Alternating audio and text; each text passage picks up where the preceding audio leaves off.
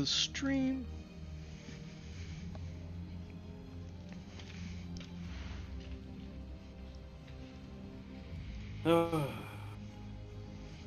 Alrighty, we are live.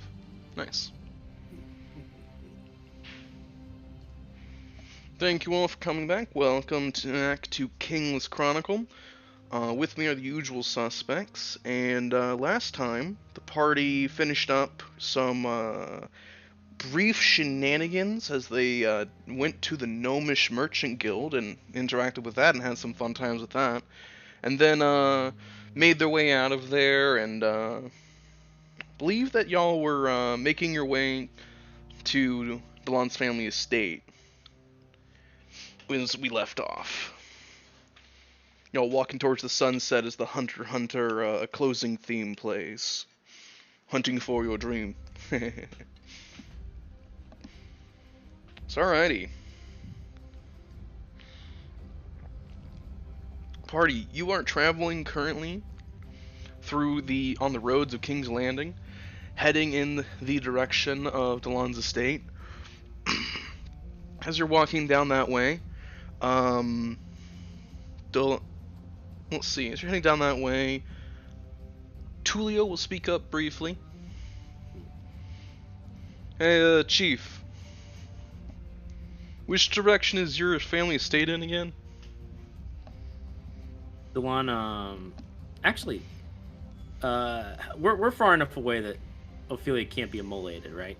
Yeah. If Okay, you're on yeah, the streets, she's out of the, if you're on like bag. the roads, yeah, she is at the moment, yeah. Yeah, so let's maybe like take her out of the brown bag, please. Alrighty. Oh, is that where we keep her? I Yeah, forgot no, about that. that's where they put her temporarily. Okay. Because As you left the gnomish gnome world, essentially, because they were gonna open the door back to the middle of the shop, and the party was like, "Hey, we don't want Ophelia to die." They're like, "Oh, well, she can get in the bag." Fair enough. She doesn't need to breathe. So now you have a third bag of holding, and once she's out of the bag, it will no longer work as like a little holding cell thing. Little stasis bag. We had the second one? Yeah, you had a second one. so the second one was for money, remember? The second one is it's a bag of holding that is simultaneously a coin purse that transports money to the bank. There's a bag of Yeah, bank. so technically now we have a second legit bag of holding. Yeah, so you have increased your carrying capacity by like 1,500 pounds, up to 1,500 pounds for free. We're gonna get more loot, which means more loot. All for that. So yeah, you have 1,500 pounds for free, plus the wagon, plus the horse, plus the mule, plus all of your strength and carrying capacities. So y'all are pretty good. Yeah. So Delon with that, he pauses and he goes, well, it's not quite on a little further down this road, but actually, I think we have another stop we should make sure we get to. And he opens the brown bag. As you do so, you see as almost like being stretched out like a bit of dough, Ophelia sort of stretches out of the bag before like returning to her normal shape. She seems to look around in brief confusion. Most peculiar. Deeply apologize for keeping you as long as you did. Wanted to make sure we got out of King's Landing city proper. Ophelia will trying not to die. Ophelia will nod at you, but she'll tilt her head ever so slightly. A long time. How long has passed? An hour or two, maybe? She'll, yeah, about half a day's walk currently so far. She'll actually nod, look around, and look back to the party. Interesting. For me, I had just stepped into the bag. As if no time has passed. Well then, that's good. I'm glad that you didn't feel the recourse of time. And speaking of which, if I recall, this road we're following on, we can take a slight detour and get to your old crypt. Julio will nod. That's what I was thinking about. I was looking at the map as we were planning, remembering that old lady Ophelia here had a crypt that we wanted to go to. Yes, and with the proper heads up from Commander Darius, we shouldn't have much problem. Um, Ophelia, please, until we're into the crypt, make sure your hood is up. Ophelia will nod and put her hood back up. Alright, let's take that detour. Excellent. So you guys start heading a little. You guys take the road, then follow the road down south a little bit. Making excellent time, as King's Landing's roads are fantastic. Being able to travel practically throughout all over King's Landing in very little time, unless you go off the road. So as you get closer, you begin to see a grassy hill of sorts in the distance. Tulio will raise an eyebrow as you're walking in that direction. Is this it, Chief? It's a rather unremarkable hill.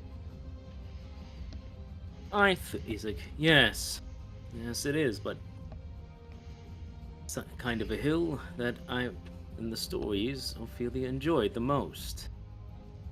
Yes, this is the right path. Right. Well then, let's keep walking, I suppose. Where are those Templars at?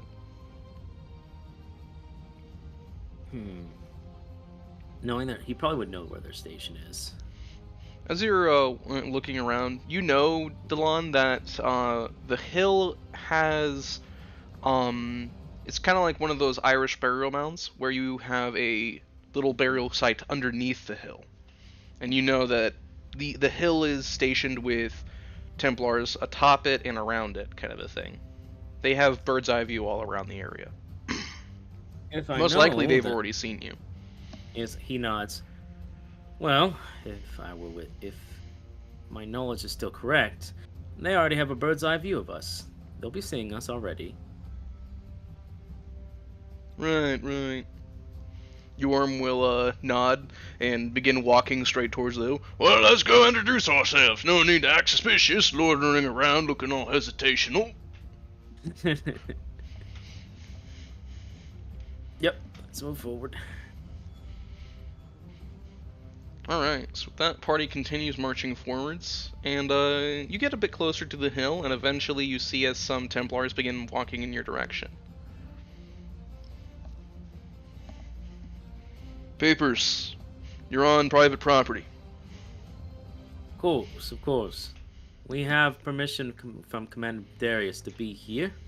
Here is the document he gave me, and he'll hand it over. Templars will look at it, see Darius's seal, retrieve something from their person, which resonates with the seal, nod, hand you back your paperwork, and they'll salute you briefly. Excellent. We were told of your coming. He nods. You have precisely 4 hours inside the site. If anything is disturbed or if you have any troubles, simply call us. This man will be stationed with you in the meantime. Understood. He'll be at the door. Well, good. Well, we only have 4 hours. Let's make haste. I want to make the most of it. And we'll move forward. Alright. So you begin making your way further in.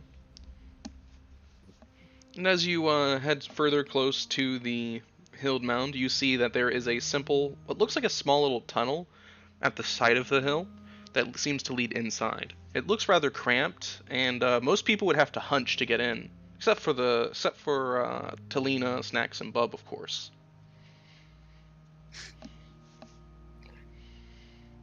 Joys of being small. Yep. Step aside, losers. Alright, so I imagine that y'all head your way in? Yeah. Alright, so one by one you kind of funnel your way in. Templars helping to guide the path, Huntering a little low, and you see as they cast a small bit of the light spell to guide. Please keep all flames unlit, and do not use any sorts of combustibles or any sorts of flames within the vicinity. If You know, if you it's- wish to, cast the light spell or other forms of non-heat giving, non-explosive light.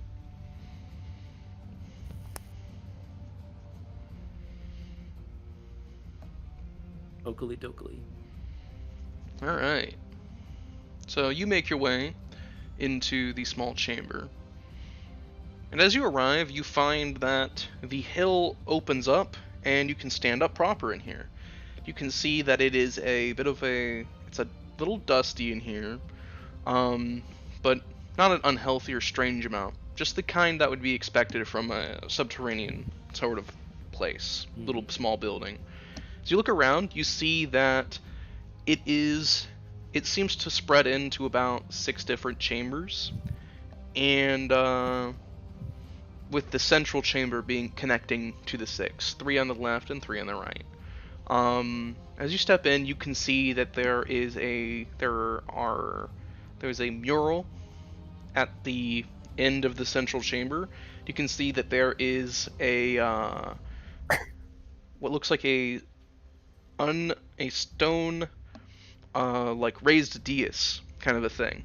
No cover on it, but you can see symbols of Io all over it, kind of a thing. You can also see that there are old bookcases here, small old chairs, some old tables and all that.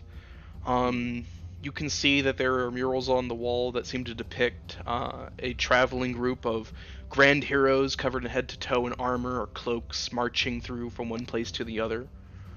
The mural stretches around the room, kind of a thing, as the story of the mural changes. Gildas, as you're looking at the mural, you realize that it's actually no mural at all. It is a very long and elaborate tapestry that is spread all over the wall. Uh-huh. So it's taken a while to make, actually.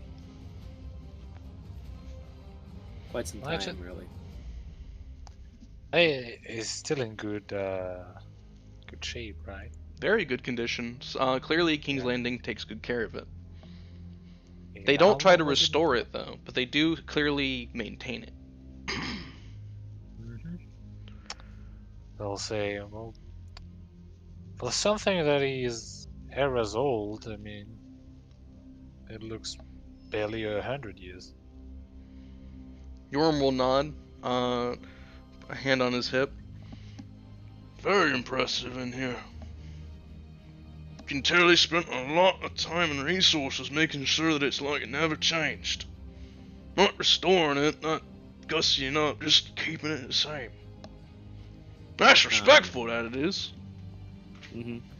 Dewan will nod and say, "Her ladyship is one of the most revered saints we have, one of our oldest heroes in King's Landing's history, and a reverend mother to the Templars.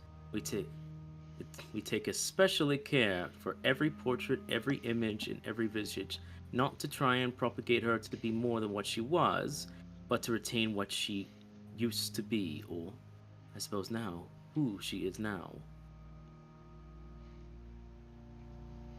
You see as Talina is just standing in front of the tapestries, a small book in one of her hands, that she's just writing some small things down and looking at them in wonder. Amazing. I've never thought I'd get to see the Nightfield tapestries in my life. You need special clearance just to come in here. Indeed. Tulio is just kind of looks around and walks over to a chair, looks at it pointedly before shaking his head and just leaning against a wall somewhere.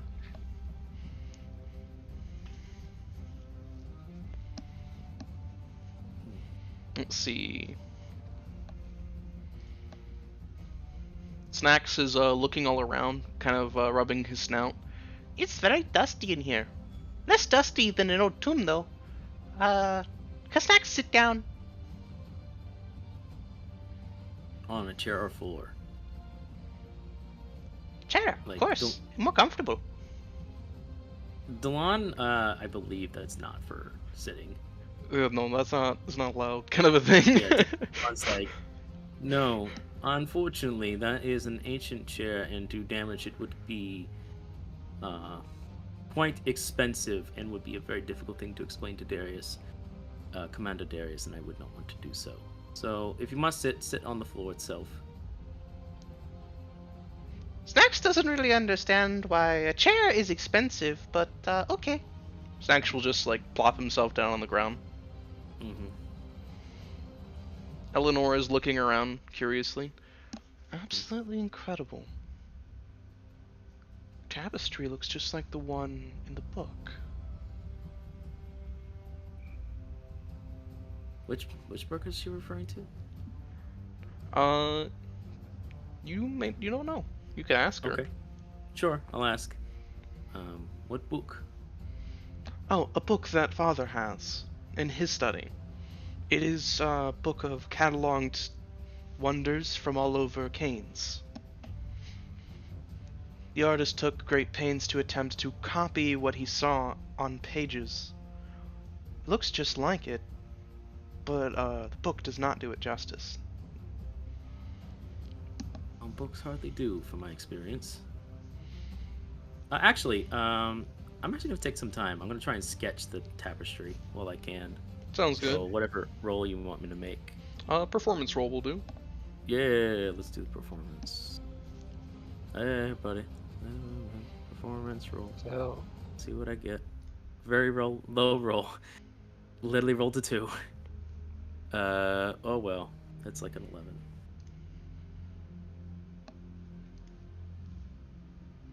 so since there are allegedly 6 rooms, or at least one main room and like 6 others, right?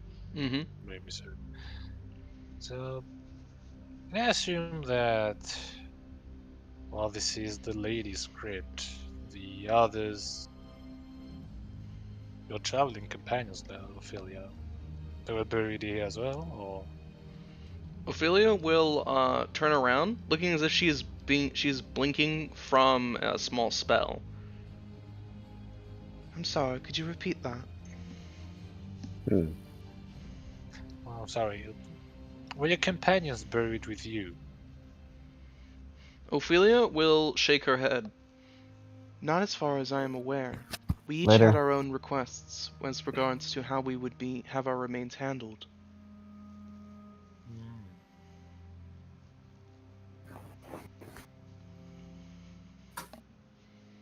Well, I suppose we could always find out what's behind those doors, but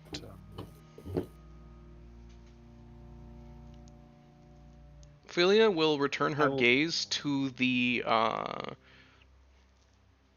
kind of raised dais with a beautiful cloak over it and a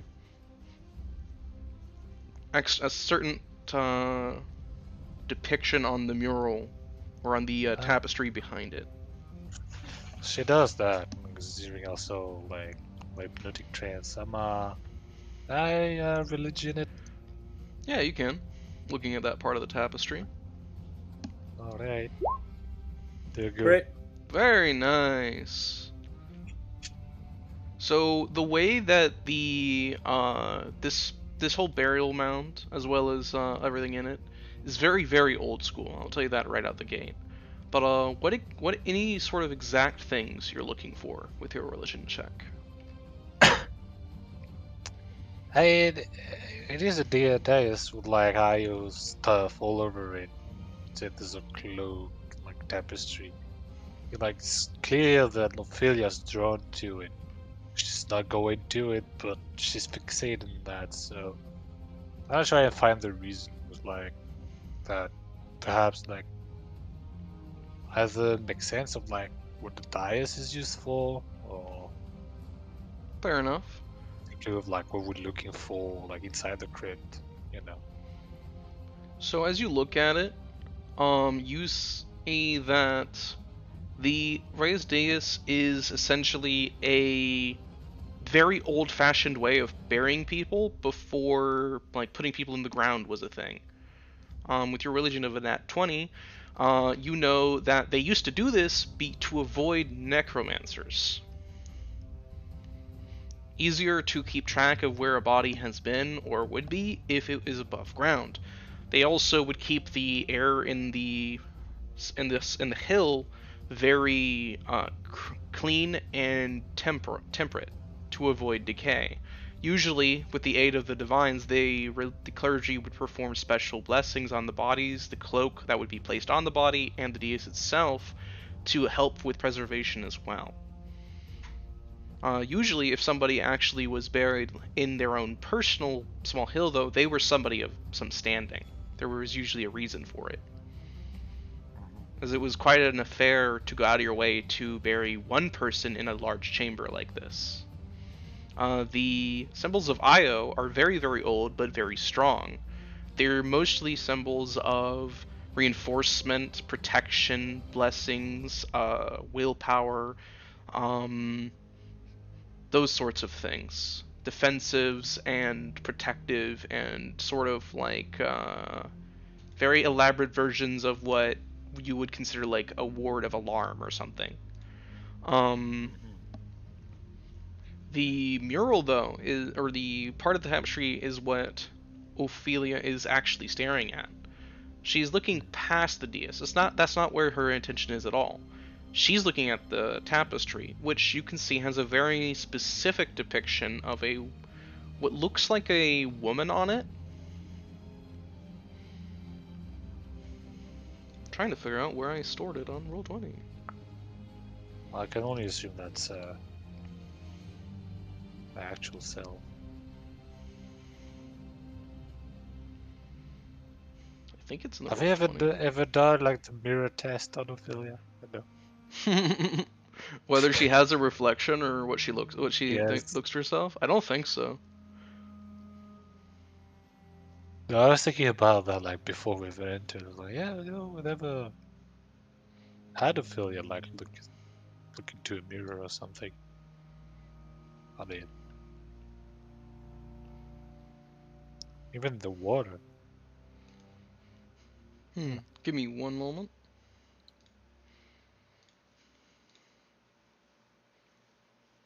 I need to actually put it in. I thought it was in here already. Apparently not. Watch it actually just be here somewhere and I'm just blind as a bat and I can't find my own handout.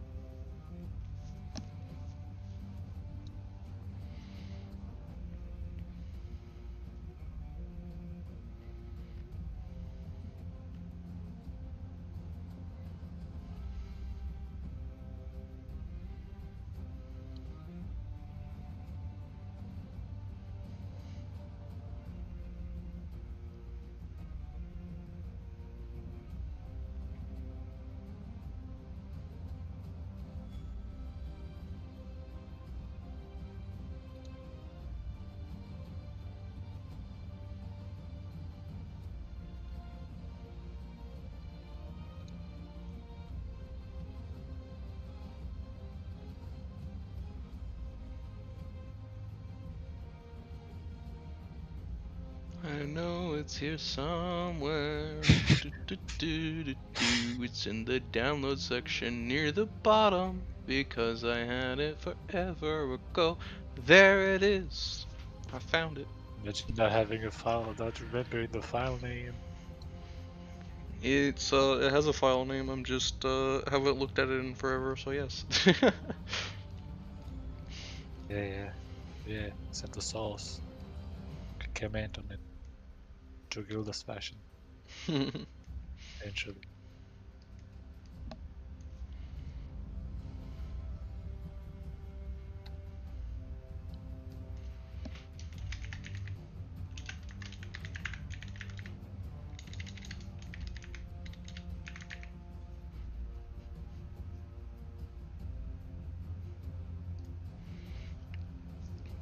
Okay.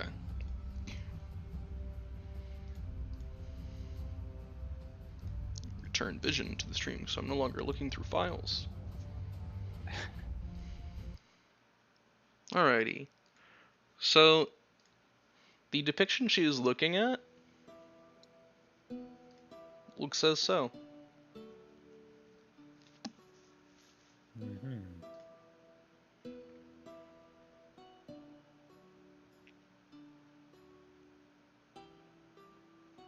I never got a announcement on my roll, by the way. Yes, the So I 12. just Sorry assumed I'm about that. taking. That's Uh, fine. I'm just assuming I'm just gonna take the 15 and do a better job. 15? I mean, I'll just assume I'll take 15 minutes or whatever to do what I gotta do to draw it. Oh, yeah. I'll, Yeah, you'll spend a little bit Or of I'll time roll in here again. doing it. Or I can like, if you want, I can. You could re-roll inspiration 15 if you minutes. wanted. Yeah, whatever. I'll do it just because I don't. We'll see. Pretty shit roll. There you go. There you go. 27. Yeah, you get it down very well. Just like the mural itself. Fantastic looking. You take a few pages of your book just to kind of like if you were to take them out of your book, you could connect them, kind of a thing. That's how good you do with a 27. Nice. Yeah, sorry about that. I No, it's okay. meant to say what you did with the 12, but slight scatterbrain moment. It's all. We gotta focus on Ophelia right now. So she's just Right. hypnotizingly walking forward to the hat, and that's the mural. That's what she used to look like. I think she's watching, just looking at Yeah, it. she's just standing a few paces away from the raised dais, looking at the portrait. Well, I'll say to bring her back again. It's like, big if you have figured out. It's like, yeah, Ophelia, now that we can finally take a look at how you were, I'll say Sir Nightfield had some pretty good taste, all things considered.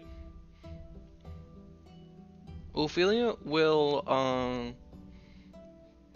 from where she's standing, she doesn't really look at you, still staring at the portrait, but you do swear you see a small upturning of her lips as she just kind of will speak quietly. Perhaps.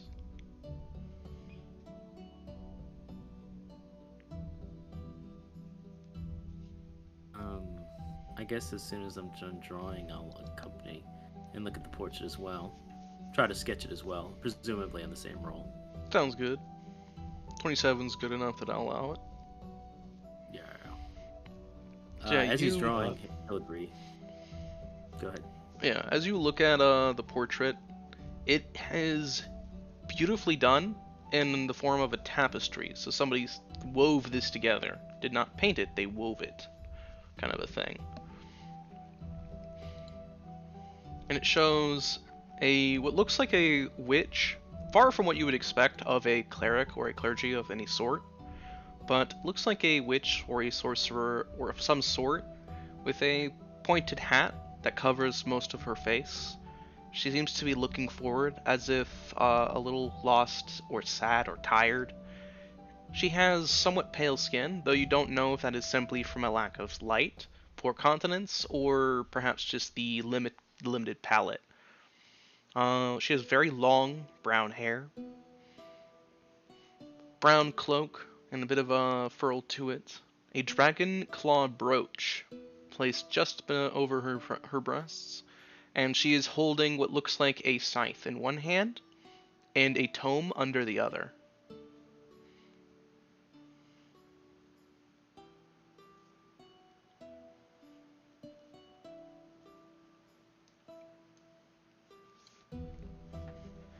It seems too complex because you have all the protection to prevent the body from being stolen, and boom, still gets stolen. You say that aloud? Probably murdering most of it, just not the boom, But Fair enough, fair enough. Ophelia, finally breaks her gaze for a moment and looks down at the dais. You can see that it looks like it used to have a body laid underneath it, but the blanket is still tucked delicately on top of where it was, and you can see that delicately placed atop the blanket is a hat with a tassel upon it.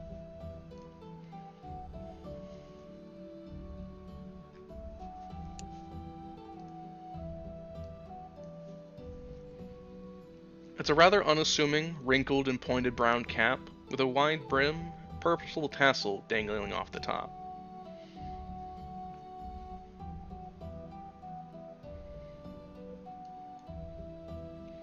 From the corner of the room, you hear the Templar speak up briefly. That hat's been there for generations. Nobody's able to move it. Well, The way I heard it, in order to move the body out of here, they had to take great pains. So they couldn't quite... They had a hard time getting the body out from underneath the hat.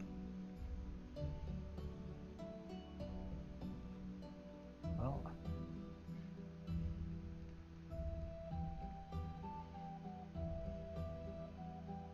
Why don't we let the lady try and move the hat? Templar will nod. Sure, she can try. Grand wizards from all over have come, wanting to see if they're worthy of the legendary brown cap. All of them have tried to dispel it, and none of them have succeeded. It's got a charm on it, something fierce. He'll just kind of go back to his position in the doorway. Mhm. Well, Ophelia, they've been given permission to. Philia will Take it by nod. what rightfully yours. She will slowly walk her way forward, extend her hand to it briefly, and she runs her dead fingers over it, almost like one would stroke a cat. It's a very reverent, gentle touch, kind of a thing, as she runs it down its length. She then, with surprisingly little ceremony, lifts it right off the dais. The Templar, his eyes go wide beneath his helm. You can't see his eyes, but it's obvious. Wait, what?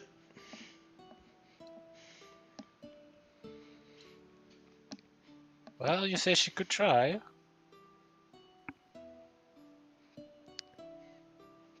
Templar will briefly reach into his pocket, and he says something into his stone. A successor has been found. Communicate this to Darius.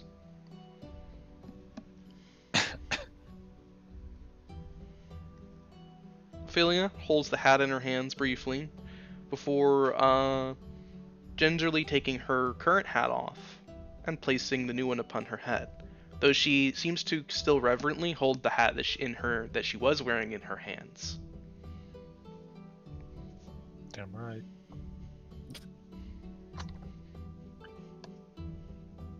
As she's holding it, Ophelia mumbles something. It has been a long time, Amber.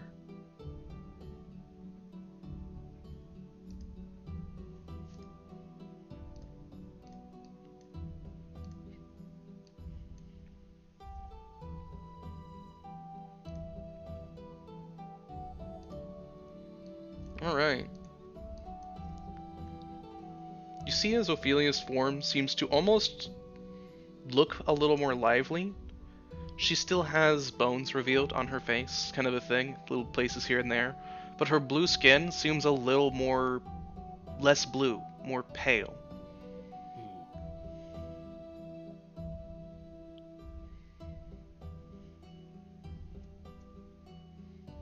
You have acquired the Hat of the Peculiar Caster. There you go. Go get you some. Damn. Mm-hmm. Damn. Yeah. A spell jar, jeez.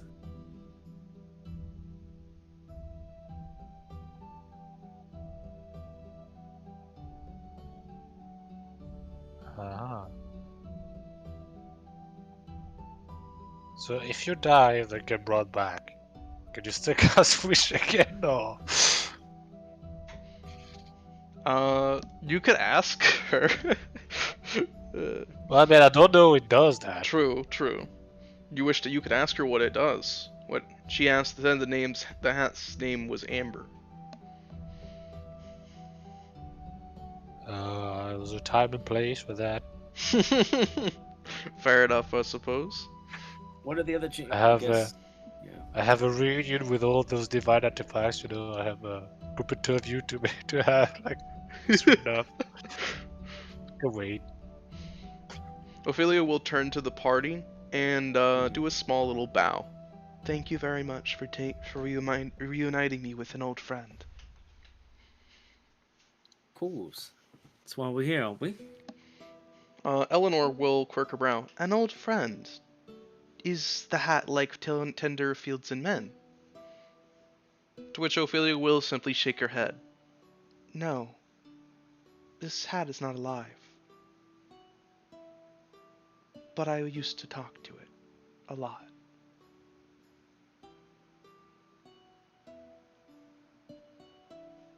A staunch companion when tender fields and men would get a little too loud for my studies.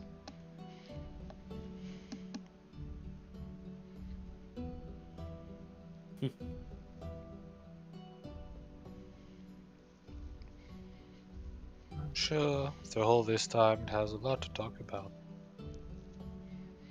Ophelia, you see her give a actual smile, though it's small, and she nods, the tassel bobbing atop her head.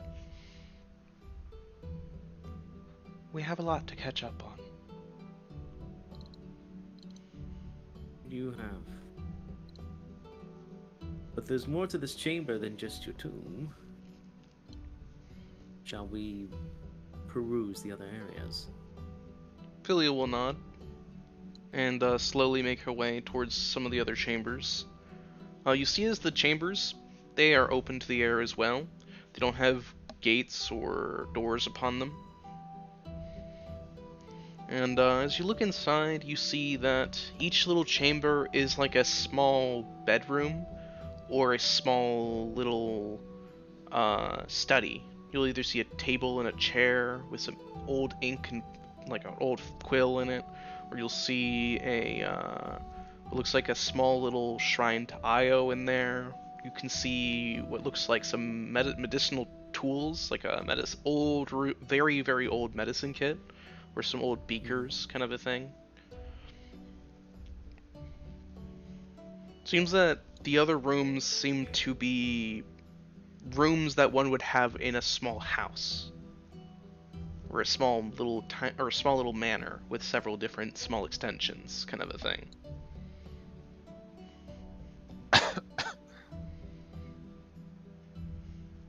Each one has a small painting with different styles inside of it.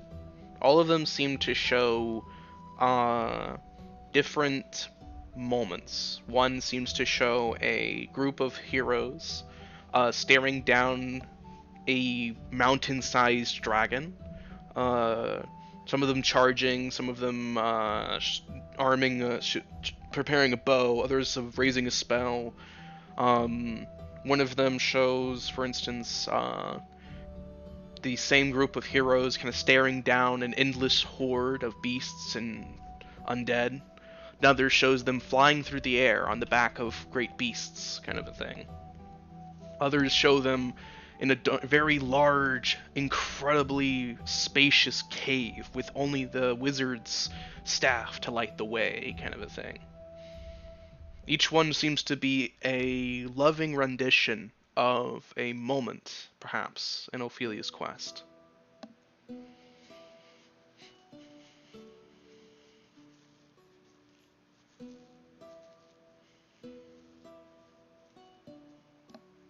Ophelia looks at each of the portraits in kind of curiosity, seeming taking them in with interest. Talina speaks up from behind. Oh, I know those. Some of the greatest painters of all time would love to get the chance just to try to paint something and bring it here for the story.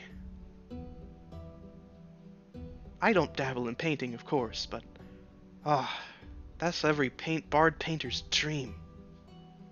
To paint a loving depiction of a saint, have it placed within a place of reverence.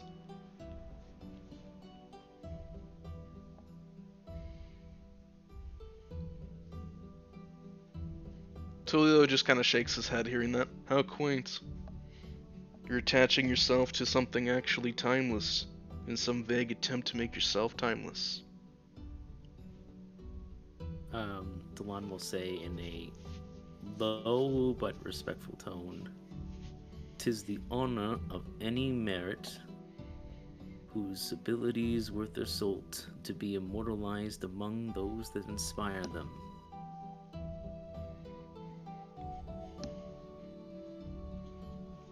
Talina will nod at that. Exactly. Not all of us are sticks in the mud. Eleanor looks at the depictions and nods at them. So these are some of the stories you've told me about. It is not how I remember them, but it is perhaps a retelling of a story from a different point of view.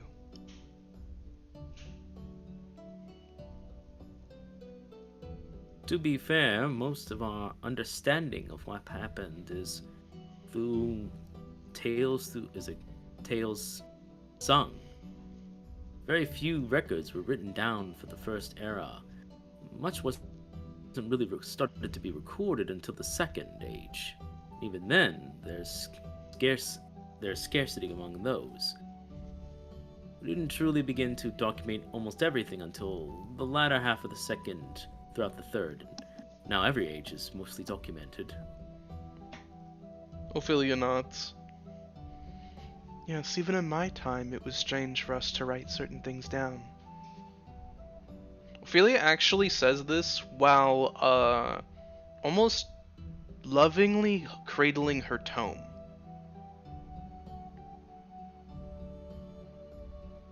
Actually, is Bub around still?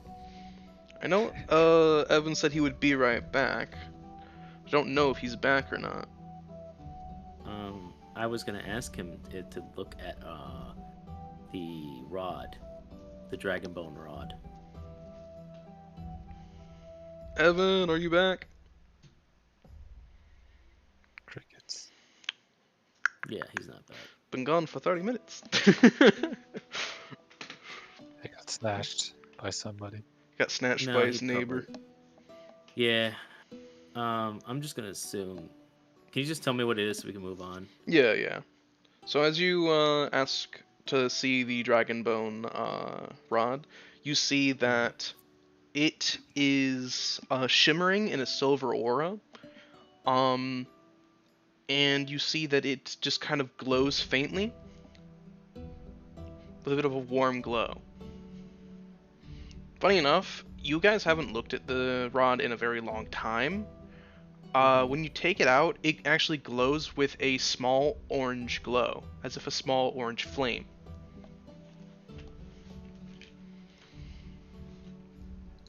Arcana.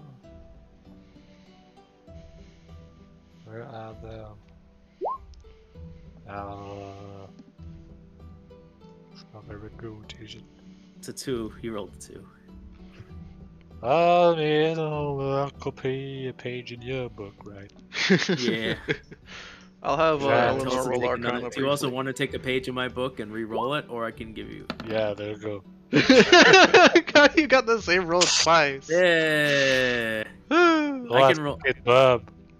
Be useful. Guidance. There you go. Guidance. Guidance. There you go. D4. So Be that's better, four. I know I'm better. You know what? I'll even throw you a heroic inspiration, so you get a D6. There you go. Oh, That's boy. your roll. That's a 21. There you go. Tror jag kan get issue in and all. We got both 21. So as you look at it, Gildas, looking at the flame, and what are you attempting to guess about it with an Arcana roll of 21? Well, it's clear that, it changed since the before, like you have like silver hues and all that, but like, what about like, the orange flame, like where does it come from, like, how you come to be, like, what Fair kind enough. of flame is that? As you look at it, Gildas, looking at it magically, you can at all feel the flame does give off a small amount of warmth, The warmth even seems to feel calming and relaxing. It's like a very, very affectionate flame. It glows with a bright orangish red hue, despite how small the flame is. Trying to guess what kind of flame it is, it's definitely magical, but it's not a fiery flame. It has no burning properties. The only thing is that it seems to have kind of consumed the bone wand a bit. It's as if the bone wand would be a torch, for instance, which this flame is igniting from. And the wand is the phylactery, right? Yes. Yeah, I got it. So I'll say, you know, assuming, well, it's been a while since we've taken a look at the wand. So assuming this flame here first started, you know, first started showing up when we got our first artifact for you, Ophelia. Then, if after the third item it's all the way down there, it's growing brighter, this one presents, well, your undead being, sort of, then that means that with the change you're undergoing, that flame is your, I don't know, human self in some kind of way. This one is your ended self, and well, Ophelia I mean, will nod at you, kind of briefly cutting you off with a surprisingly warm smile. It is the flame of life that has been returned to me. right. So potentially, if we gather all your items, flame completely consumes your wand, you won't really need it anymore, and probably would prove that, well, you're not undead anymore. But also means if something like the Savage Lands happen again, there's a very possibility that flame might grow dimmer and the wand grow back. She nods at you, and with actually a same warm smile. Yes. Recall that I mentioned that I am able to bear the dark miasma within myself. This is what I meant. Bahamut returned a flame to me, which I was afraid to kindle in any way. But now, look at it, it burns. But every time Oh, the miasma must be contained, it deprives the flame of oxygen. well, then we'll have to find a way to bring firewood before you clear the miasma then. She nods at you, and you see as she runs a hand over the brim of her hat. You are all doing an excellent job bringing me plenty of firewood, I assure you.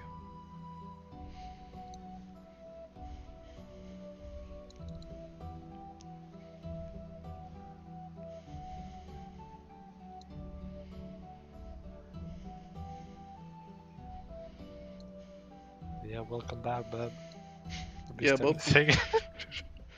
Ophelia Okay, has so retrieved her hat, and she's currently wearing it. mhm.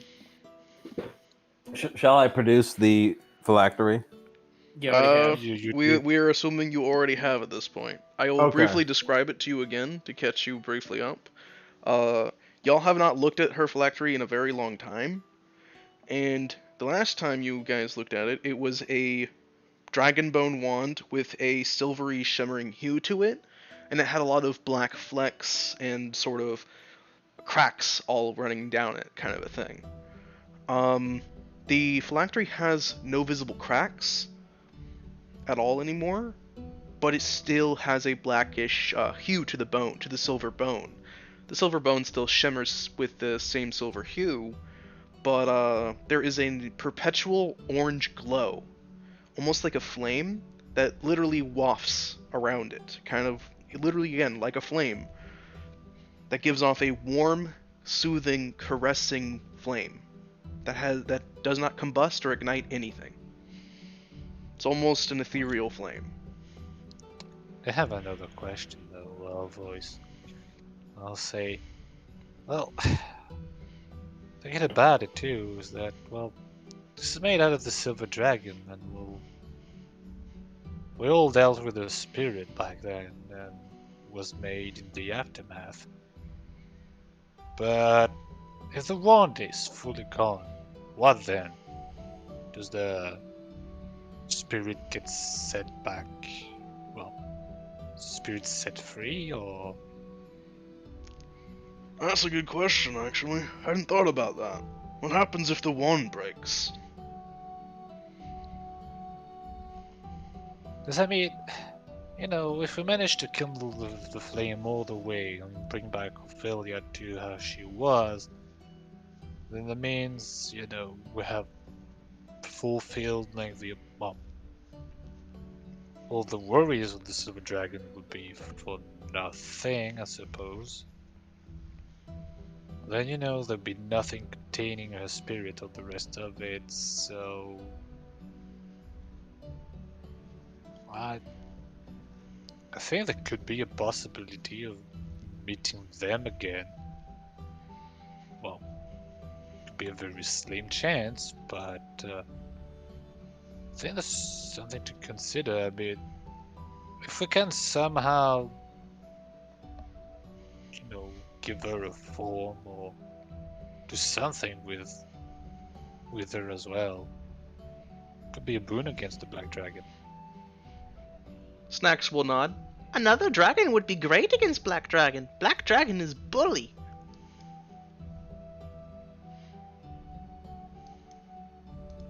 More dragons is always better. Yes, exactly. And dragons are so great, you can't kill dragon. Dragons stick around. That's not entirely accurate. You can destroy the flesh, but if we seen with the silver dragon, defeating the soul is different. Yes, dragon come back. If the flesh is still remaining. Snacks kind of If tilts it is- it, scratches his head a little with a claw. Bone is flesh. Yes, but it takes...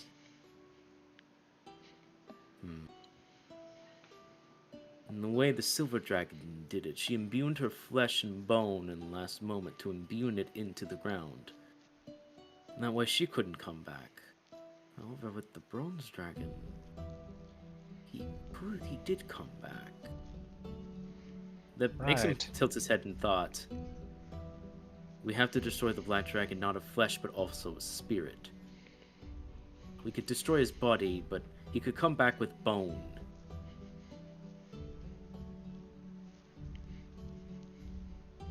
Yeah, so Bub's gonna nod emphatically. It was the bronze dragon, correct? Yes. Or was it? Okay. Just like with the bronze dragon. Right. Well, we just shatter the bones into a million tiny pieces so they're just sand, right? How threatening can he be if if there's a million of them that are sand? But let's also understand, what if he no longer needs a body at all? If he's just pure shadow, killing him in the opportunity is already difficult enough. If he conjures himself into a spirit, what's to say he couldn't find some way to still be a terror while in that form? So we'd have to find a way to bind him to something. Eleanor quirks a brow. Are you implying that so long as there could be shadow anywhere, he could stick around? I'm implying that I don't want to take the chance that a creature of that much power would have the opportunity to spread out somewhere else. Let's not forget our stay in the Enclave with the Drow brought up an interesting concept. These Oni, these things that can be corrupted over time. I'm still not entirely sure why or how they become corrupted, but if they could do so on a small scale, I'm just pointing out all the possibilities that a being such as his, of such a devilish mind, could do on a large scale. His scale and corruption, perhaps like the Silver Dragon, he could imbue himself into his own corruption. We would need some way to completely bind his spirit once his frame was destroyed. And then we would need something in particular so immaculate, so powerful, that you could obliterate his spirit indefinitely. The only artifact I can consider would be of vast power, of anything saintly or good, or of essence beyond my understanding. And the only ones I think we could get our hands on would be the Kingsglaive. Kingsglaive were made by the Trinity. They can imbue with the individual certainty powers. If you could bind him to a certain place in time, the Kingsglaive's power could be utilized to irreparably destroy his spirit, absolve it, smiting it in such a divine manner that he would be wiped out completely. Tulio raises a finger for a moment. Mm-hmm. What about Crestcutter? Crestcutter kills things that have a weird way of dealing with souls, yeah? So it's literally the blade of Lich's Bane. Oh, you have a way to protect your soul? Doesn't matter. That, in theory, could work. However, the Lord of Nebulum has shown that he has very little interest in getting himself in such a dangerous, precarious position. And with the current state of the Civil War, I doubt he'd be as earnest in doing so. Even if he did, or if someone were to wield Crestcutter, they would have to wield Crestcutter. And then that's a whole other situation on its own. In theory, it could work, but the soul would still be apparent. And I don't know the capabilities of Crestcutter on that level. I haven't studied it.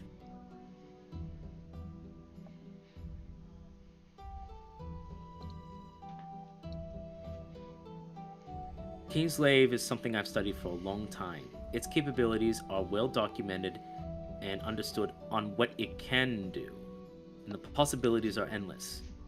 Crestcutter has always been a finicky blade. Not many talk about it, and every wielder of Crestcutter has died unceremoniously at some point in time. I'm sure this Lord of Nebulum knows that. I'm sure he's counting on that. He knows he holds a second key. If we can't get the Kingsglaive, he's the next bet. Tulio will nod. So it stands to reason that Crestcutter could, in theory, work. If it kills the liches, it kills something that's akin to a lich. In theory, you are correct. Then we just kill the Lord of Nebulum and let me wield it. Hey. What? That's easier said than done. I love your. He's like. So Tulio, you're talking about killing the Lord. That's not okay. Sure it is. He's a prat. He doesn't matter. What was the Lord of the Nebulum's name? Because I talked to him personally. I believe he gave me his name. He did. Give me one moment. I can tell you for you. It's so weird, the other name. Yeah, it is actually. But like, Some sort of elvish. if we need Crestcutter in any form, I feel like it might be easier to get the Kingsglaive to do the same thing as Crestcutter at this point. Bosterian Aeneas of Nebulum. Yeah, I think Lord Vosterian is very friendly with the Black Dragon. You seem to respect him. I He respects his first, power and his ability. He likes those who are truly chaotic in nature. Always has. He cultivates those of great skill and exception, so that they might climb to the top of society and dismantle any establishment, so that they first of might all, put their own one in, so that it might be disestablished eventually, in a vicious cycle. Tulio, you understand what you're stating. By wielding Crestcutter, you've set a deadline for yourself, and that's if it allows you to wield it at all. Secondly, you're talking about killing a lord, a king of its country. Once you do that, it's gonna be in chaos. Someone would have to step in. No shit. Anyone's better than him. Besides, Nebulum's always in chaos. Fuck it. Burn it to the ground. Take Crestcutter, burn it to the ground. Fuck that place. Get the farm he's not folk out. wrong. Absolve the farming sign and give it to King's Landing. Therefore, they're under King's Landing rule, then burn Nebulum to the ground. And all its history. Leave nothing left. Start over. That's too much even for you.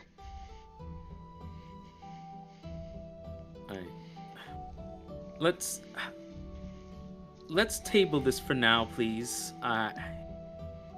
Oh. I just realized something important. I almost forgot. Yes, Bob. So we think that maybe the Black Dragon, when his body gets destroyed, he lingers on.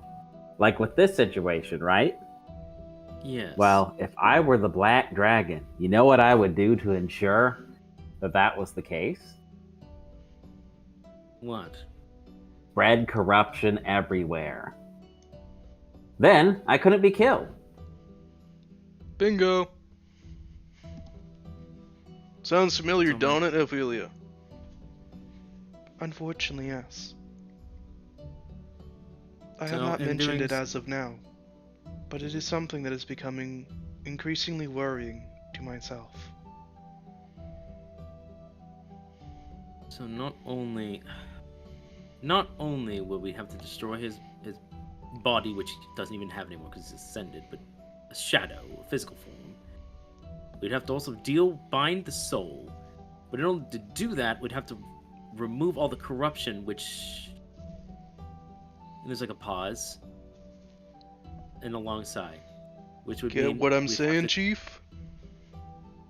We'd have to go to Sovereign and deal with the corruption while someone's fighting with the Black Dragon as a distraction, so that there's nothing for him to reside in. Yes, it's almost insurmountable. What exactly are you saying? Cause, you're just saying, you're talking to Ophelia about something I don't know. When'd you get all buddy-buddy with her? I spent 2 days with her, that's long enough. That's bollocks.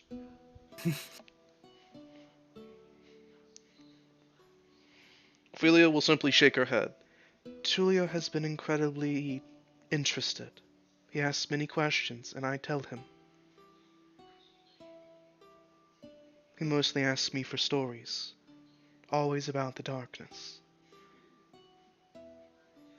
Yeah, the thing that I've been hearing from this, Chief, said this Mhm. darkness, yeah, it's coming back, and yeah, it's been here before.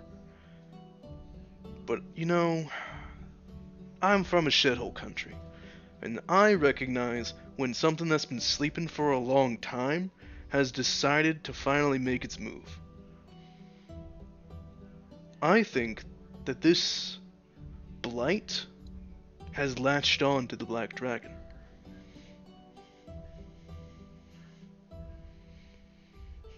And the That's Lord's eyes kind of kind ridiculous.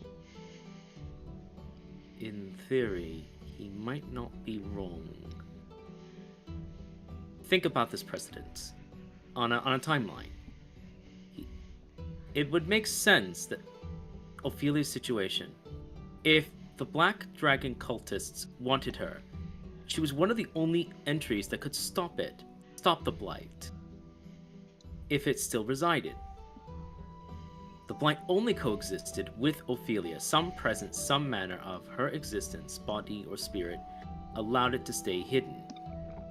If they got rid of the body, corrupted it along with the rest of them, then there would be nothing to hide. It would be another stage for their plan. We interrupted it. By doing so, the Blight has now shown itself, shown its hand. And where have the locations of the Blight appeared? One in the Savage Lands. Right in an area where they tried to do something with the Enclave. And here, in the other locations. No, it seems too coincidental that all this is happening now, at this time. I think Tulio's right. The Black Dragon is making his move. But he's making his move in many ways. And this Blight is co-opting on it. It feeds on whatever the Black Dragon's trying to do. See, Chief, I think that perhaps... See, if I was a dragon, right? A really fucked up dragon. We're not talking one of the other dragons, you know, the ones that make sense. We're talking a dragon that is to the dragons as the Lord of Nebulum is to the lords, right? Mm-hmm. If I was that kind of dragon, I might willingly accept power from some very ancient thing just because we're so alike.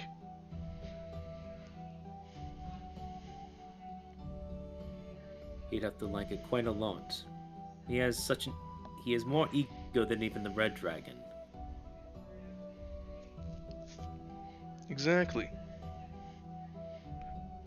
You're coming from it from the perspective that the Black Dragon might be unaware that this thing is feeding on him, right? I'm just voicing that maybe it's fully aware that it's feeding on him. Maybe the Black Dragon's feeding on the Blight. And it doesn't care. Exactly. Didn't you say that this thing is like a weird parasite? It latches on and then attempts to form a symbiosis, bolstering what it has to bolster itself? Yes. It infects the land and those around it, bolstering itself and others with unnatural abilities.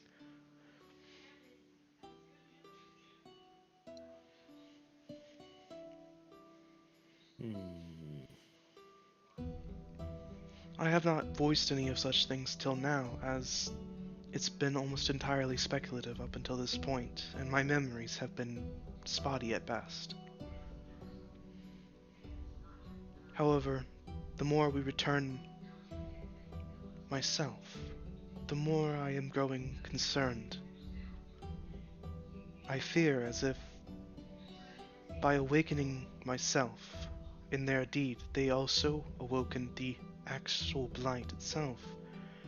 For when I perished, it perished as well.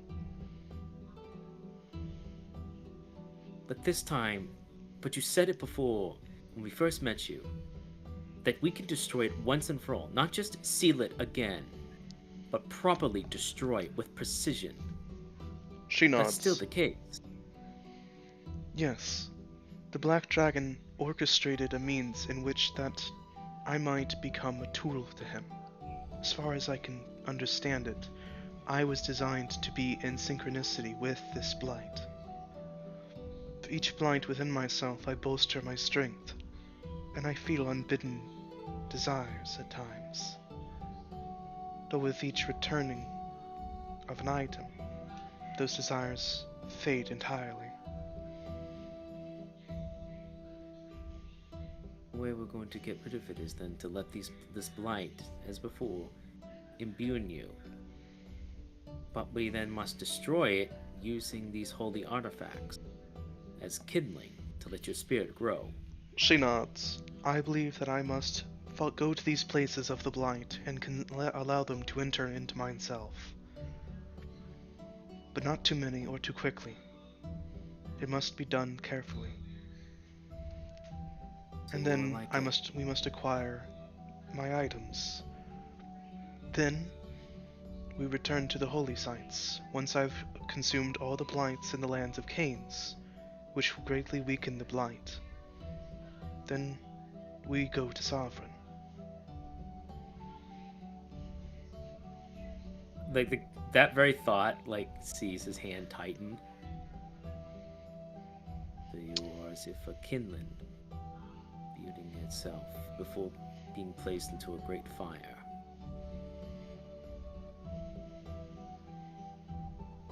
But that would mean we'll need a strong boat. We'd need someone who can sail to the waters. And that means going into the very heart of danger, into a place that not even the brown dragonborn with all his preparations could achieve. What would make us any different than suffering the same fate as his men? The sorts of aids we can acquire.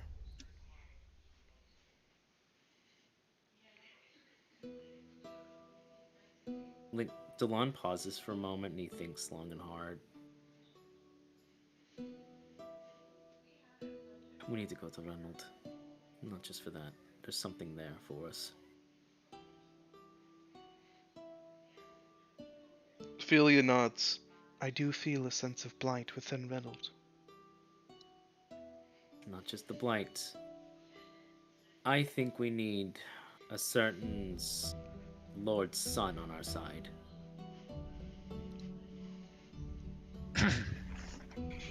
Indeed we do. Poaching the competition, eh, Chief? That's your favorite strategy. Gotta say, I approve. I notice talent, regardless of how they feel about themselves. Could use and the ally would be imperative on dealing with what this is. See, as Talina briefly speaks up. So then we need to go to Reynold, and if I'm following this right, I have a lot of homework to do, I think. We need to get the lady to the sources of evil so that she might pull the evil into herself and then expunge it with divine radiance, and she'll guide our way like an angel against the darkness? That's not too dissimilar from the truth. That's pretty much it. Alright then. You see her immediately take her book out? Yup, definitely crux of history.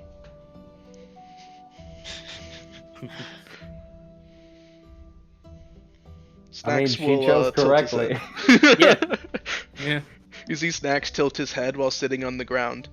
All Snacks here is that Black Dragon has the bad stomach ache, but stomach ache make him stronger. So we bring medicine to kill stomach ache, then he come back to normal? Yeah, so that then you can have the greatest opportunity. Snacks, you get to kill a dragon. Snacks will consume dragon and become dragon.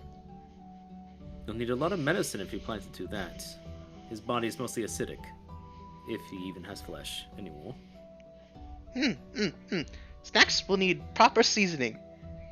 Or would it be stronger to eat it raw? Depends if it falls out of your stomach and burns its way through. Snacks has been eating lots of food, lots of dense food and different food to prepare stomach for eating dragon. You keep doing so. I guess we've established we got everything. But he's like, but until then, we need to now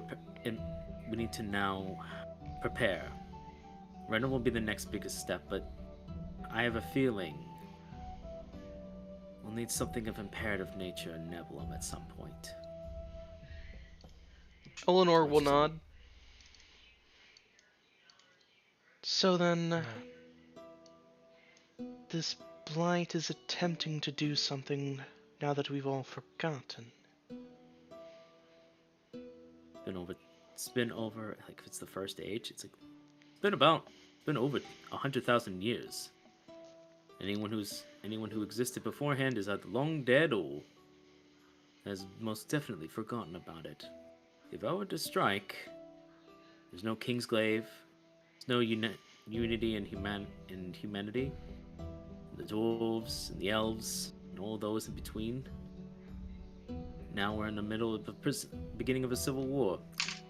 If I were the opportunistic occur, this would be the perfect time to strike. Eleanor nods.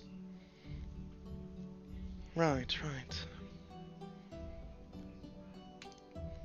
Eleanor's going to make a insight roll. Not her greatest roll, but she's going to try. Roll that insight. It's not bad. It's okay.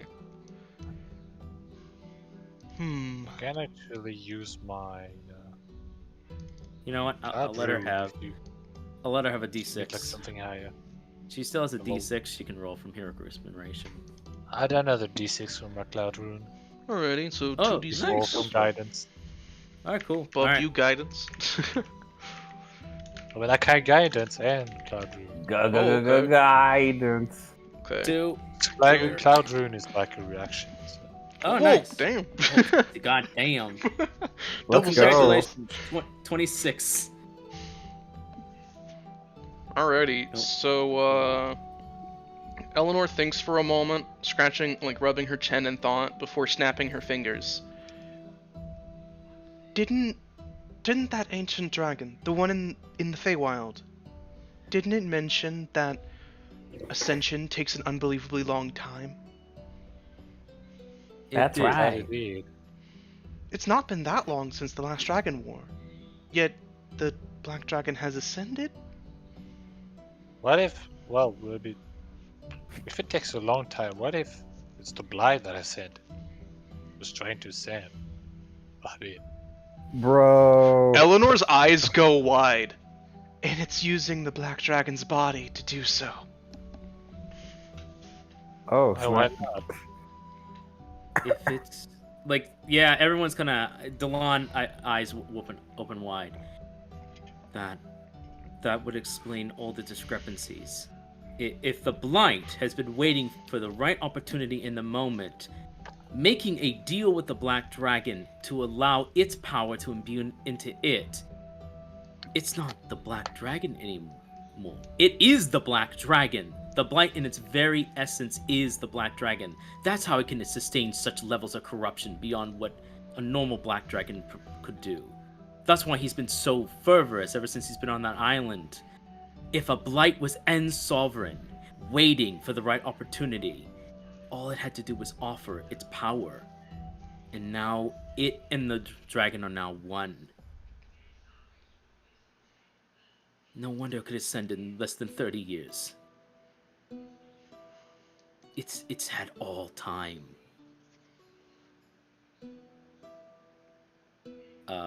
Delon actually is gonna slam the wall in frustration. Damn it! You see the Templar come rushing down. Hey! Private property. I'd like to Templar make a didn't hear that. nat- He was upstairs. I'd like to make a nature check in relation to. So typically, when it comes, I think Bob would have the most knowledge about Yeah. this. But typically, when nature has an intelligence and gains a greater intelligence, There's Well, usually like- a matter step. yeah, how does that typically work? Because typically, nature isn't gonna make a deal with you. If it's unnatural. Yet what is nature? Roll nature. Just roll nature, Bob. What is roll nature, nature, Bob. baby? Don't hurt me. Yeah, I'll guidance you because you can't guidance. You got a D6, baby. Oh, even guidance too. was a really- Wait, what D6? Just roll a D6. Oh, okay. Yeah, heroic inspiration. I can give it. to at least- 29. And a D4. Wait, And that a was D4 you 'cause he rolled a gave you D4. Yeah, You need- that's the difference. you rolled the D6. Roll the D6. Yeah, Oh, I'll I roll get- it for you. I get a D6. Yeah, I from gave you Delon. heroic inspiration. Okay, 32. Oh, wait, actually 34 because Brendan Delon's rolled roll before me. came first. I'll give you Yeah. Delon's. Alright, so that's a 34, I think. Yes. Correctamundo. So, Bob, what exactly are you trying to think of nature-wise with a 34? What sort of information are you attempting to get out of this? Yeah, so, I mean, obviously, it's really strange for corruption to, gain intelligence in a will in the first place, but in nature, right, the way I communicate with stuff, there's a sort of, for the lack of a better word, innate intelligence into nature. what typically happens, like, say a tree would suddenly gain sentience, like, what would I know about that process, and would it be possible for that to happen to a blight? Okay, so if to start with the tree question, Bob. If a tree were to gain sentience, it would usually be an incredibly old tree that would have to have just the right kind of water and just the right kind of soil and sunlight and grow in just the right kind of an area. Maybe in a part of the woods very close to the Feywild or something very close to sancted nature ground, like druidic ground or something. And it would need to grow there for a very, very long time for it to become more than itself. And then it would kind of either be like a treant or maybe like a creature of the Fae itself, like an Alaroon or something like that. Interesting. Usually those creatures, if they do get an intelligence though, on top of coming to life of their own, because something can be alive and not be very intelligent. It could come alive and just then it's instinctual. It just has an instinctive desire to spread itself or continue or proliferate. As was the case with the corpse flower you fought. It had very little intelligence, but all it seemed to want to do was proliferate. But if something were to want to proliferate and have an intelligence, then it would be capable of attempting to perhaps find ways to proliferate without necessarily coming across as a usurper or something. The corpse flower had no real brain. It just wanted to keep making more of itself. So it didn't care if you were alive or if you fought it or if you didn't like it. It just wanted to overwhelm you. But if a blight were to come alive and then also gain an intelligence, it might be able to... It may not be able to speak, but if it infested you, it might be able to commune. It might be able to convince you that it's not a blight, that it is a beneficial disease, something that is strengthening you, perhaps. Might be able to convince you that it can give you things or help you in some way. Alright, so I'll describe that to everyone, and I'm gonna further conjecture, and Bub says, so, like with the example with the tree, the blight needs the right kind of environment, the right kind of incubator. Like the Cobalt Hatchery, but for evil. So the question is, what incubated the blight? Ophelia will speak up. The very land of Canes itself.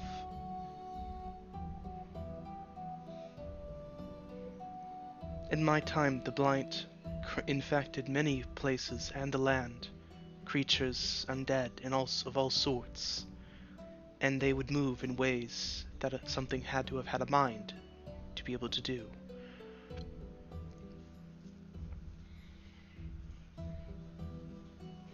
I believe that with every being that it embodied, it grew stronger. Even if the being were to perish, it kept strength, it kept knowledge, memories, experiences. In a sense, it incubated itself in Keynes' very own world. Well, the Black Dragon also has cultists, right? But what if, just like the Blight, those cultists aren't exactly Black Dragon cultists? They're more like Blight cultists. In that, much like gardeners, they cultivated, took care of the Blight while he was recuperating. Tulio will not. Then, once the Blight had enough strength, so to speak, managed to appropriate the dragon for itself, well, that's when the cultists themselves made themselves known. I've always wondered why least- the black. Go ahead. Well, at least, made themselves more public. And They most likely were always there, especially in lands, well, far from King's Landing, far from Ophelia's resting place. Hmm. And just look at Mysterium, for instance. That's this has there's been a lot of individuals in the city with red cloaks, and that's where we found our Black Dragon idol. And it's far away enough from King's Landing, but that's one possible place out of many. Tulio will nod. Most cultists don't even know what they're worshipping. They believe they know what they're worshipping, but they've been misled by the creature that has convinced them to worship. That's the whole point. Tulio looks around and looks like he's about to open his mouth before briefly looking at Ophelia's direction and shaking his head.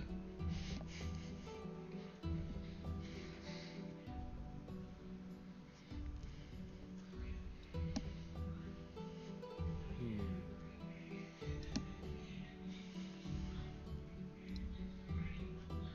So most likely those Black Dragon cultists believe they're worshipping the Black Dragon in all its grand power.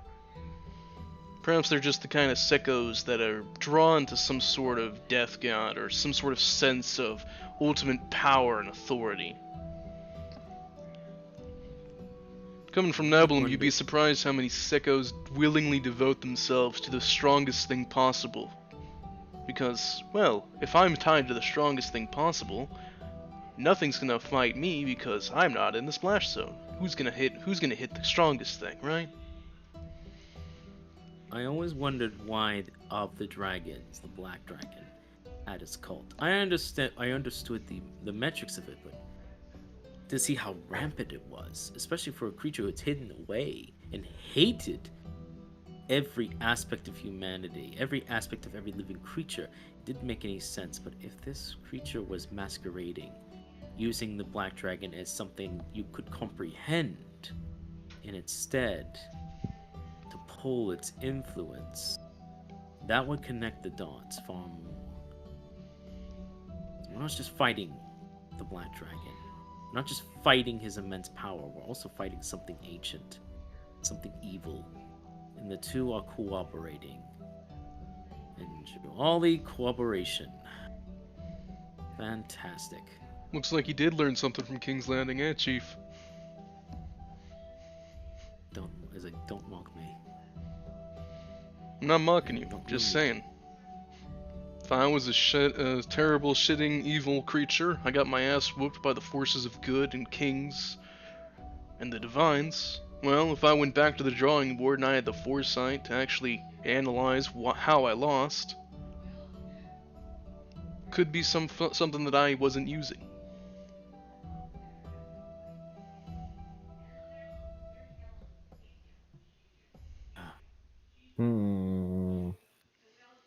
Well, why don't we tell the divines about this? If it's this big evil, like you say, then shouldn't they be doing something about it if they did something last time? It's not that simple. Divines rarely interfere in the fields of men. They don't like to. By doing so, they remove the crush of responsibility. The very nature of any aspect of any good or decency, they're not likely to do so. That's why Nebulum is not wrought from this land. There are still good people in Nebulum, fighting, doing what they can. If that wasn't the case, and it was truly overrun by evil, I doubt it would still stand. Ophelia will Yeah. nod. Most of the divine, in my time, assisted us in very indirect ways, ways that most of us may not have even known, but we all appreciated them. They gave us safe grounds in the form of King's Landing. They gave us a place to sleep. Food would grow in King's Landing, and we stayed here. We stayed in what later became called King's Landing. And only once we had grown stronger, more wise, more capable, more together, more unified, did we expand outwards and slowly begin to explore the world of Canes. To leave and go into the wilds, you must have either been wild yourself, insane, or unbelievably adventurous, or perhaps had a specific reason. Those of us who traveled out to defeat the blight that was here did so at the behest of the Divine's call. Many of us had felt a call of purpose, and we all enlisted, and as a group we went out. Many of us did never return, but we succeeded. Along the way, we found blessings that the gods pointed us towards to assist us. We found peoples that we did not know existed who assisted us. Well, might add that perhaps these days might even be easier for the Divine to intervene.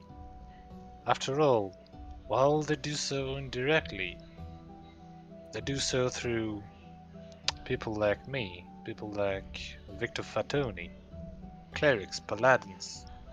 We are all the embodiment of their powers. So, should they wish something to be done, they only have to tell us. Ophelia nods. Exactly. And we're all far more numerous than in Ophelia's time. And so the Divines are that, well, technically that much more powerful should they decide to use us.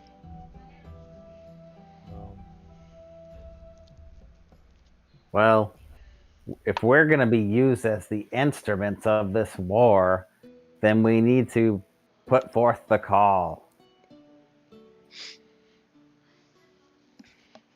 Stacks nods. Yes, if we have tribe to rally for defense, we should rally tribe. Get more territory. Fight. Win. Kick out nasties. Their tribe doesn't deserve to exist. That's right. They're an affront to nature.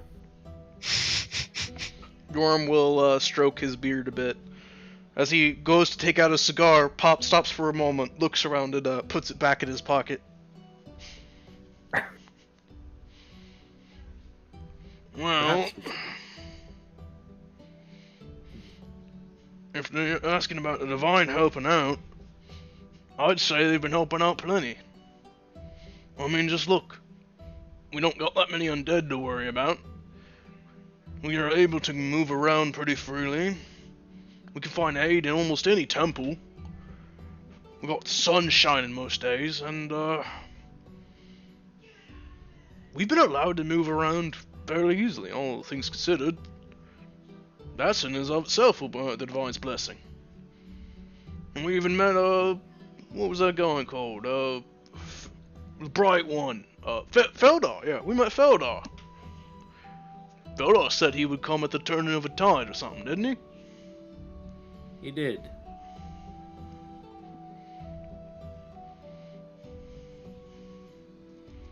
Eleanor will nod. Yes, didn't he say he was some sort of instrument of the Divines? Yes, he was. I tried to ask more, but he was very upfront that he could only say so much. I believe he said he's exploring Canes as a whole, taking its measure as it is now.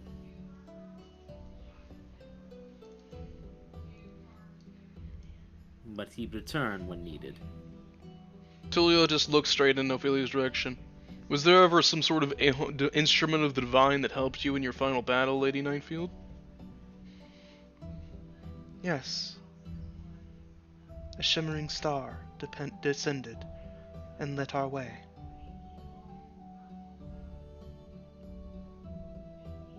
I don't even have to roll King's Landing history to know that's how Feldar has been described in King's Landing history, or at least referred to as. Mm-hmm. Yeah, Delon will even just say it.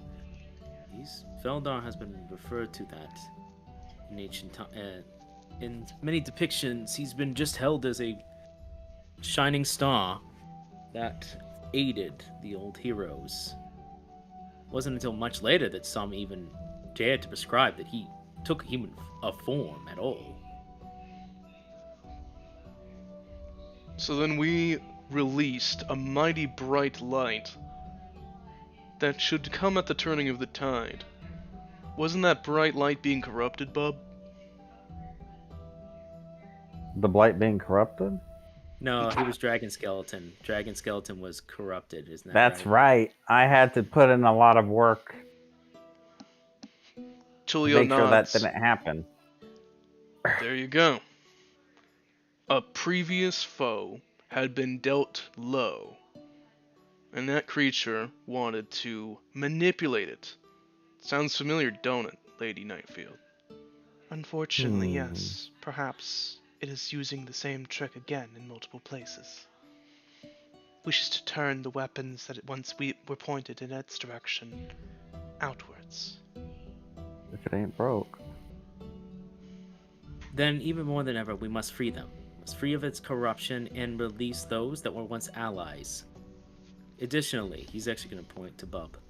Bub, more than ever, we need to ally as many druids as possible. They are the layers of the lands, and they understand their people more than most, even if they are a secretive or an isolated bunch. Their ability to help aid the nature of Canes will be paramount to deal with this corruption and blight, and restoring the land to its former glory. You're Well, if we're right. to visit old allies, then should we at least make sure that your companions' resting places lay undisturbed? Ophelia pauses So- for a moment, and Good her eyes point. actually go wide for a moment. The swords turned outwards.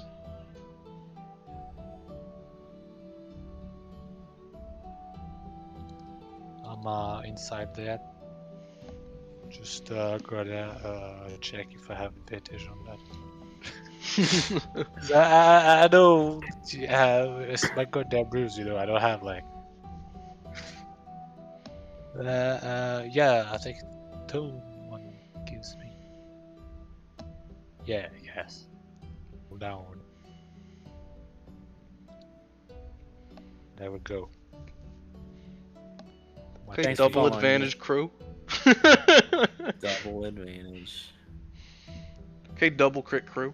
Oh my god. Well, Super Dallin has advantage, yeah. Yeah, presumably. So, both of you, as you look at Ophelia, realize that she seems horrified at a revelation. Oh shit. Like, yeah, Oh, the line will even We more. do need to. Oh god. Actually, at that point, Delon's actually gonna rush over to the Templar. Templar will turn around. What's the matter? Give Did me something happen within the Give temple? me your speaking stone. Why? What do you need it for? Something the matter? I need to talk. I need to contact Commander Darius at once. Is this attached to it so I can speak to him? He needs to get a warning now. There's one in Reynolds as well, right? Marshall. Yes, there is a magic item in Reynolds as well for her. Yeah, but like we're talking about the companion resting Oh place. yes, there is actually one in Reynolds. There were 13 of her, her and her companions. Not all of their tombs are known. So I might just send it. I'm not gonna talk to Roman. I'm not gonna talk to Alvin. I'm gonna send a message directly to what's her face, Maranthine. Hmm. I'll ask her because what is it where it is or whose job it is, but I'll tell her there's a resting place of one of our old champions that may be compromised. Please send me it. Should be within 25 words. You briefly feel back, understood,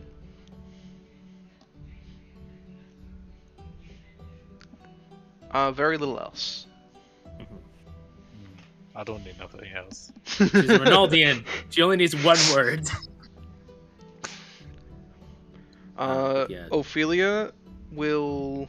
So as you're talking to the Templar, actually, Mm-hmm. the Templar will nod and say, "You need to speak to Darius." Well, he did give permission. Something came up, so, and he'll hand you the sending stone. Ophelia was gonna do something. Sorry. Ophelia is going to simply look at you as you're leaving, and she'll look at the party as well, and she'll merely say with a very somber expression and say, "The champions, they may fight for a new master." Oh shit. Yeah. So that's he's grabbing the stone. He's like, there is it, Commander Darius. This is Sir Delon. Do you copy? Yes, Delon, I'm hearing you loud and clear. There is like Lady Knife is like a Lady Knifefeld has procured her item. She has become as the Templar has reported, she is holding strong. Excellent. I have We heard have a that problem. a successor has been found. I am keeping it under wraps for now. Understood. There is something we need. There's something that we just discovered. Remember the blight? The blight we told you about. She has remembered more about it. I fear that this blight might have spread. The cultists may not have just stolen Ophelia's body. She might have stolen the other champions as well. I see. I will look into it personally. See that you do so. Be careful. The Black Dragon may be in leagues with something darker. We fear that it might be working with the Blight itself now.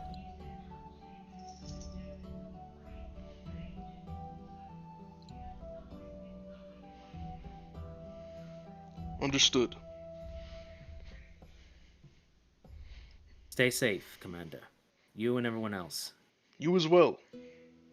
Tough times are ahead of us. Yes, they are. But we'll hold our heads up high and meet it the same way we did before. Precisely. March forward, head held high, boots on the ground. May the divines light your path. He'll say something of an olden tongue, basically equivalent to Latin, and salute and hand back the sounding stone. Saluting him back. Thank you for your speediest delivery. Of course. Stay safe. Are you quite finished in there? Yes, I think we must be moving on. Thank you 1,000-fold for allowing us to do so. Stay safe. Do everything you can. I don't want this old tomb must be protected even without its safeguards. This is holy ground. Of course. King's Landing has watched over it for generations, and we will continue to do so. Godspeed. He'll do the same. He'll say the same and salute to you. And the Templars will return to their posts. And let's head on out. As you're leaving, Ophelia seems rather sullen, though you see that her eyes are narrowed as she walks forwards.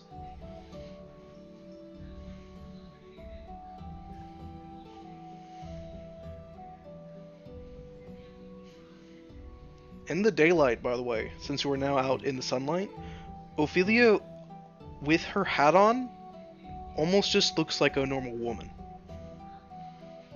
Oh, The shit. brim hiding most of her remaining skeletal features under her face. Kind of a thing. Right. Serving essentially as a cloak.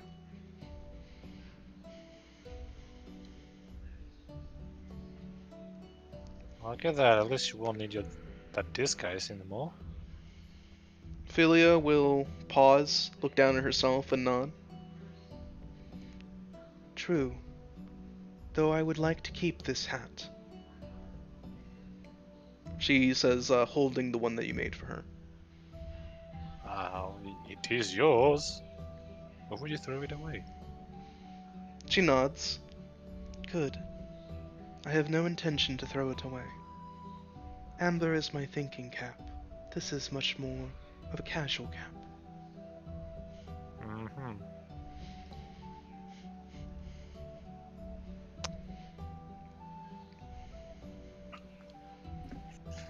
You see as she gingerly takes the hat and puts it into into a pouch on her person, kind of a thing. Taking very good care of it. Goddamn right. Exactly. Picking the words out of my mouth. As you're leaving, Tulio will just shake his head. Damn schisms.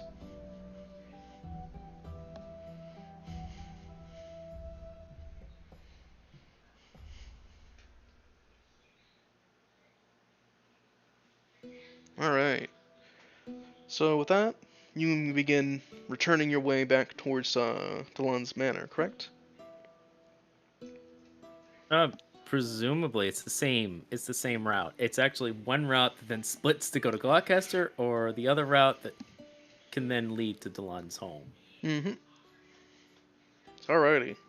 It's literally at the crossroad. You begin making your way there, marching with purpose. You see as Ophelia appears to take up point, kind of a thing, marching very rigorously forwards. She has a clear bit of a kick in her step as she's walking. Alrighty. So as you continue walking, where's that theme at?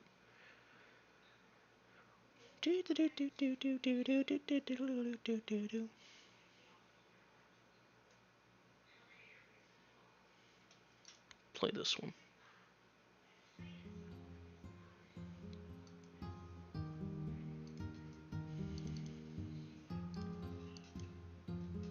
You continue heading on the path, and as you're walking down the way, Delon, you see some farmers look up at you, kind of curiously.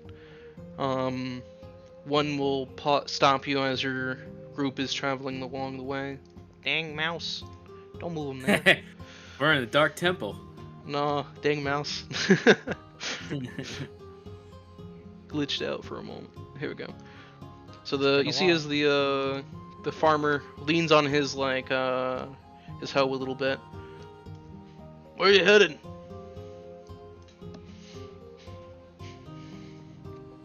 Delon will glance. It's the moment. Are we at the fork yet, or are we just past it? You're a little past the fork, but not too much there, kind of a thing. Oh, I was gonna have Like a a- whole wind moment. Oh, you can still do that. Yeah, I'm it's leading up to into it. you. Okay, he goes. Well, making a small round. Is the Guillemets family still here? Is the Guillemets family still here? Of course they are. And if the Divines have anything to say about it, they can stay here. It's good lords. That way. Head down that road. You'll see him over there. It's the nice little house over there. Nothing big or showy. Down the way. Can't miss it. See. Thank you. Of course. And if you head that way, of course, you'll get to Gloucester. Just follow the road, up the way. It's the house with the red roofs. On a little bit of a hill. Pray thee. Delon's actually going to reach into his coin purse and toss him a silver. The farmer will look at it and raise his straw hat at you. Thank you kindly. I didn't do nothing worth paying for. Not at all. You'd be surprised what pointing someone in a direction will do for their lives. Of course. Believe Good day. if you're hoping to meet the Guillemets, think you're in luck. Saw the old lord and lady. The not current ones, but the old ones. They marched in that way just the other day.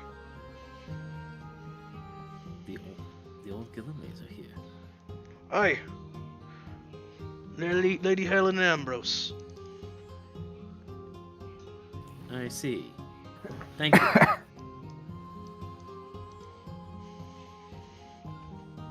He nods at you again. Safe travels. You as well. Stay safe. Safe as a man can be, as he's tilling the land. Might fall in that hole, twist an ankle.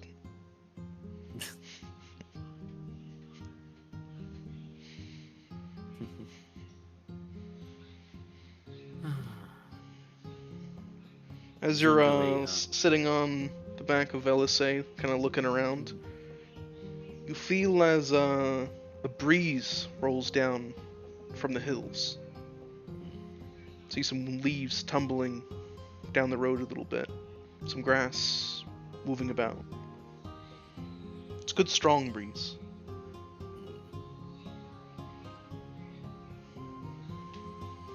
and it's pointing in a particular direction. Mm-hmm.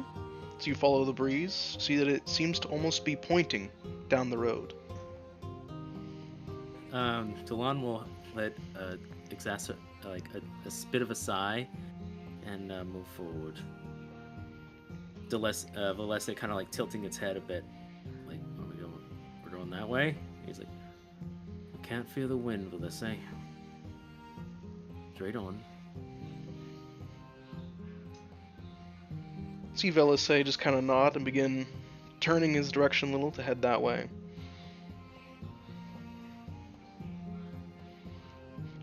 As you're heading down the trail, you hear Talina mumbling to herself, "Ooh, Lord Ambrose and Lady Helen are here. Maybe I can get my shield signed."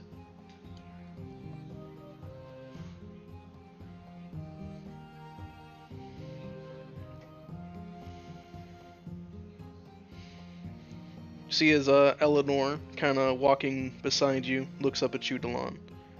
"Lady Helen and Lord Ambrose?" My parents. "I see.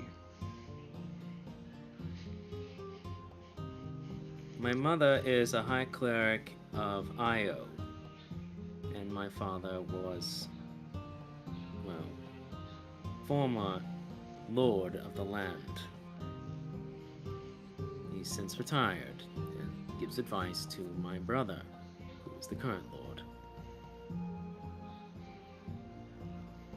Bub is suddenly super interested when you mention cleric of Io. Eleanor will nod. "I see. Seems our timing is most fortuitous then. Your mother and father are home, and perhaps your siblings are all at home as well." Presumably.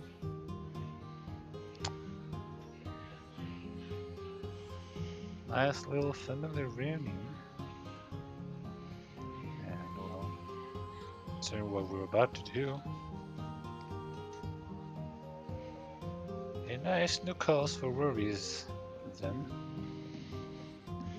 Potentially. Dorm will nod, smoking his cigar.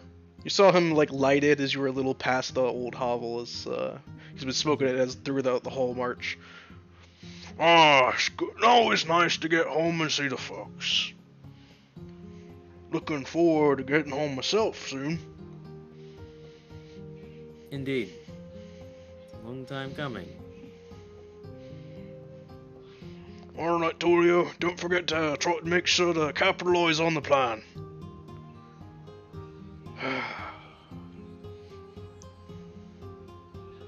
What plan? "Plan, embarrass Delon in front of the folks."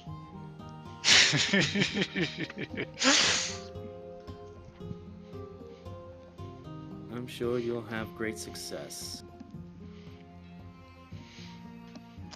"Come now, we're your friends. It'd be irresponsible of us not to try." You know, Yorn, I believe that's the first time you've ever referred to me as a friend.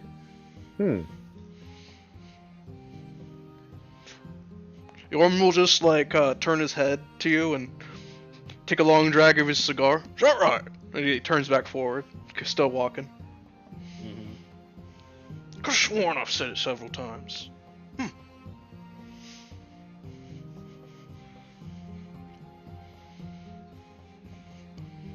Tulio just shakes his head. He doesn't speak for me.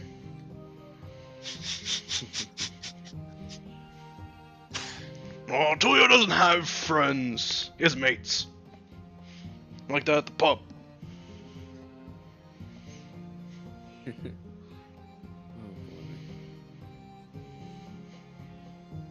You just see Eleanor give like a bit of a surprisingly playful smile. Well, Delon, seems like it's going to be rather lively. Indubitably. He's just stared straight ahead, and he hasn't moved his head much. He's also hasn't quite smiled. It's been small, but it's not been large. Eleanor will nod at this. She'll continue to try to stay chipper as you make your way down the way. Don't worry about him, lass. That's the look of a man mentally preparing himself for the slapping.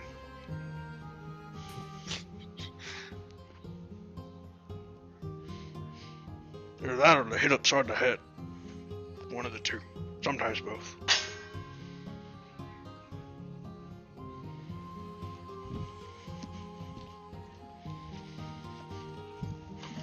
Don't make a mess. No, shut up. No, stop it. It is impossible. Oh, not to look make a at that. We mess. can already hear your mother.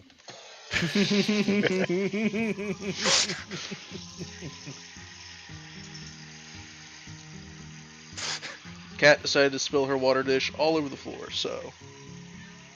We're going to meet Delon's family, Cat. Stop. I know, exactly. Shut up. No. Quiet. Are you gonna actually give me a quest, Cat, or are you just gonna sit there and say 2 lines?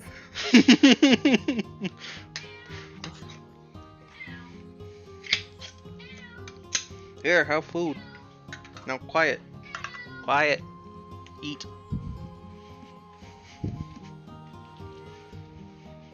Alrighty. So you begin making your way further down the road. As you get closer, you begin to see the house take shape in front of you.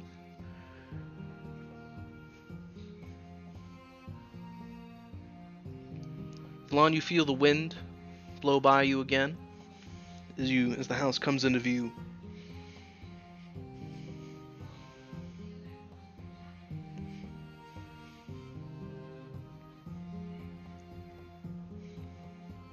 He just breezed it in. In his head, he's just like, I know, I'm going. So you give a little, you see Velisay just start trotting forwards in that direction unprompted. As you get closer and closer, you begin to see some people milling about, some people tending to some bushes, small servants here or there. They look up at you and kind of wave at you a little. One of them comes forward, bit of wiping his brow with his forearm. Hello. You come to see the Hey. Lord and Lady? I have. Oh, alright then. I'll lead you to the front door.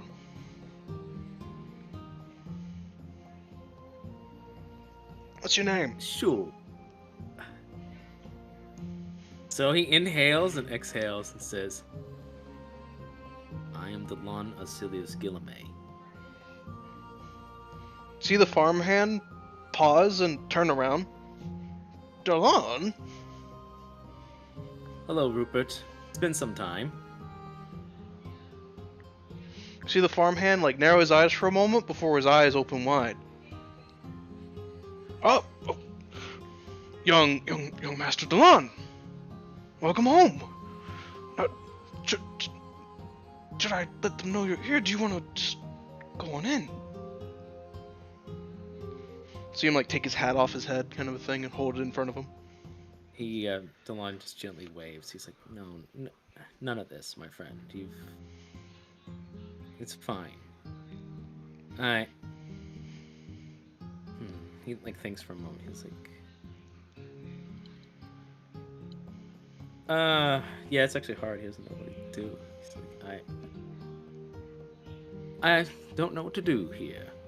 I suppose the only thing I can do is that you would say that I'm here, and I will wait here for them.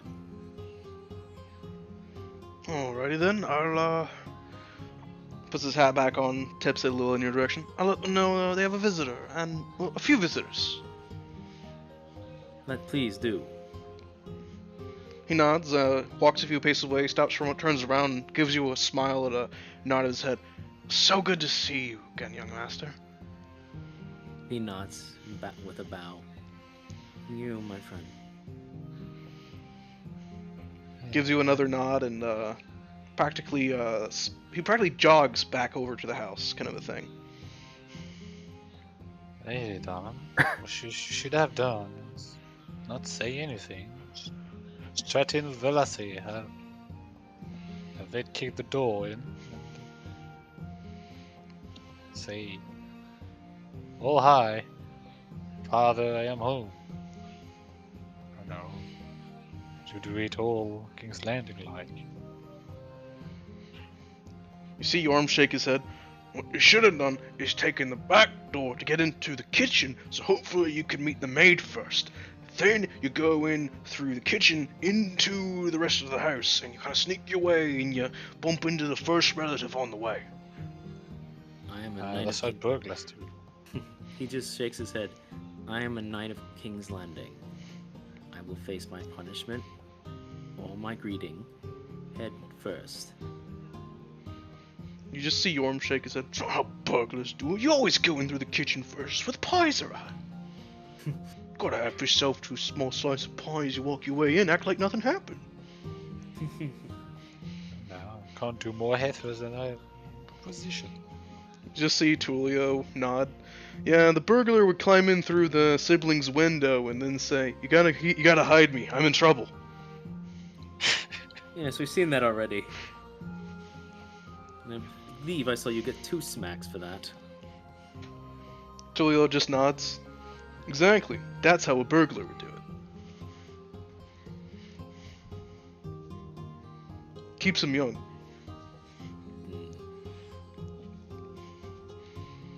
Who do you think will come quickly first? Shortly after you say that, you see a head of blonde hair quickly bobbing in your direction from the garden. Mm-hmm. As a woman rushes forward, she has a little bit of dirt on her cheek, a little dirt on her arms, kind of a thing. She's a little out of breath, and she starts looking around, then sees the group and sprints right on over.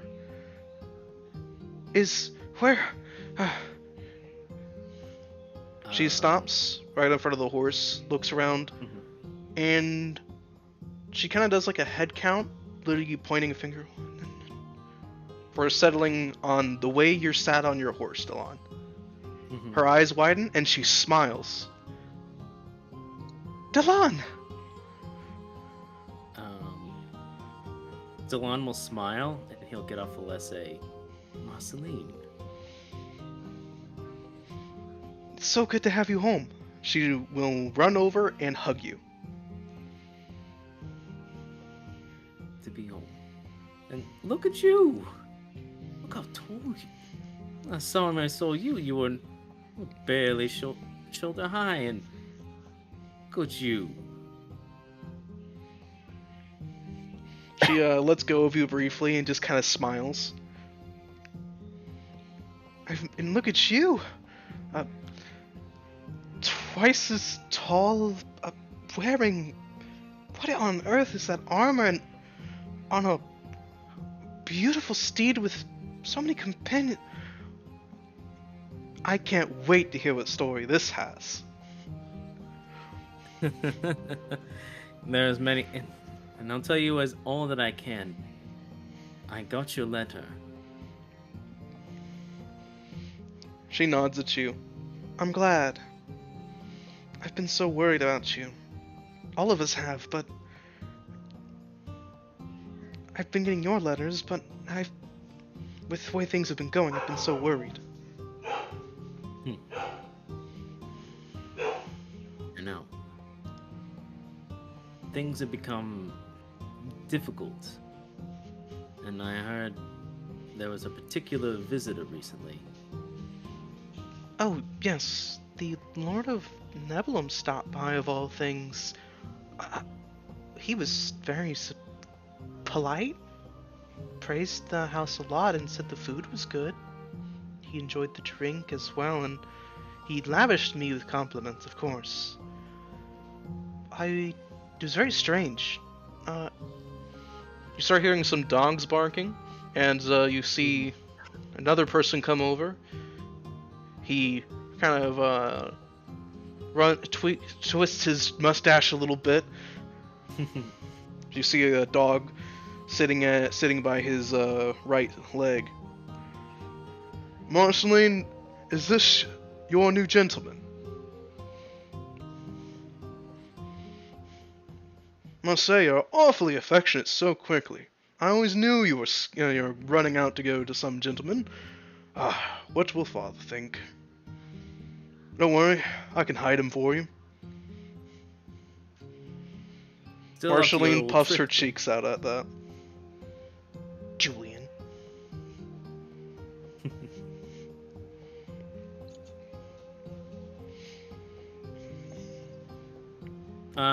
DeLon's gonna look to the dog and he's gonna whistle for it. Yep, come here, boy. See the dog immediately rush over. You then see Julian grin, and he just casually begins walking over. Oh, that's still on. Not even surprised, are you? Oh no. Would it do anything for me, the international man of mystery, to reveal how surprised I really am? Be a little nice, honestly. He just gives you a grin and claps you on the shoulder. What on earth are you going as? What is this ensemble? What is these bones? These scales? What on earth? I'm not just talking about your skin. I'm talking about what you're wearing. This is the body, what remains of a T-Rex from the land of monsters. Really? Protect. Yes. And the garb you're so lavishly holding on, that cloak is made of spider silk and was given as a gift. Interesting. Gift from a lady, perhaps. I've been thinking to myself, the only thing that could keep you away this long must be a lady. Speaking of which one is it? Calm now, Julian. Is that all you think about? And speaking of ladies, there are plenty of letters inside your mail. Ones I distinctly have noticed you have not picked up. Seriously. Pick one and stop gallivanting. In due time, in due time. Some of those letters' prose are quite terrible. I refuse to settle down with anyone who cannot keep up with me. At this rate, probably nobody. My standards are Really? infinitely too high for just about anyone. Yes. And really, the mustache?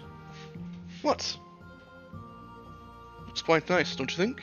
Even cut my hair. I can see that.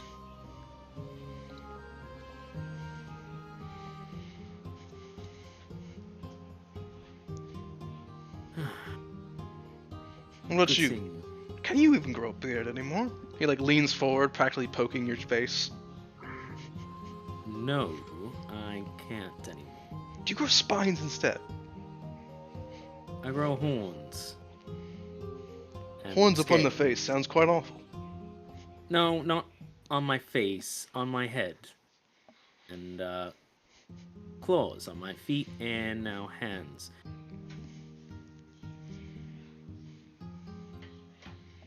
I see. Very interesting. So this is what a dragonborn looks like. Grew at least an inch, I'd say.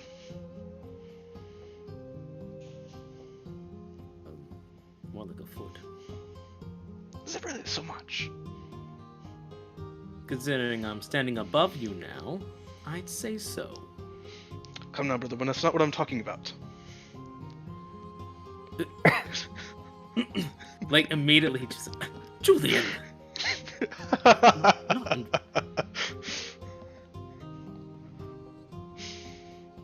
You're so fun to tease. You're mortifying. Come now, this is not proper language. What is proper language amongst family, anyway? Don't mind me anything, but please, not when ladies are present. It's not the kind of proper dialogue. Come now. Right. I'm sure if they hang around you, they're quite fed up with proper dialogue. They could use some entertainment. His eyes narrow. Delon's actually just gonna shove him. He'll take a few steps back, practically falling for a moment. Much stronger, much stronger. Lawrence inside. Is he now? Yes. I believe Lawrence said something about, he'd get there in a moment, but you know how he can be. So just walk on in and disturb his study. And Marcy. Yes. Is the mustache really too much? It's honestly better than that goatee combo you had before. I miss the goatee combo. The goatee combo made you look, well, plain and vulgar. It was the curliness of it. It looked awful. Ah, you wound me. You wound me. The curly tips at the sides and at the chin were the best part. Along with my long hair, I was a marvel. Have you know, I had the most notches in my belt in college. Thank you. Marceline rolls her eyes. Lawrence inside, Delon. Shall we? Don't ignore me, Marcy. Yes, let's. I suppose we should. Should I do introductions real quick? I suppose, like the. I'll look at you and say, do it once with amongst everybody. I suppose that would make sense. Well, Yes. In any case, this. Go ahead. I'll let you go. Oh, Julian just says, yes, I am so looking forward to the introductions. After all, Delon has always been the type to introduce his friends. Indeed he has. Bob would like to know your location. Yeah. All right. So yeah, he'll step in, or he'll Alrighty. go, kind of just looking around his house, looking around the manor. As you're Alright. looking around, oh, go ahead. Yeah, as you look around, he'll say, "Is mother and father in?" Oh yes, father is out riding currently, but I sent a hawk out. He'll get him. Mother's inside though. She's in the library. I figured as much.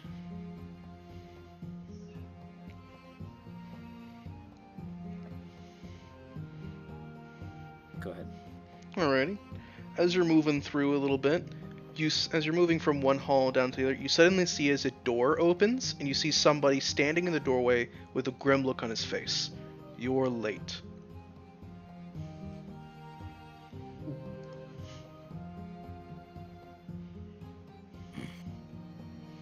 Late. Indeed, you're very late, brother. You were supposed to be back. And you see him break into a small grin as he wraps his arm around you and pulls you into a hug. Supposed to be back years ago.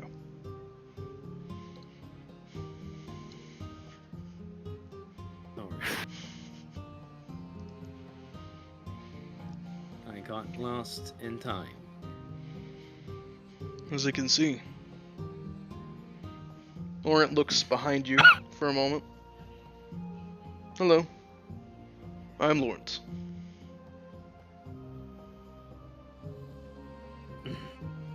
He coughs at his hand. Not just Lawrence. This is Lawrence Guillemay, current Lord of the Guillemays. Yes, of course. He gives you Yes. a small smile. And I suppose I'll do brief introductions here. And this charming young lady is young Marceline, my sister, and you've already met Julian.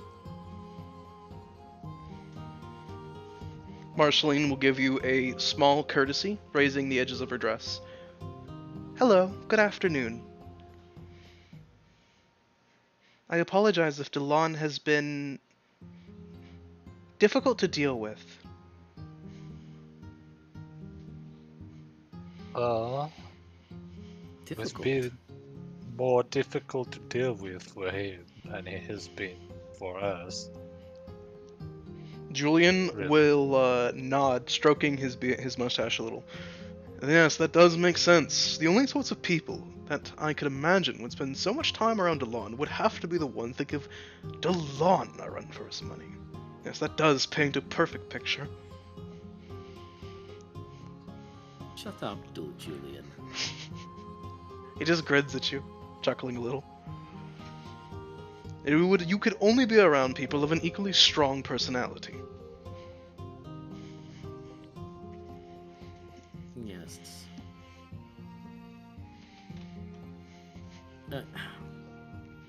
Lawrence, I'm sorry it took me so long, but I wanted to make sure when I came home I had things to bring back. So I do. And when everyone's gathered, I can hand out gifts. And speaking of gifts, I heard you got married and have a child. He nods at you. Yes, I do, and yes, I have. I was tried to send you an invitation. I sent it all over Canes, but we could not find you. I deeply apologize. I tried to make it. I truly did. But at the time, I was in the land of monsters, and I was in frigid cold, dealing with tribal issues, and it just... By the time I got it, I would have never made it in time. I see. Well, it's quite alright. I'll show you the paintings. And you see Julian nod. Yes, you missed the most amazing stag party I've ever thrown. It's truly criminal. I will never forgive you, brother. No, I'm sure you're going to make it. You're going to Marshall? clean it up for the rest of my life. Yes.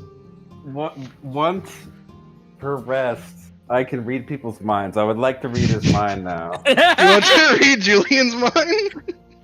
Yes. I don't know why, but I felt inspired by him being such a dick. I'm like, I gotta see what he actually is thinking right now. I really wish I wasn't there right now. So, I believe it's surface level thoughts. Or Yeah, and if you probe deeper, hold they know on. you're probing deeper, and there's a save. Like someone's reading my mind. Who is it? Oh, it must But be those does two Bob lizards. care? I haven't even said anything. Does Bob care? Privacy, personal property, it all belongs to nature, bitch. We're all green on the inside. But yeah, I hope I'm not interrupting, but I No, just you're gotta good. read his mind right now, because I'm like, why is he being such a dick? So, for surface it. level thoughts. He seems incredibly surface level. He is very overjoyed, and he is enjoying Delon's reactions immeasurably. Interesting. Okay, hold on. Why don't I have detect thoughts on my character sheet? Brr, brr, brr. Hold on. I'm gonna dig deeper. Deeper! Okay. What kind of save is it? Wisdom saving throw. Alrighty.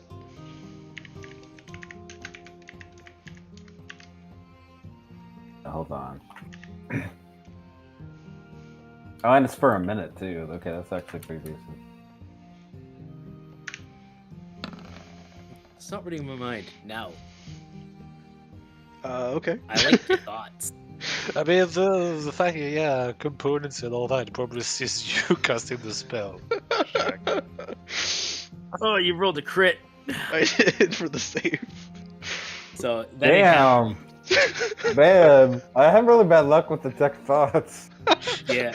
So like, no, he's like an iron castle. So I believe if they succeed this save, I think you don't get too many more deep thoughts, but you still get the surface thoughts, and they know you were trying to read their mind, right? Yeah, no, either way they know you're probing into their mind, unless you shift your attention to another creature's thoughts. Okay.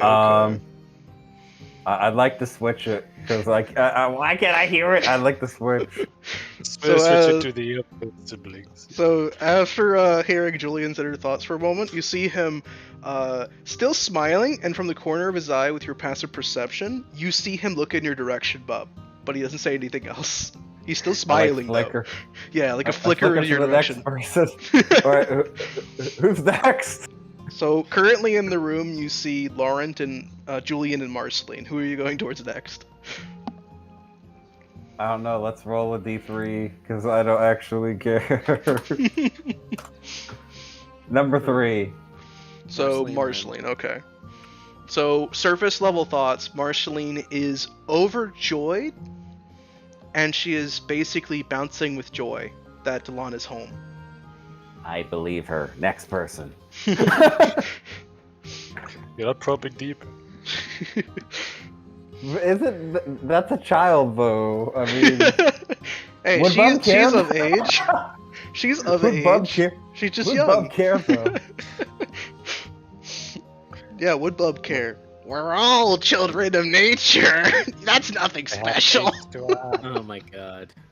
Oh my This god. is a slippery slope. But yeah, no, I want to get their thoughts though. Seriously. Okay. So you're gonna probe deeper on Marceline?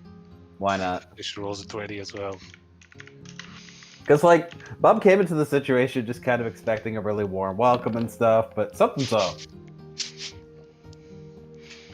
So deeper thoughts. Marceline is incredibly excited.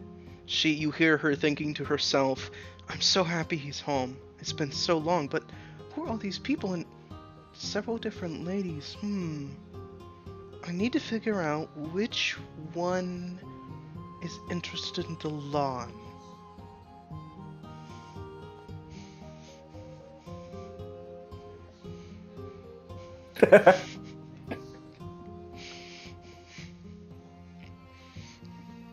She seems interested in playing matchmaker. Okay, I'm good. Ruby's Lauren- destroying me right now. To Laurent, Evan. Oh, Rem's destroying you. So, did you hear what Marceline said? Yes, Okay, okay. indeed. So you move to Laurent then next, I suppose, since he's the only Yeah. one left. Okay, I see it now. Okay, so you move to Laurent. Surface level, Laurent is incredibly happy to see Delon, and surprised to see Delon as well. But it's the good kind of surprise. And I am assuming you're probing deeper?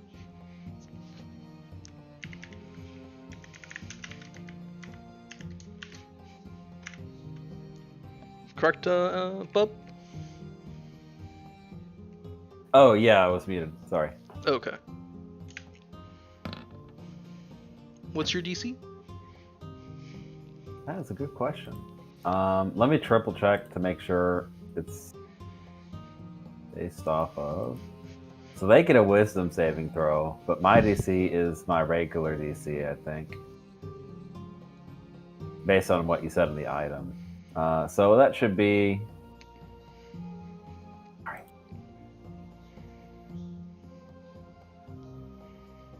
Where's my DC? Should be in your spell tab. Should be at the top, usually. It's up there. I rarely do things that make enemies save, so I don't know where it is off the... Oh, it says 15. 15? Okay, so he succeeds then.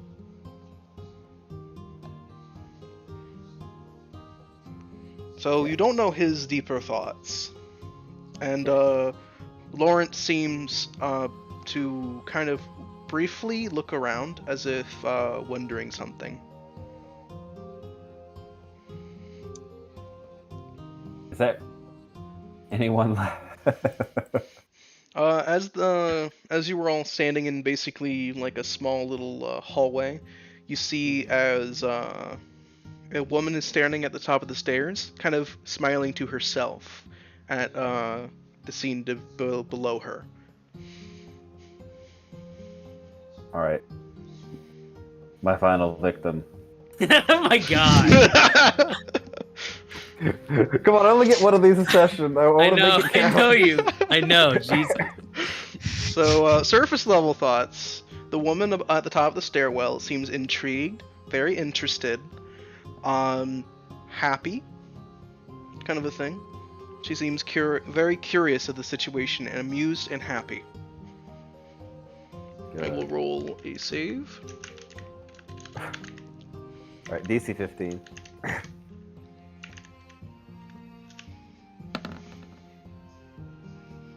Unless I'm missing. Rennie's just like. So you see her look in your direction, Bub, and the woman begins heading down the stairs, and she speaks rather clearly and with purpose. The last time somebody tried to do that was when Julian was trying to figure out where I kept the key to his room. I dropped my head and sputtered nervously. I don't think Bub would lie though. So Bub's gonna say, "Hi, I'm Bub. I'm curious. I failed manners class. I failed mage class. Oh, manners class. I can't even say it with a straight face, but it's true." So you see as the woman finishes coming down the stairs, gives you a smile, Delon, and gives you a small hug before pulling away and looking down at Bub. She kneels a little bit and extends her hand to you. You failed manners class. Seems like an excuse to me. Surely you understand how to shake a hand. I will. Bub will Don't like. have hands, have a clothes. I'll probably have to like jump up because I'm literally 2 feet tall. She's shake kneeling her down, hand. extending her hand to you, so she's kneeling Alright, down, so I'll be sure. Can I retract my claws? yeah, you can easily. Okay. All right. I'll do so. Then shake her hand. She shakes it back and turns to the rest of the party.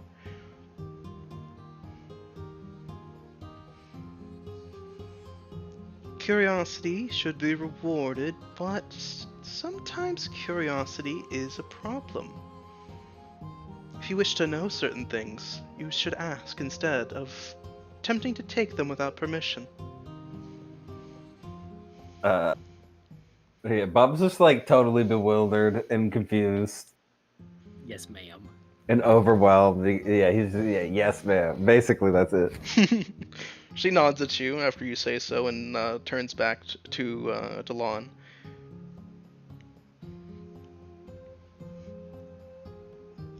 You're so tall now. You're taller even than your father. Part of the benefits of being a Dragonborn. She nods. Yes. Must say, it does look good on you. Strange though, but it does look good. expected you to have a bit of a harshness that perhaps Darius has, but can tell it's still you.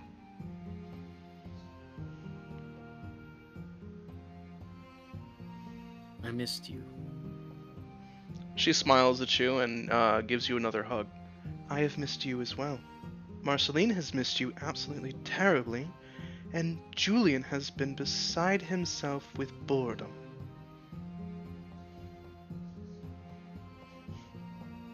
He's like, I know. Couldn't stop bothering me as soon as he met. I have time to make up for. You do. Laurent will give you another nod, Delon. Leave it to Mother to hear us from all the way in her study before we even can get to her. It's alright. Perhaps...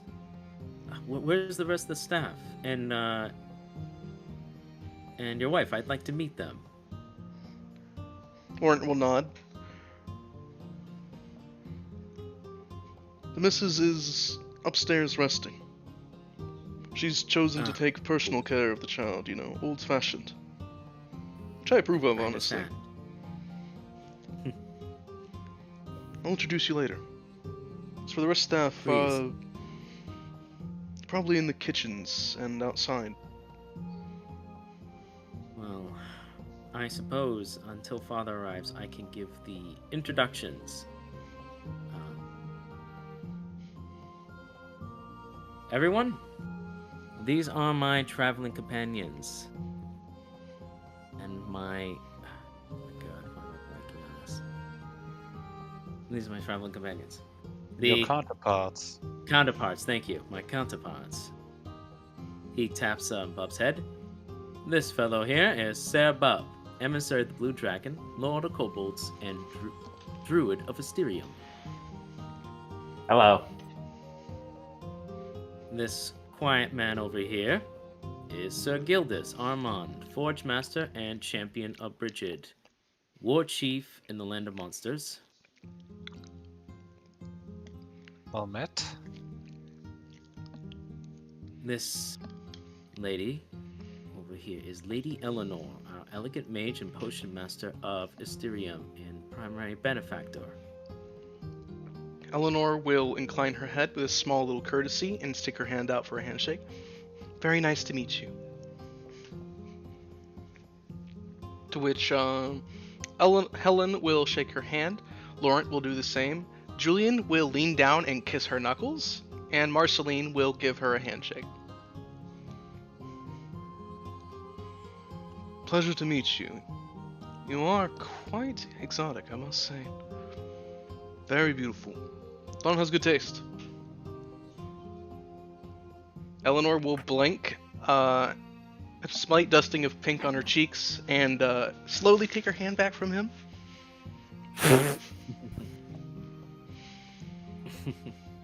Please forgive my numbskull of a brother. He is a shameless flirt. He means nothing by it.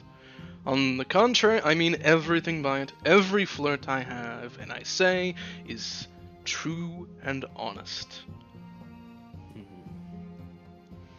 Delon will shake his head, rolling his eyes. And we'll walk over to Yorm. It's like, this strapping dwarf is Lord Yorm Mountainborn of the Mountainborns of Gloucester. Nice to meet you. Yorm, Mountainborn family. Been keeping the lawn out of trouble, that I have. You see Yorm wrap his arm around your shoulder. I am the sole reason the lawn's been on the straight and narrow. We have not gone to any brothels, palaces of delight. We have not gotten drunk or had shameful relations at balls or events. Right. Yorm is Delon's correct. hand After all, is over his face. Julian, Why would Darren go go ahead. to any of those places when we're married, you know? Julian will snap his fingers. Good heavens! Of course. The Love at first fluster, sight. the fluster, the confusion, the fact that I'd never seen you with a woman. All makes sense now, Delon. I approve. I'm gonna get even with you both. Please do. The Seamus lies aside. This charming red fellow is young Snacks, hunter and tracker from the Savage Lands. Hello. Do you have food? Snacks has not eaten in 8 hours. The bell rings. Ooh. Helen will nod and crouch down to shake his hand, which he will first go forward as if she's giving him a cookie, then frown and shake her hand while looking inside her hand for food. We have food down the hallway. It is a pleasure to make your acquaintance. Oh, okay. Delon will then move over to Ophelia and say, and this is Her Ladyship Ophelia, Scholar of the Land of Monsters. Ophelia will nod, immediately rolling with the punches, and do a very cordial bow, raising her dress a bit in the process. It's a pleasure to make your acquaintance. Delon has told us so much about you. See as Laurent nods. Excellent manners. Of course. Pleasure to make your acquaintance as well. Julian will narrow his gaze. Oh, told you a lot about us. He'll nod, giving Delon like a conspiratorial look. Though it's only one-sided. Marceline will nod as well, waving at her. You have a very lovely dress. And your tome looks very old. Do you read a lot? Ophelia will nod. Yes, I read all the time. Do you have any good books to recommend? I've been looking for new volumes to get into. Stories or educational-wise. Maybe magical? Ophelia will nod, reach into her person, and take out a small children's storybook. I am very fond of this one. Marceline will nod, look at it, and then kind of furrow her brow. It is a really good story. I guess I didn't ask for anything. Helen will nod her head, giving a small courtesy. It is good to see one who introduces themselves the old-fashioned way. Well met. Delon nods to that. And the last person who will walk over, and he will tap Tulio on the shoulder. And this is Montulio, our Master at Arms of Nebulum. Nice to meet you. Must say, Delon is by far the most opinionated, naive, prideful, simplistic, unbelievably hopeful, foolish man I have ever had the displeasure to know. You raised him well. Julian grins, pointing in Tulio's direction. I like him. Delon just says, you would.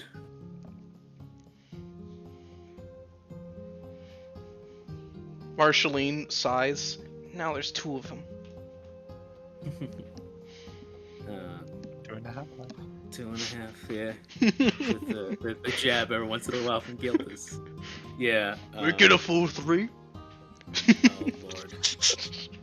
Oh lord. So, and then Delon will move over and tap Talina on the head.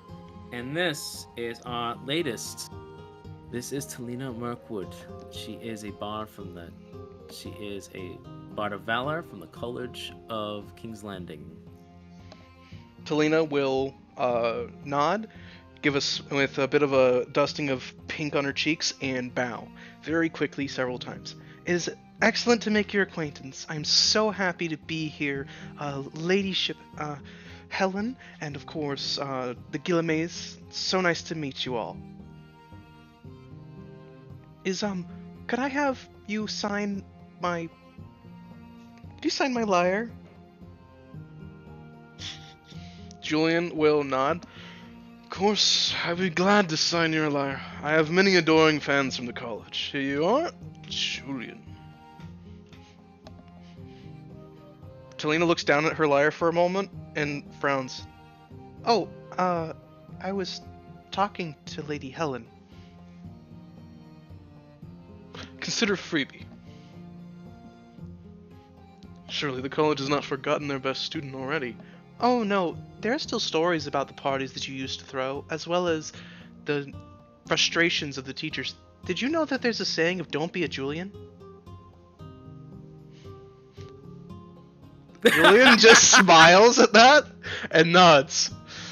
I've left my impact.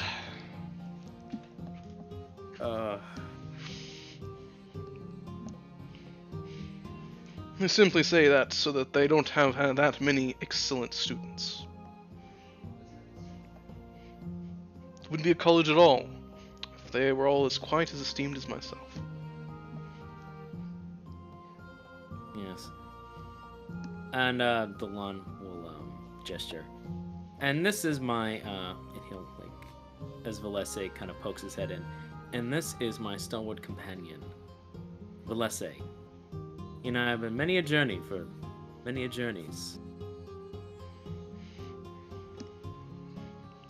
Julian will nod. It's a beautiful steed, not many like it. Laurent will look in Julian's direction briefly. Not many like it. It is a very strange horse. Not seen any. Julian, do you know something I don't? No, not at all.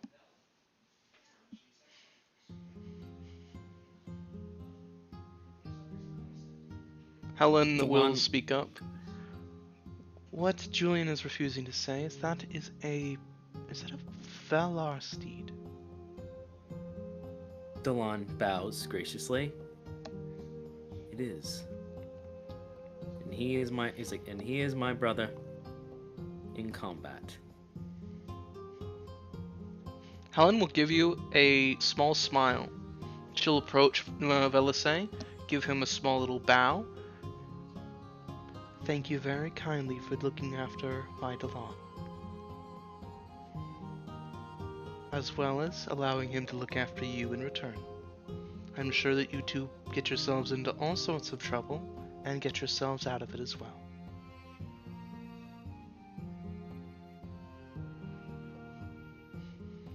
You just see Velise have like a very proud look on his face as he holds his head high. That's right. I'm a prince of the forest.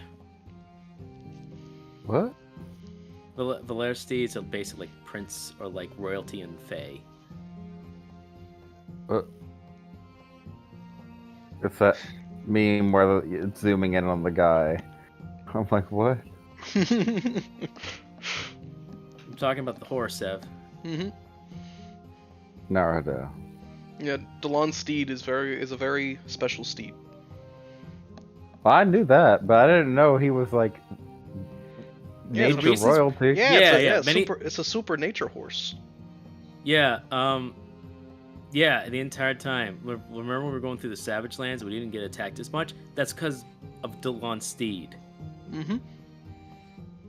Delon had like a royal, basically he was a royal Fae, so that's why Fae didn't mess with them, is basically Velisi's back off.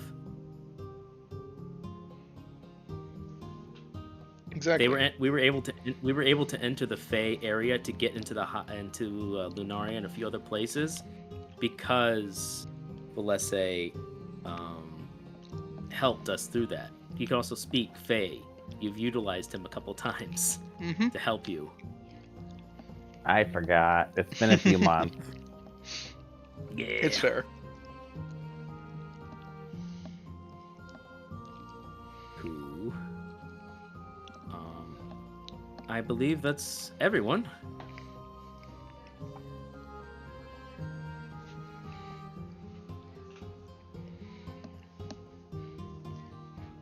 You'll see as Helen gives a nod. It's very nice to make all of your acquaintance. Please, come in and sit at the table. I'll make sure that some food is brought out for those of you who have been on the road for a while.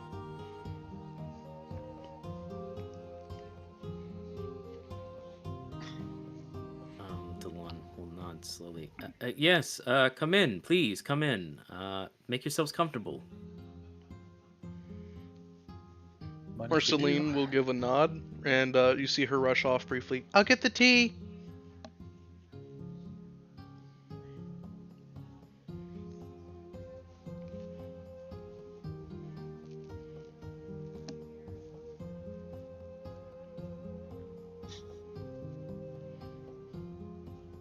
Sorry, I imagine you all take a seat somewhere. Mm-hmm. Alrighty. So as you, go ahead. No, I was gonna start getting the gifts ready. Delon has a lot of gifts in the cart. Yeah, you can do that. He's been collecting them. Yeah, so he's gonna do that. Sounds good. So as you do so, you see Helen give you all a look. Tell me a little about yourselves.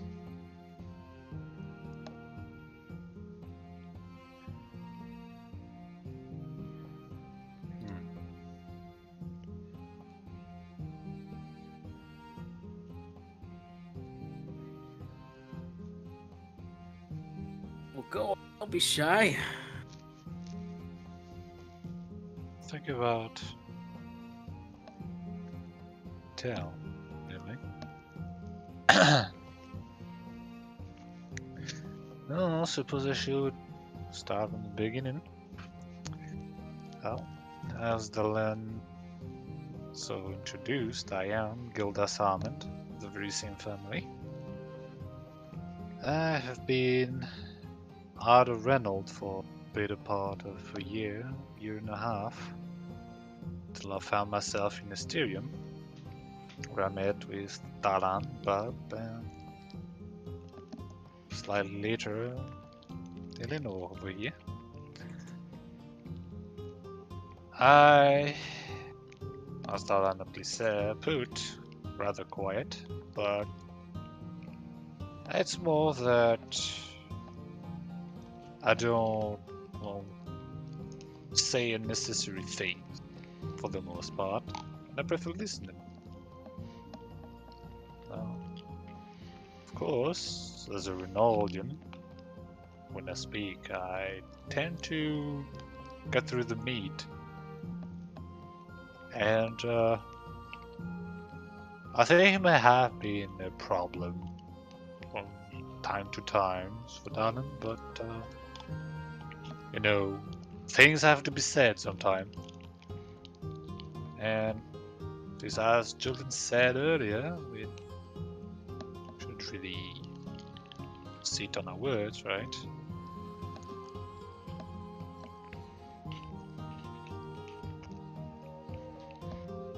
And, well,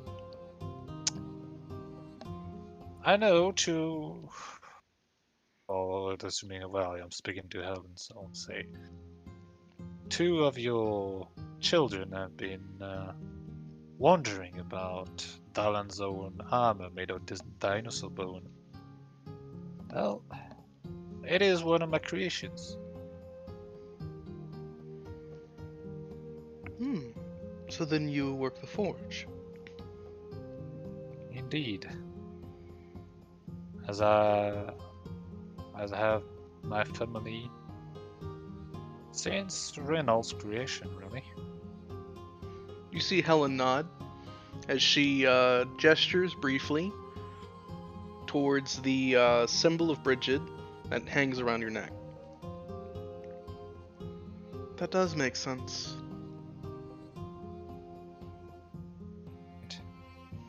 Well, the lady has saved me from many occasions. And, well, I've heard that you are a high cleric of, was it Io? Yes. Yeah, a high cleric of Io, so it is my pleasure to meet with you, and an honor. She nods at you with a smile. Oh, right.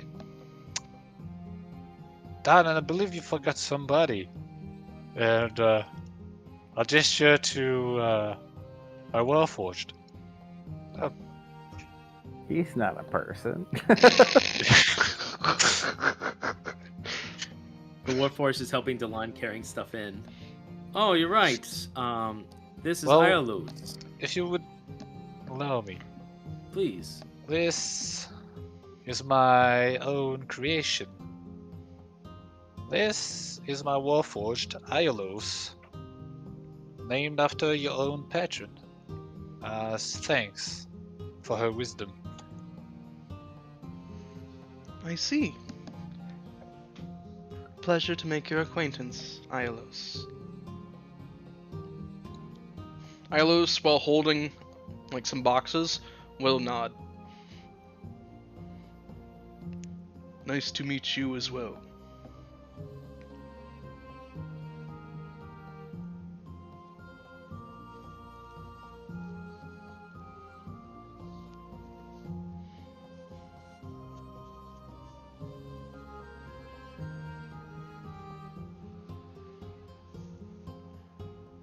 Helen will nod and look back towards you for a moment, Gildos.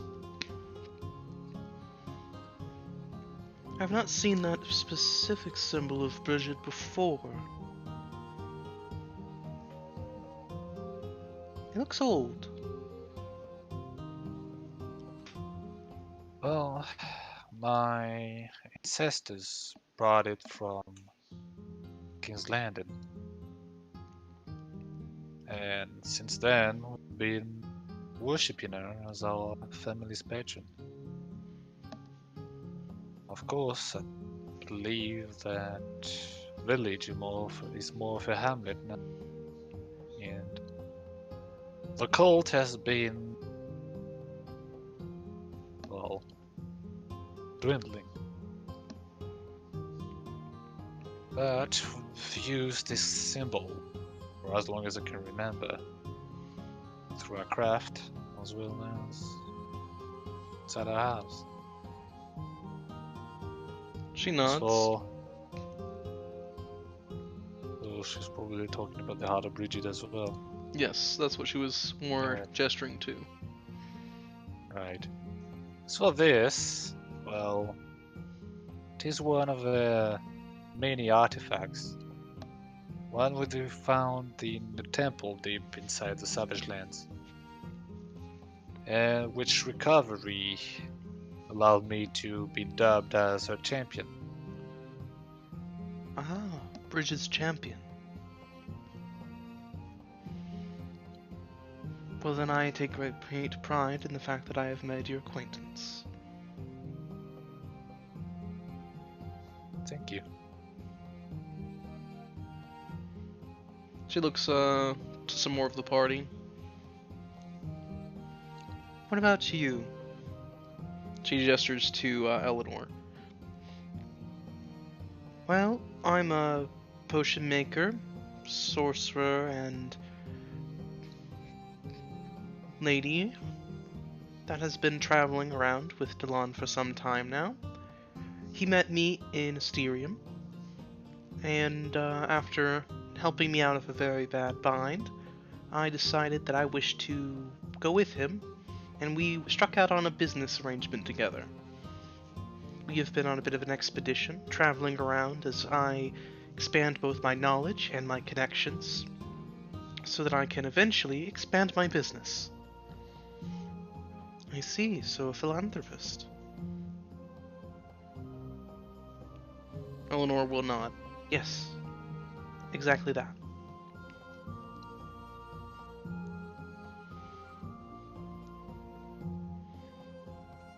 Helen will then turn to Yorm. Master Mountainborn. That is a very old name. You do not hear it very often anymore. Oh, we're private like that. Yorm just says, like, sitting, hanging off the back of the chair, already has a cigar out. Very, very old. We're the best dwarves, though. Mountain-born ain't no dwarves like a mountain-born. So I've heard. What brings you out from under your mountain? Oh, you know, sometimes you've got to go see the trees. Can't you see there's a bit of light on the wall of the cave, and well, once you see it, you gotta follow it. You always know where it's gonna go. So you follow your light out the cave, and sometimes you just kinda can't go back after that. So you stick out in the trees and the greenery, and you start ranging. That's what I do. Ranged in Gloucester. Ah, I see. And, what are you doing now? Well, right now, I'm ranging for Delon. Yep. Delon, Eleanor, and the gang. And, we're actually on our way to Gloucester, and Delon said, let's pop in for a spot. And I was excited to meet you. Any folk that would be as nice as Delon had to be grand. I must say, the house is smaller than I thought, but it's a nice house. Grand bigger ain't always better. It's about the quality. Helen will just kind of nod, sipping some tea. Thank you. She looks to, let's see, she'll look to Tulio. You are from Nebulum. Yup. Are you from the countryside or the main city? Both. Countryside, moved to the main city. I see, so you have seen both the best and worst that it has to offer. Yup, the worst it has to offer. All around. Helen frowns. Please do not take that tone with me. I am attempting to ask you a few questions, nothing more. What tone? This is how I talk.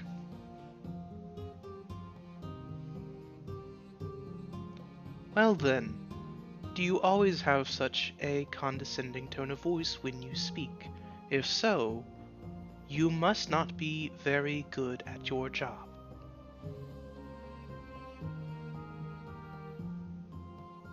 Just see Tulio stare for a moment before nodding. Naturally, I can change how I speak to anyone.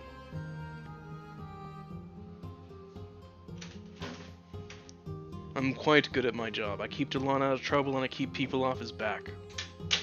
Especially those of the Nebulese variety. Those of the most traitorous and deceptive kinds. I'm the most traitorous, deceptive man in Nebulum, and so he's hired me to keep the other ones who are less good at their job off his back. Simple as that. I see. So then there is honor among thieves or no honor among thieves? Yes. Depends on the thief. So to be frank, yes, both. There are no honor among thieves, and that means that there is honor among the thieves. The honor is your reputation, my lady. I see. And what is your reputation?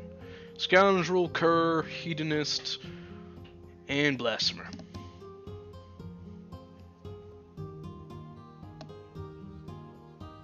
I see. I've met your kind before. Mostly within the military.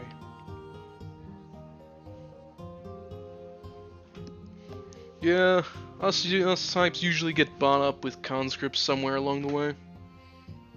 It's hard to stay independent in this line of work. She kind of shakes her head at him. At your age, I think you'd overgrown so much dismissals and subterfuges. I am hurt. I am a spring rooster. I am at the top of my game. What do you mean, my age?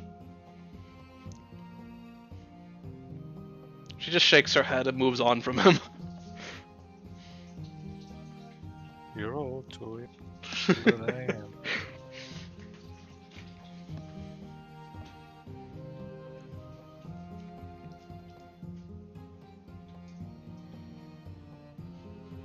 Talina, might I have your lyre?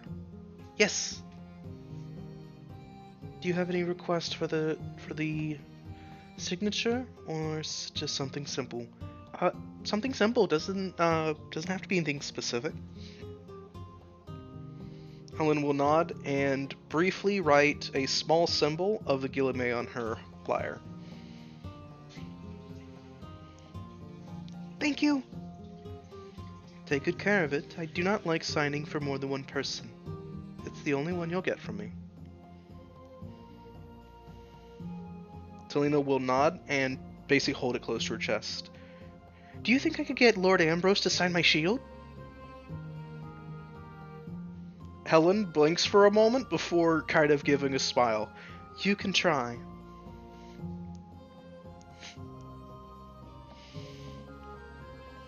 What about you? Where are you from?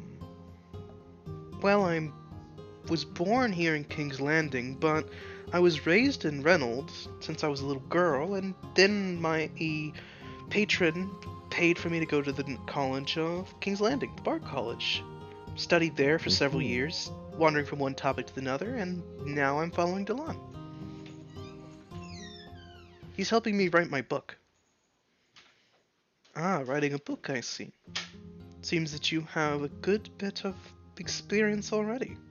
What sort of a book is it? I am writing the book of current history in the making. Helen just gives an amused smile, briefly looks in Julian's direction, before just nodding. I wish you good luck on your book, then. She then will look at, let's see, Snacks briefly.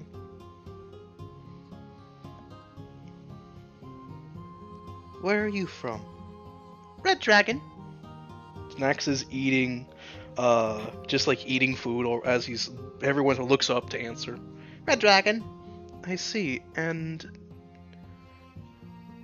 how did you get into Savage Lands? Exile. Snack was bad. Snacks is bad kobold. He was Banish. What made you a bad kobold? Snacks wants to hunt. That's bad. Kobolds not hunt. But Snacks good hunter. I see. So then you wanted to do something and the Red Dragon would not allow it? Yes. Snacks do it over and over and over again, even though told not to. Snacks didn't used to have name of Snacks. Snacks had other name. Then Snacks be given name Snacks, because Snacks is a snack.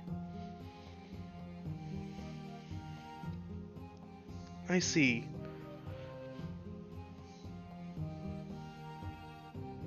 What sorts of things do you hunt? All things, biggest creatures. Snacks hunt most dangerous game to improve his skills. Snacks then consume them and add to strength. Look, see? And he just starts taking his gear out one by one. I see. So you craft these? Yes, Snacks make these. Snacks consume enemy, consume beast, and make these from beast. Add to Snacks' strength. I see. They're all quite crude, but they have their charm. Yes, Snacks do it so well, he getting so strong. Snacks think he could arm wrestle 30 kobold at once now.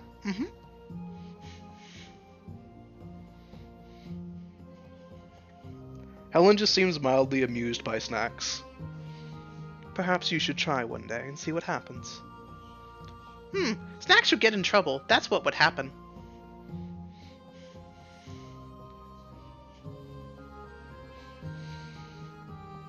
She then looks briefly to, she looks to you, Bub. And what about you? Tell me a little about yourself. Well, I'm Bub. I'm the emissary to the Blue Dragon. That means that I'm traveling the world and getting secrets. And I'm the druid of well, I haven't come to claim it, but we don't have time for that. But I'm the druid of Asterium, which means that I've been chosen by nature to fight the blight. and protect it. I see. Seems you have quite a responsibility for a little kobold. That's very true, but because of that, I have become very strong and wealthy.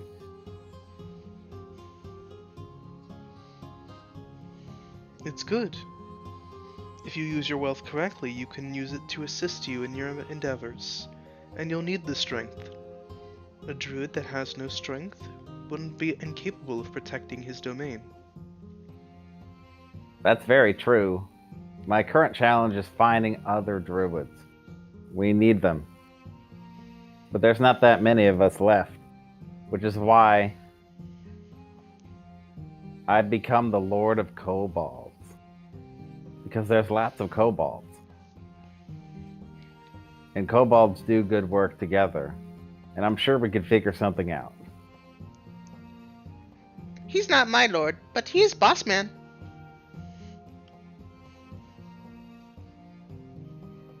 That's right. I see then. And you are what does this mean, Lord of Kobolds?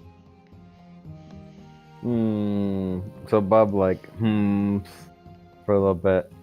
I had been endowed with a certain power by the blue dragon.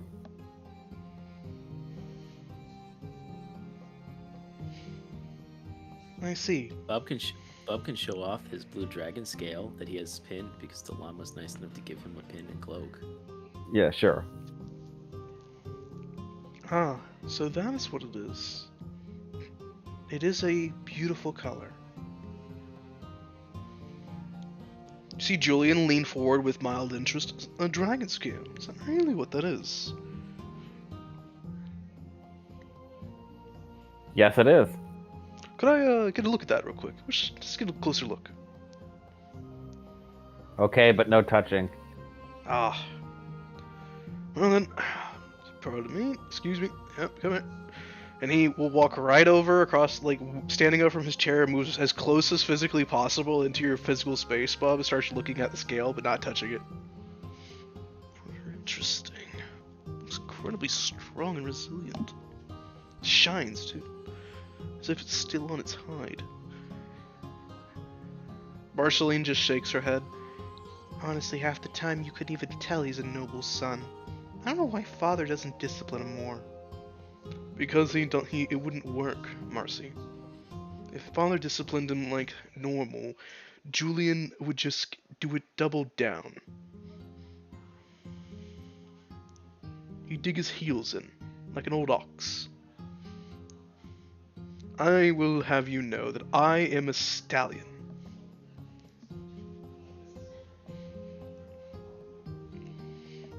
From the corner of the who's room, saying? Julian is saying he's a stallion. Laurent was saying that, like, if you punish Julian the normal way, it wouldn't work. He'd just dig his heels in harder. I literally look at the horse in the room. As you do so, Bub, you see that there's someone standing beside the horse and is looking into the room. And as any stallion, a stallion can be broken. Julian will immediately stand upright and give a small nod. Ah, father. Marceline will smile and point immediately at Delon. Look, Dawn's home. Delon freezes mid placing something down, slowly letting it go, and turning very slowly to face the person in direction. See, as he is practically standing just in the doorway. He looks. He has a hawk sitting on his shoulder, and he is giving the room a very intense look, as if just looking into you all, kind of a thing. You see that his posture is very prepared. He looks as if he's ready to lunge at a moment's notice, kind of a thing. And he has visibly a bow on his back, and he looks like he was just out riding. I was wondering why Julian sent a hawk out to get me. He knows how much I dislike it when he disturbs my hunt. He looks down pointedly in your direction, Delon. Mm-hmm. Seems for once my hunt can wait.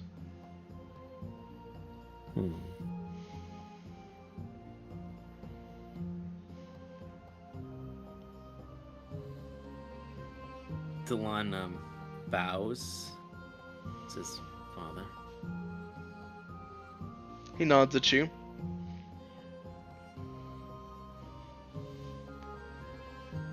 How have your travels been? Delon is actually not looking him in the eye. He hasn't looked him in the eye the entire time. Well, they've been well. You see as he seems to narrow his gaze at you for a moment before walking further into the room, closer to you.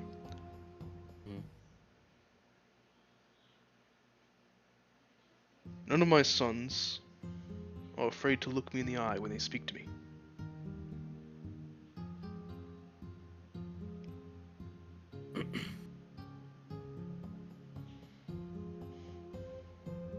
None of your sons have disappointed you in the way that I did.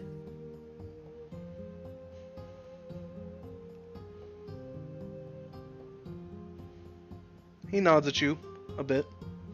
It's very slow, but very purposeful nod.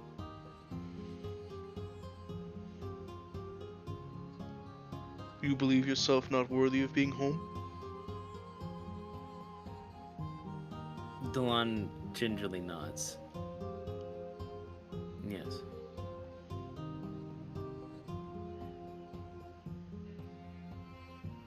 But I am here all the same. Good. Being here all the same is better for you. Integrity.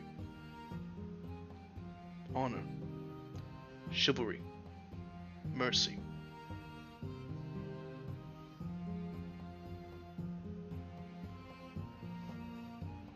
Yes, sir.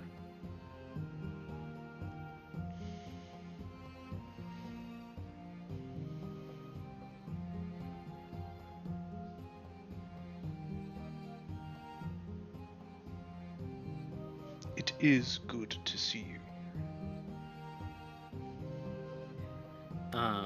Delon will look up when he says that.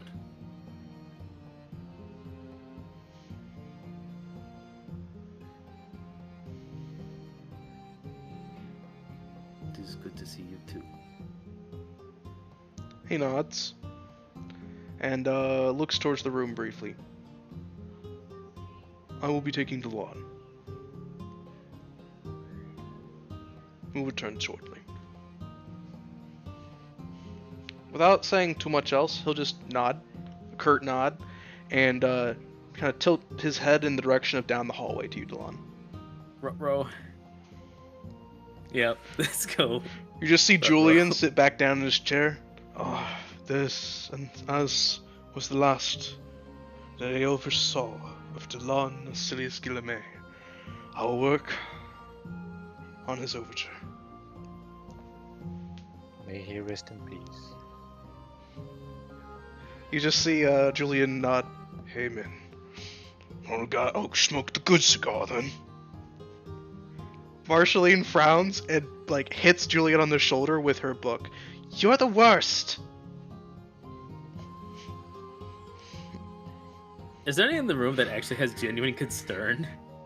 Laurent is actually looking in your direction with some concern. Helen has a rather impassive expression. Julio is actually eyeing you with a curious gaze, staying rather quiet. Eleanor is wanting to speak up, but she feels as if it's not her place. Yeah, right.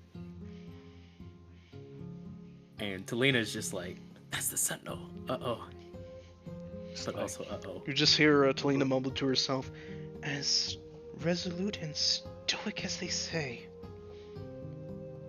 Mm-hmm. It's like, why would anybody be worried? You got smacked around by a T-Rex. You'll be fine. Delon is not worried about the physical injury. Mhm. Look, man, you'll be fine either way. You just, as you're walking, you actually hear Snacks just yell after you, Delon. It's okay if you're in trouble. Thank you. You're welcome. Yeah, Dylan will follow. He won't say much else. You hear Eleanor whisper in your direction, "Good luck." He just nods. So you see, as you know exactly where Ambrose is leading you, so you make your way towards essentially this men's sitting room. Right. As you step inside, you see the kind of the portraits of those before you. You see the family banner of honor. You even see the family sword resting in a basically a case kind of a thing. Close the door. Dylan closes the door.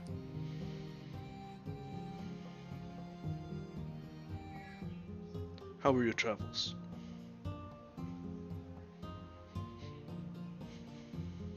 They've gone from tumultuous to calming. And everywhere in between. Are you finished traveling? Unfortunately, no.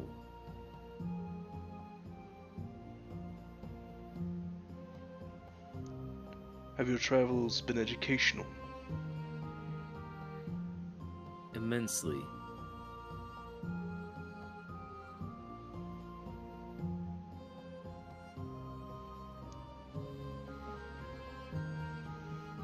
Have they been insightful for you?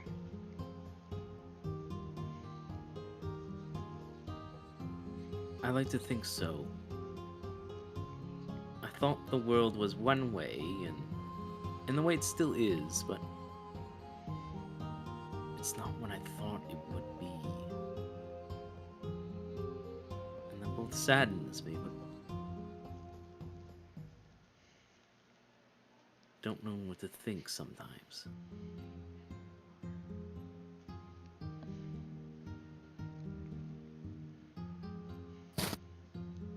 He nods at you. Mm. What did you learn on your journey? I learned that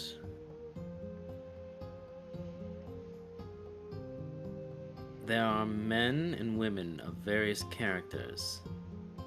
Some good, some bad. This I'd always known, but I always thought that evil was so equally recognized, and that could be dealt with in the proper manners. But it's not as simple as that. There are those who are evil, but they still have merit in them. And I'm relieved at that, but also terrified, because that means that it's not so easy to combat an individual. It makes it far more difficult to deal with many circumstances. I also learned that dragons are both what I thought and not what I thought they were at the same time. They are grander than I assumed, even imagined. Their beauty, their power, their opulence is incredible, but they have great power to destroy. And yet I've seen them, for a fraction of a moment, I've seen some humanity in them. Fears, worries, same things that we feel. And if that can be true, then so many other things can be true. I've learned so much on my journey. Scarcely know where to begin.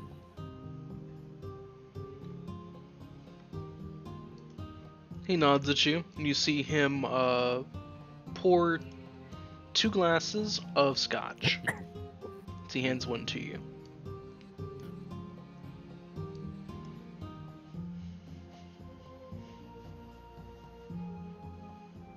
find that calling you were looking for?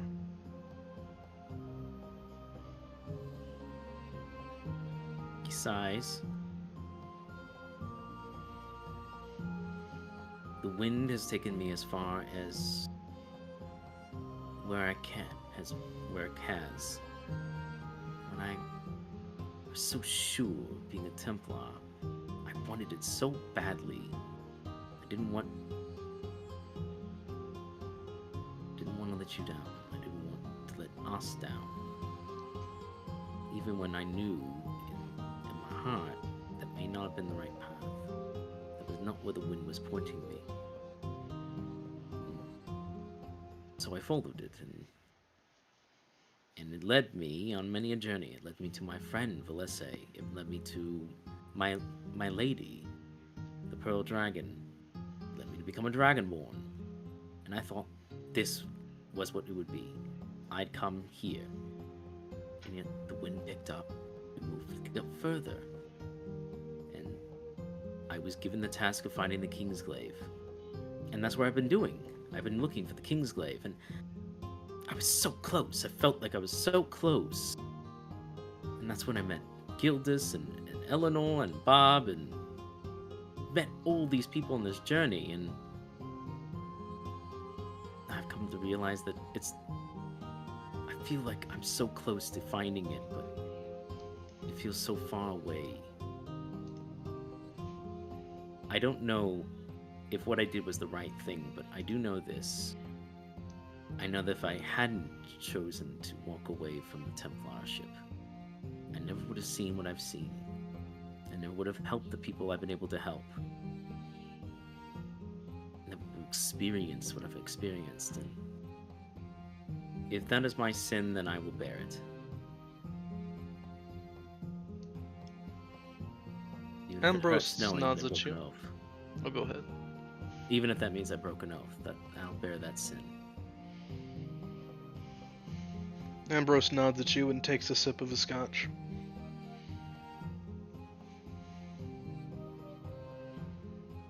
You have always been more like...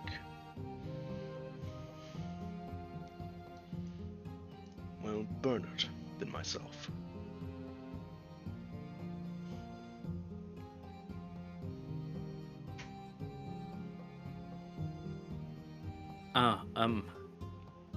I have something for you. Speaking on that, I visited him recently, and I was going to mail it to you, but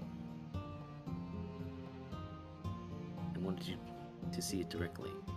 And he actually gives a letter.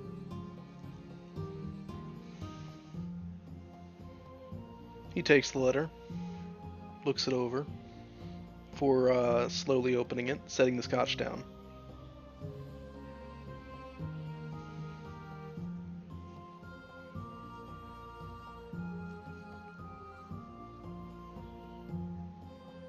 He reads it quietly, without a word, before slowly folding it back up and putting it away.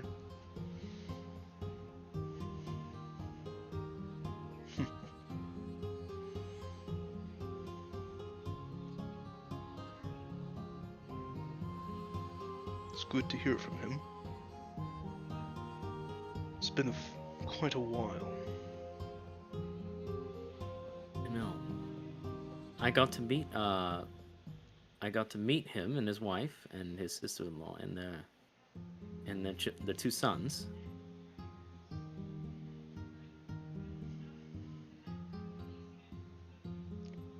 What are they like? His wife, and boys. Where do I begin? She's remarkable. Just absolutely beautiful. She catches your breath the moment you see her. Red hair, pure blue eyes, gentle skin. She has the voice the voice of cool spring and the temperament of the evening sun. She is as gentle and as kind as he is said, and even more so. And she is a very, very kind woman. Her sister is prankish, a bit strange, but she has a good heart. And she takes after her sister in that measure. She has a gentleness to her. As for the boys, well, they're Guillemays. I'll give them that. Always ready for adventure. Always stalwart and hard-headed. Hopes and dreams. You know the like. He nods.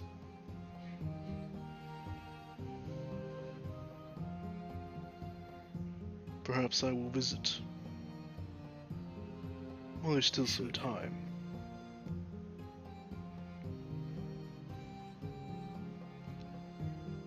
How much do you know? He looks at you and you see a strange twinkle in his eyes. How much do you know?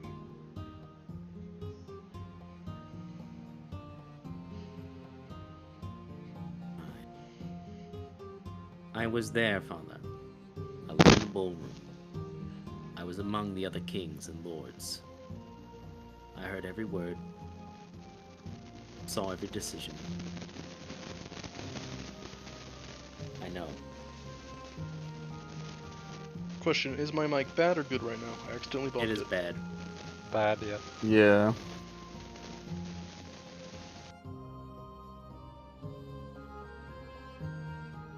Better.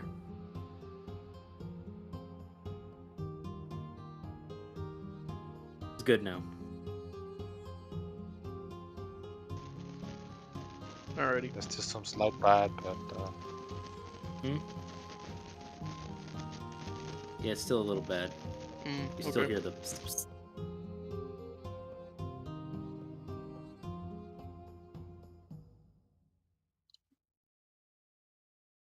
That's worse. Yeah.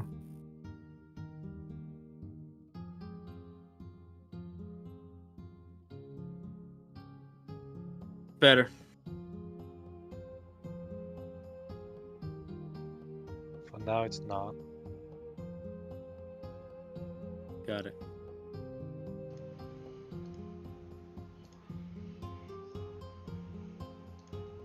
He nods at you as you say that.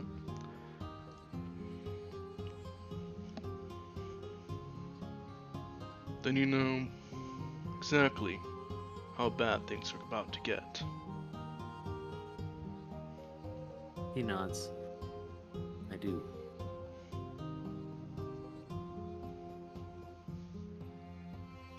Good. I imagine I you have been- intend to keep traveling. I do.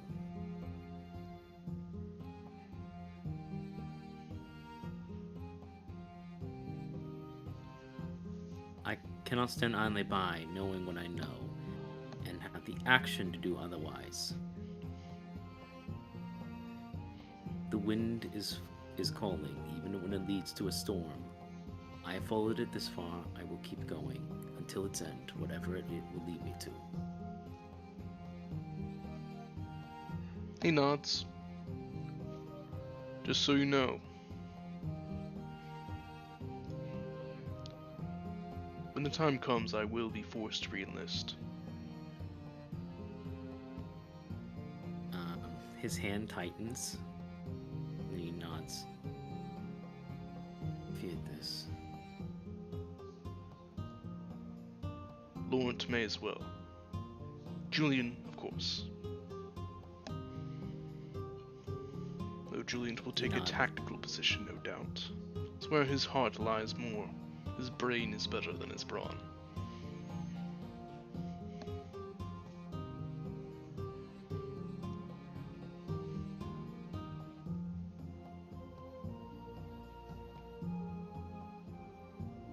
He nods. I wish we weren't having to do this. I wish this wasn't what it was. I wish we put all of our foolishness aside and fight the real cause. He nods, takes another sip of his scotch. Were it so easy.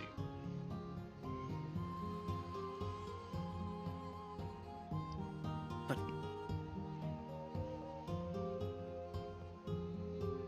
that's why I cannot stand idle. I have to find the King's Glaive. I have to put a stop to the blight that's coming. I have to defeat the Black Dragon. He nods at you, and he actually gestures towards the family crest above the fireplace.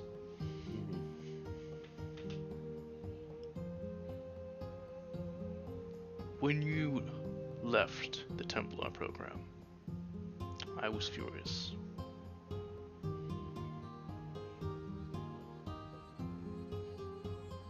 It was more insulting that you had gotten to the very end and stopped after succeeding than to have not succeeded and to drop out gracefully. To succeed and then not follow through is not the Guillemets way. To fail, try again. To fail and try something new is. We are men who do. Regardless of whether we succeed or fail, we do it. If we fail, we try again, or we try something new. I was furious with you. But in time, as things have moved since, I believe perhaps the Divines were whispering to you in that moment for a reason.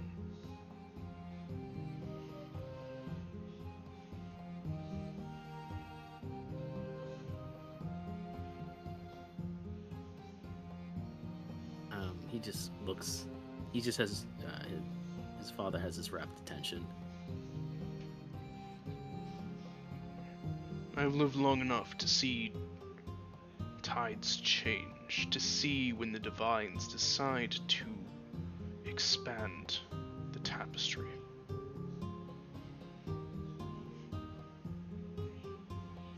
Even I have felt callings at times as a Templar that made me second guess myself.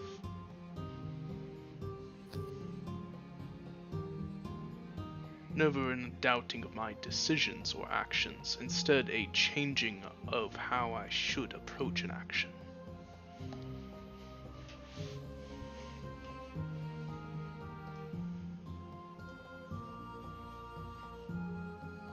Looking back alongside- now, perhaps the Divines foresaw this. Civil war upon the horizon.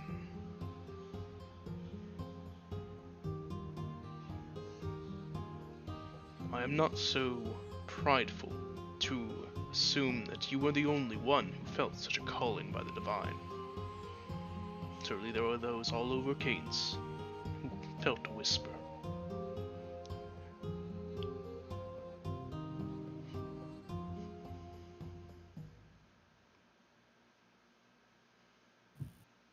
Perhaps that whisper is your wind.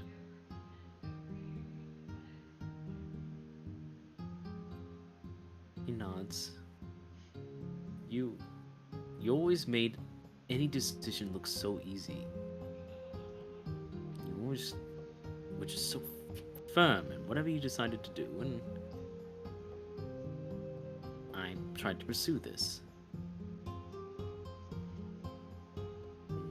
I never could tell you why, but I could never explain exactly how it is, but that's the best way I can put it. Just something cold to me. Something just didn't sit right. And I've learned something in my journeys, Father. You can't fear the wind. No matter where it takes you.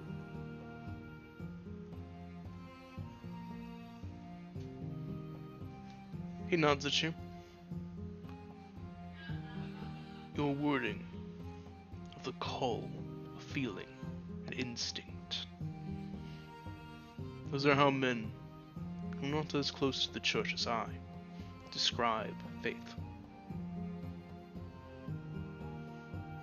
It is why I let you go.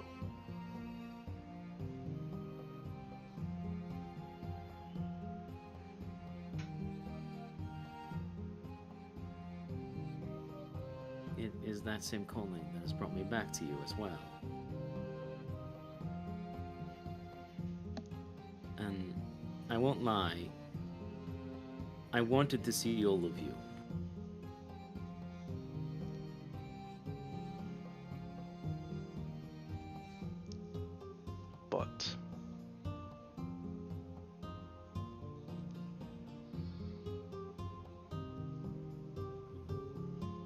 But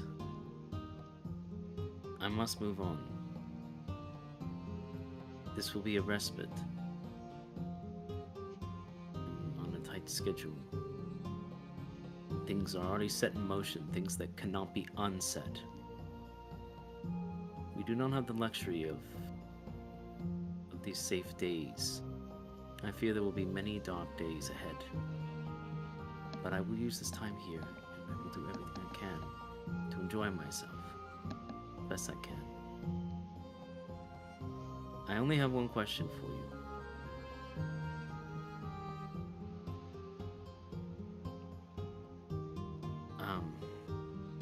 When the Lord of Nebulum visited,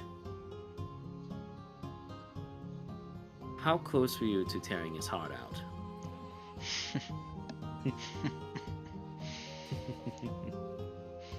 he raises his scotch at you.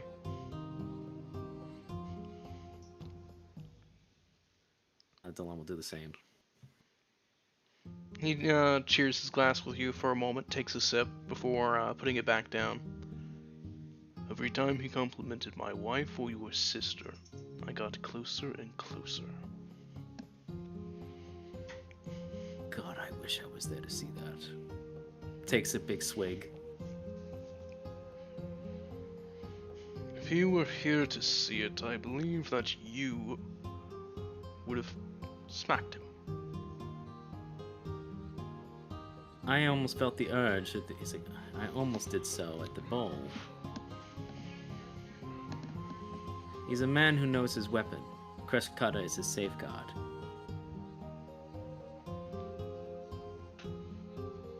Ambroise nods. Yes. To smack him in the bowl is unacceptable.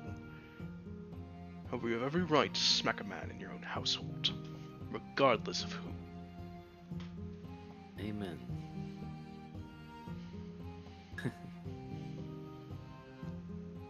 Besides that, he was very friendly. Delon's hand kind of clenches his glass. I know he was. I could see it in his eyes when he spoke with me. He is one of the most intelligent men I've ever met, and he uses that for amusing evil games. Such a waste. Agreed. Cunning like that should be used for the realm. Despite Julian's showboating, his cunning is indeed put to good use.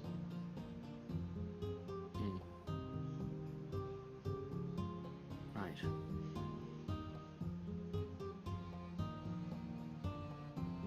I'm assuming Mother will also be brought into it, as she is one of the head clerics. She knows. That'll leave poor Marceline here. You think she can just manage all of this? The men will leave, and the women will stay. Your mother will not enlist in the front lines. She promised me. He nods slowly. She will stay in King's Landing as an advisor.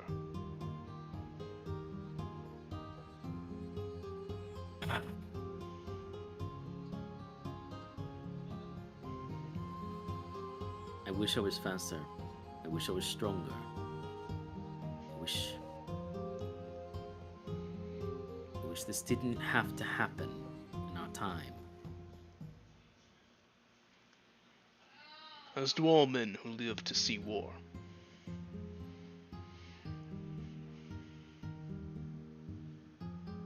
Even when I read about war, I never wanted it. Which is smart. Remember when Men should not want war.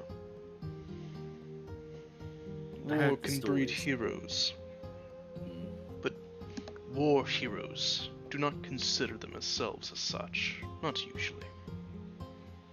Most of them simply were doing what was necessary. he nods. I know it. When I spoke with grandfather, he didn't like to talk about it. And when he did, there was a sadness in his eye. When I spoke to veterans and asked them about their stories, they'd always tell me another time. That time never came. Stories are written about it, embellished. I enjoy those stories, but at the same time, I have seen things. I've seen the good people can do in certain circumstances, and I've seen some of the evil. And I know I will see more.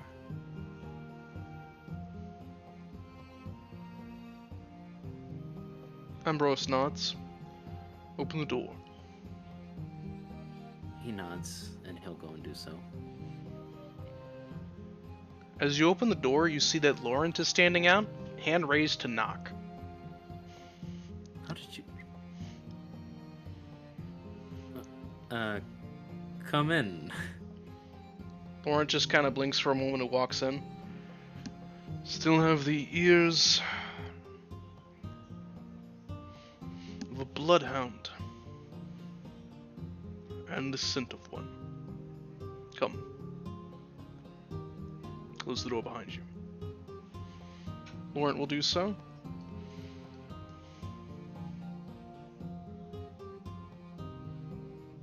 Now Alright, alone everybody. with Laurent and Ambrose.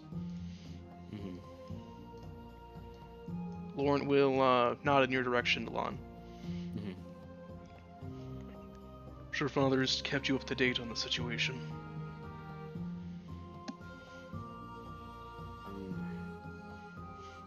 I've actually been up to date myself.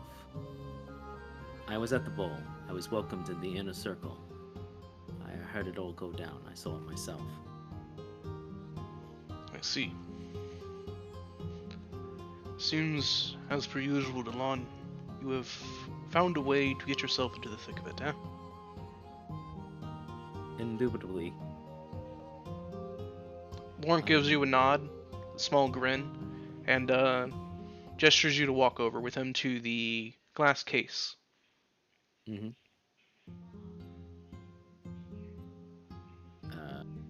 He'll take a sip of the scotch.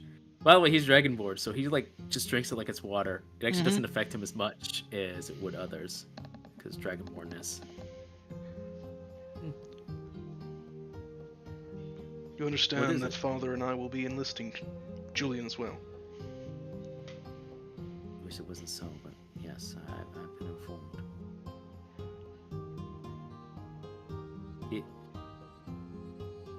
If you asked me to say, you know I would. I wouldn't ask it of you. I understand that you would be miserable. There are things that you still must do, and you will do them. See as Laurent slowly, as he's talking, unlocks the glass case. Have you ever held the family sword?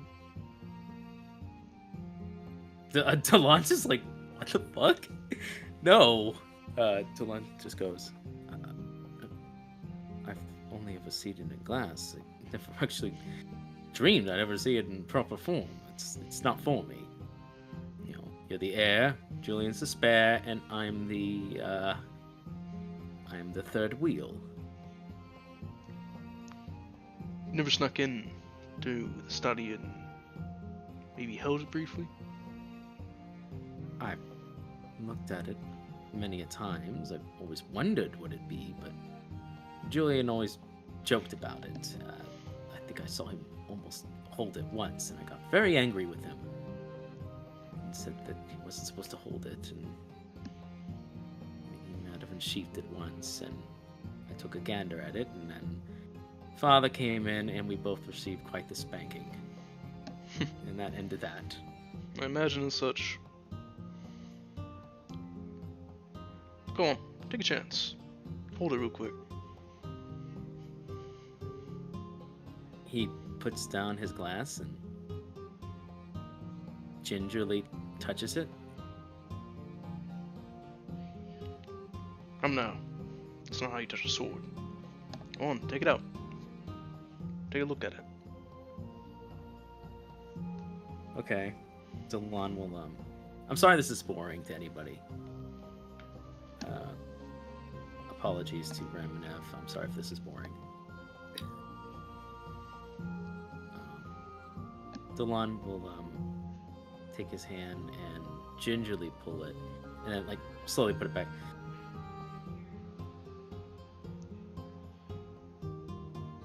Exhales and then fully unsheaths it. How's the weight?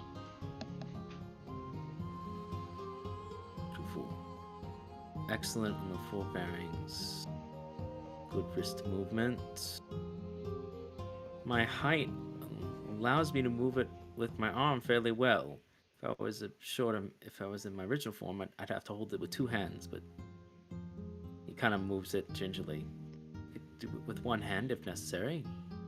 Keep a proper shield up.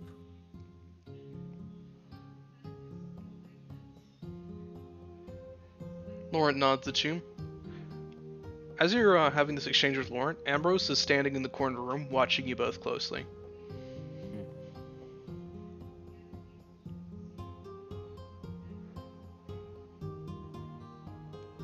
Rough times are ahead of us, brother.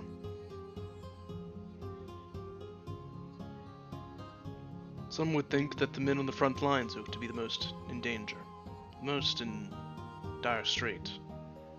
But to be quite frank, that is not the case. There are those with an entire army, many of those may never see battle.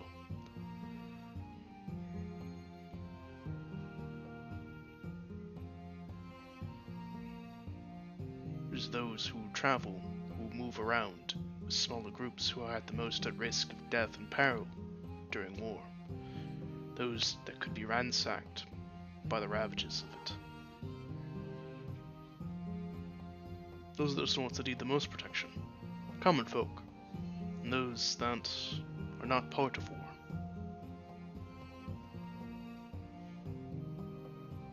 What are you saying? He gives you a smile, genuine smile, and claps you on the shoulder. I'm saying that I want you to take the family sword with you. No, I can't take this from you. This is yours. It is, and still is. I'm just letting you borrow it. It needs to stay with you. You need it more than anyone else. You're Nonsense. Lord Guillemay. And you understand that I will have the best men under my command.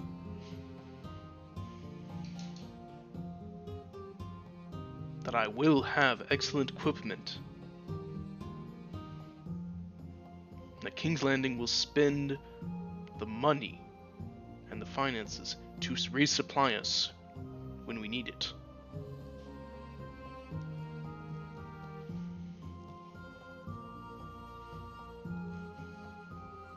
Why are you giving this to me? Because you're my little brother. And you have a knack for getting yourself into trouble. And you're looking for the Kingsglaive. You are about to be running and gallivanting around during war times. And I won't be there to protect you.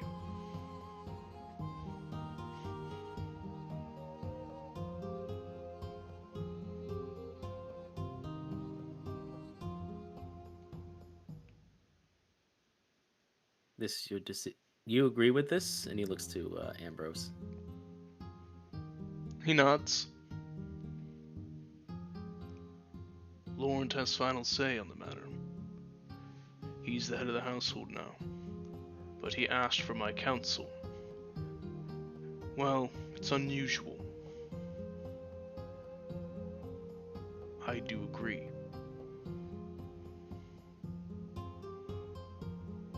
On the battlefield, it will be a wonderful blade. It would do well in Laurent's hands. The King's Landing would be more than happy to supply him with another blade, should the time come.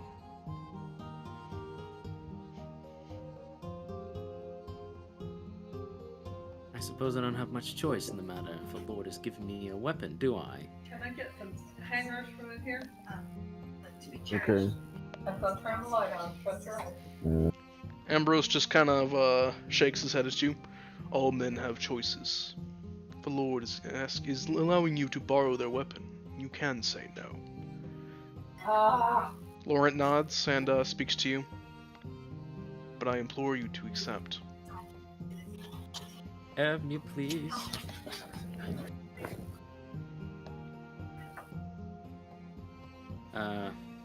He nods. Fine. Fine. I'll take it. But only because you've been so persistent on it. He sheaths the blade. Laurent nods at you and gives you a grin as he claps you on the shoulder. Come now. Don't act like you aren't excited to wield it either. Oh, I'm excited. I'm also petrified. You've just handed me the family heirloom. And I know exactly that you'll take better care of it than perhaps even I would. Doing that.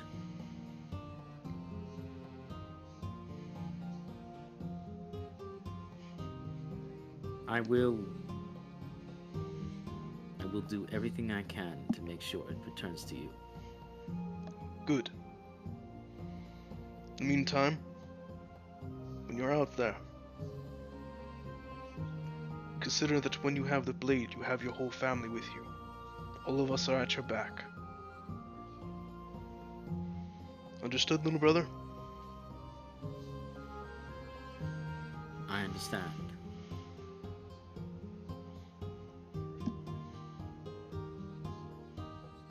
He nods at you with a nice, warm smile and gestures his head towards the doorway. Let's return you to them then. Let Mother know that we haven't killed you. And posted your head on the wall. With all due respect, I am Dragonborn now. That would have been quite the feat. Ah, come now. Even Father and I could have easily taken you on. Well, maybe not easily. Would have been quite a tussle, I think. If I was on Valese, you wouldn't have laid a hand on me. Ah, but if Father and I were upon our steeds, it would have been an entirely different match. Indeed, it would have been even. Lauren just grins at you as he begins walking out with you, kind of an arm around your shoulder, kind of jostling you a little bit. I'm not used to you being taller than me. Well, you best get used to it. It doesn't exactly go away. So I'm told. Ambrose just kind of watches you go for a moment, finishes his scotch, looks into the fireplace, and slowly makes his way out of the room. As the three Guillemets end up heading their way back towards the dining room.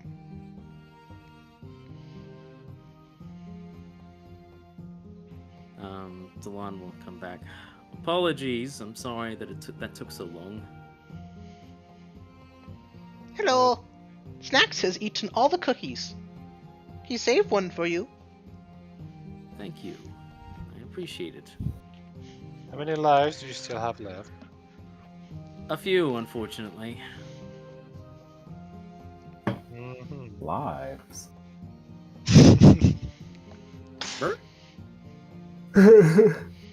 Yorm just nods. Yeah. Dragons are like cats, you know. Each one's got 9 lives. Why they live so long? Stands to reason Dragonborn's gotta have, what, half? So, Don's got a few left. I mean, he's got 2, right? Y'all took 3 lives off the poor lad. Something like that. Maybe it's his last one, you know. If it's my last one, I intend to live it to its fullest. See as Julian will raise a glass to you. Amen to that.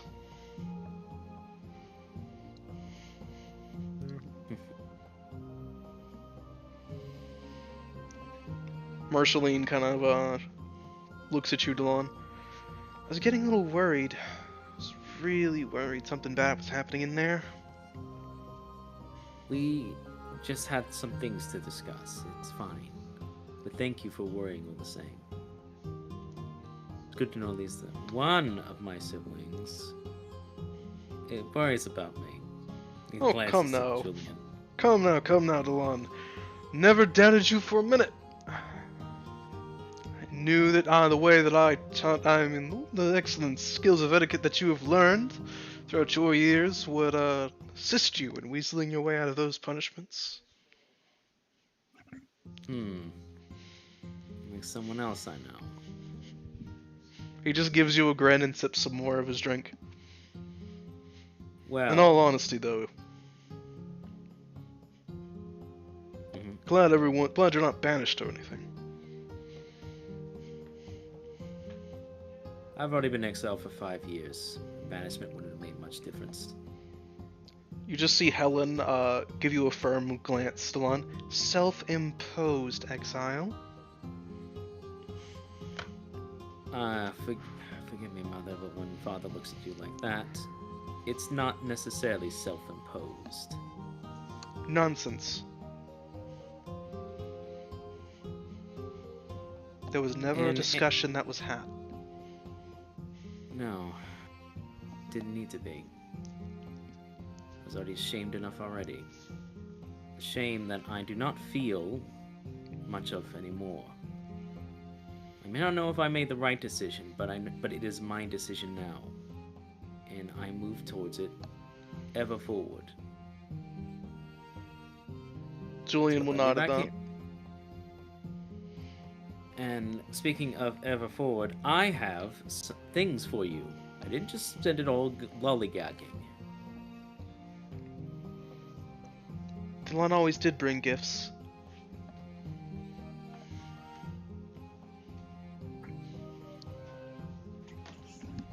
Do we want to do this, or are we?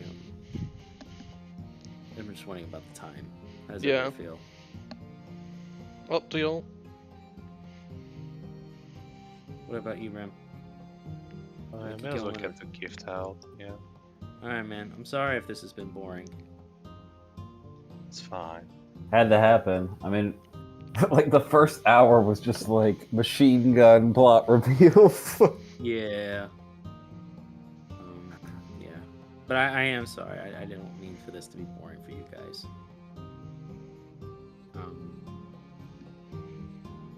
Okay.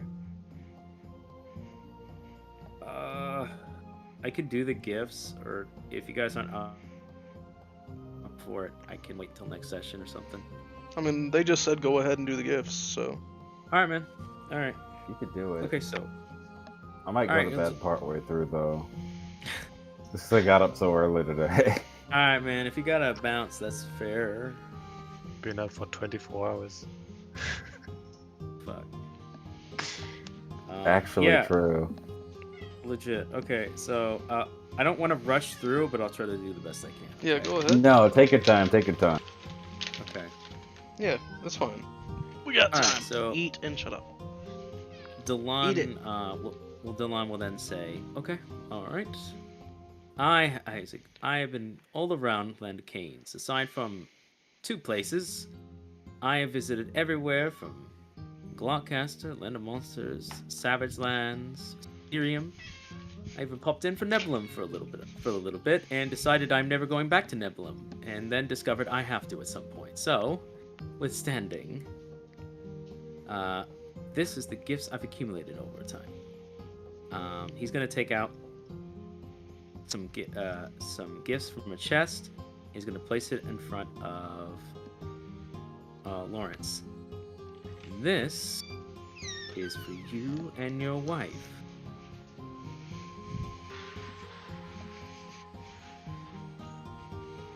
Laurent It's will wrapped accept in like it. a nice silk. It looks like a small item, but it's in a silk. Stop. You have food. Stop. So it's wrapped in a silk, you said? Yeah, it's wrapped in like a nice silk little thing. For delicate. Alrighty. He can unwrap it if he wants. He will do so. Let's see, what Inside- exactly is this? Inside, he sees an ebony and ivory necklace. They both look like they're made similarly and symbolically. And Dylan will say, "That is a gift from the Enclave in the Savage Lands. I visited the, as I suppose you would know them as the Drow. They refer to themselves as the Sylvan people. And I made some acquaintances there. I This see. was one of my acquaintances' gift.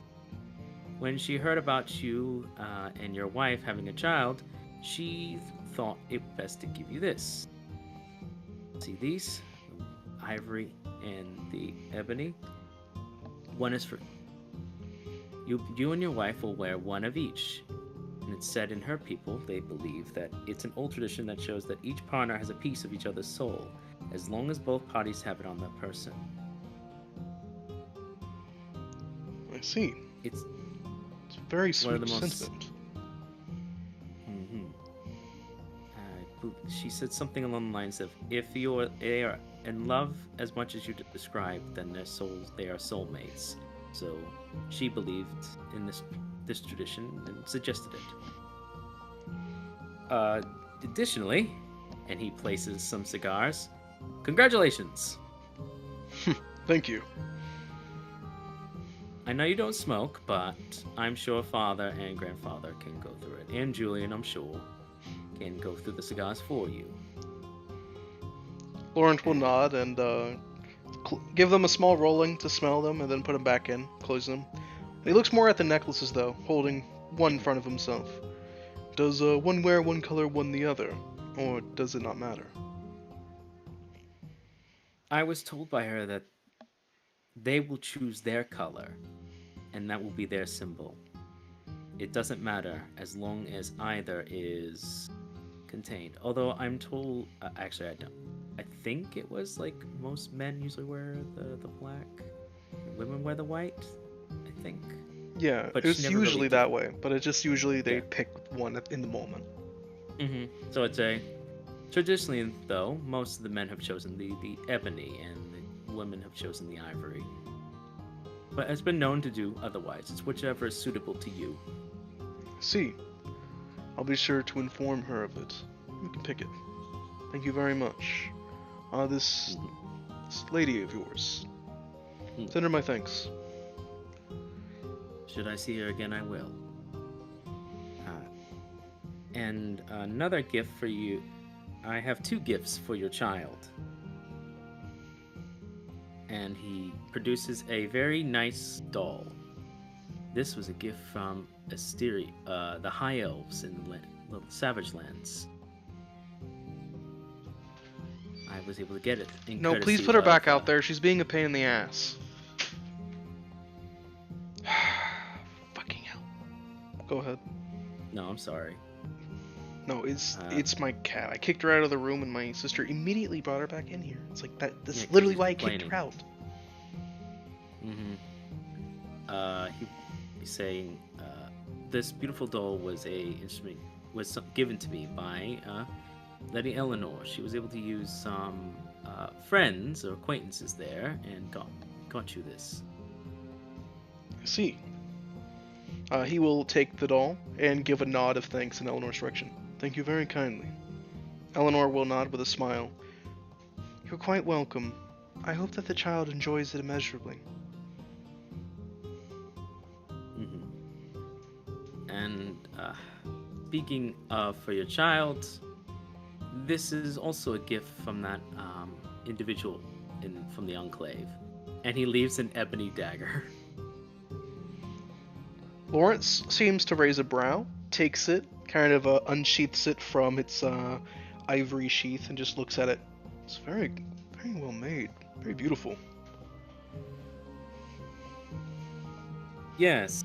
That is a stranger tradition, but she said for the Sylvan people, every young blood gets a dagger, an ebony dagger made especially for them. They are raised with it and taught how to use it, and if they use it unwisely, it is taken from them. If that were to happen, it is considered a great shame. And they are encouraged greatly, since they only get one of them, it is bound to them, so that at any time, at any point, they might protect themselves. So misusing it is a form of discipline and almost as a soul binding to protect oneself no matter where they are at any time. You see, Laurent has like a tradition to bit give. of a furrowed brow as you describe, but he does nod, looking at the blade.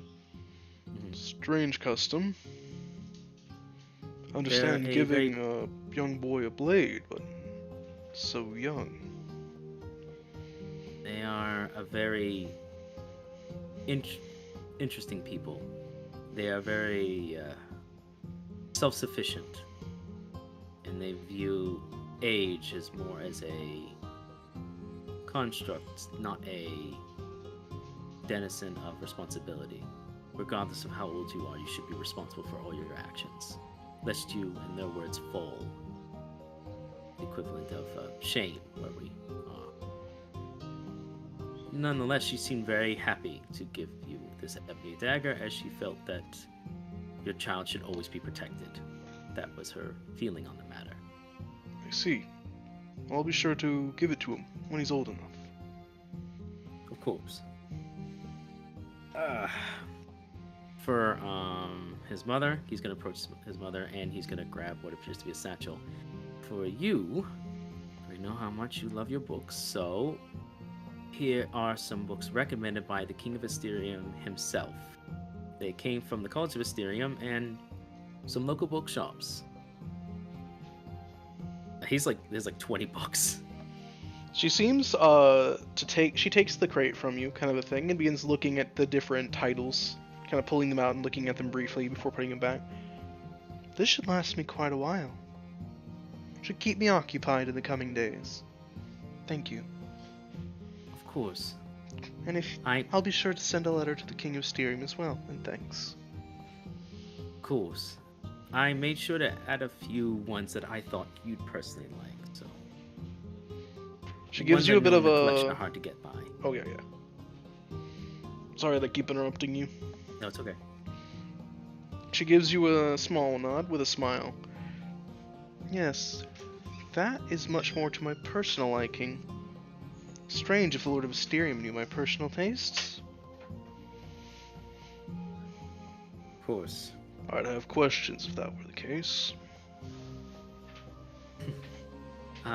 Fortunately none such. She just recommended many, and then I added a few that I knew you didn't, in your collections, you had not found, and I happened to find. You'd be amazed how much they were selling them for. It was remarkably cheap considering the rarity. Asterium's just full of books, and they just sell them. Helen nods. Yes, I've heard that Asterium has a lot of things that anywhere else are cheap. Yet some of the things that they have are quite expensive. Eleanor will nod empathically. Yes, in Asterium, some things are not as rare or difficult as others. What is valued in Asterium is sometimes very different from outside of the world. My journeys have taught me that much. Mm-hmm. Some it's simply a dusty old book. To others, it's a book they've read 1,000 times. Many of these would go for quite the fortune in King's Landing, but we're only a couple silver. See as Helen seems to give us a curious little smile.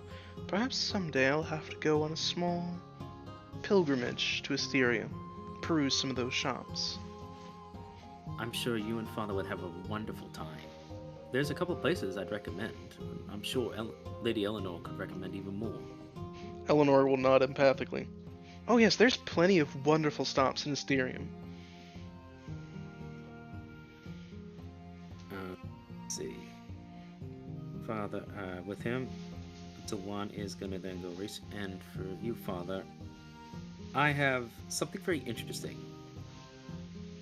And he plants, first of all, he puts down a couple of furs. I know I have complaining a bit in the winters in the past that some of the winters get a bit too chilly, and it comes in. I got some furs from a group of Goliaths that were in the Land of Monsters. They're made of rare boar skin from the Reynold Mountains. Normally hard to come by. They were selling them for decent, and I was given them for free. He nods, taking a look at them, holding them up and kind of looking them all over. It's good hides.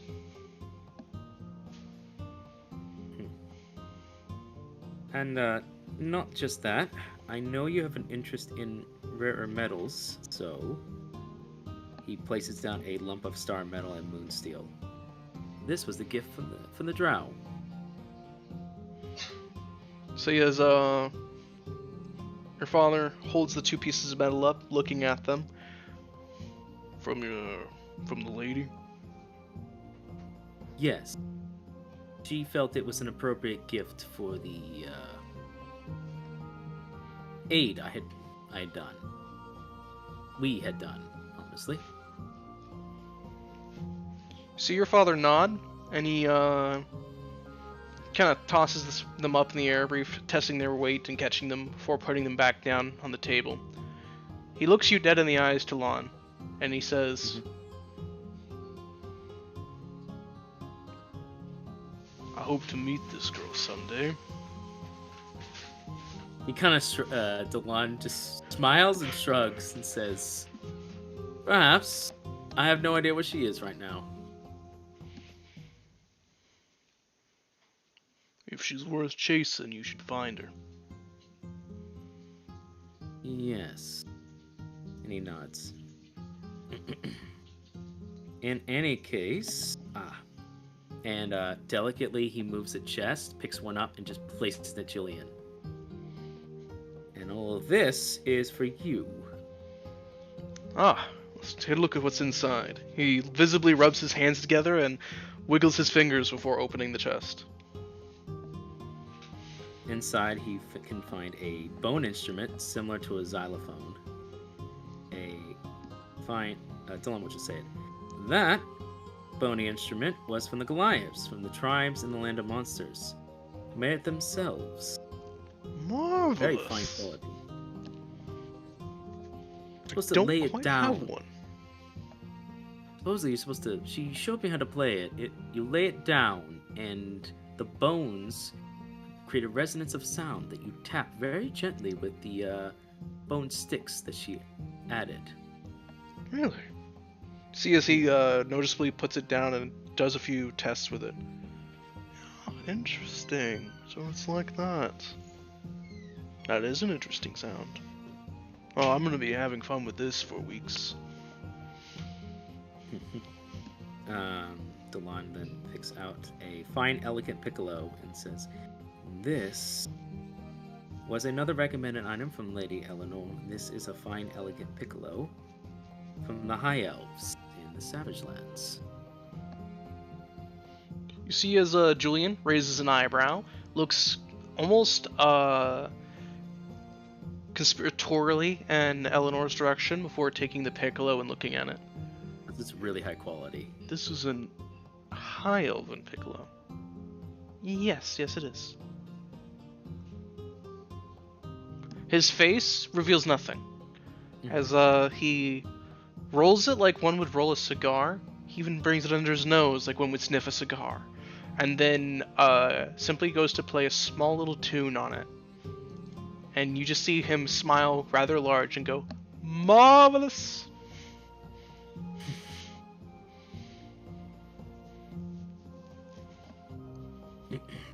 Well, they said they spared no expense. Delon will reach in and grab a flute, a longer piccolo. Piccolos are shorter flutes, and give an actual flute and say, "This one is made of ivory, the same material that one of Lawrence's necklaces is made out of. It's entirely made of ivory, and was another gift suggested by by the Sylvan woman. It on the side, if you can read it, it has their people's history on the sides in their tongue, in Elvish, in the Sylvan tongue." He takes a look at it and looks it all over before almost gesturing it at you in your direction, Delon. She can fight, she can sing, she can dance. She's an eye for family. She sounds perfect for you.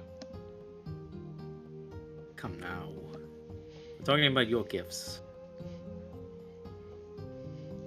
Go on, give it a play. Gladly. And he gives it a little play as well. Seems to find that he actually will stand up and kind of do a little jig as he plays, dancing a little as he plays it, enjoying himself. Marvelous! Absolutely marvelous! Ah! A little rusty, but that's quite a good instrument. I love it.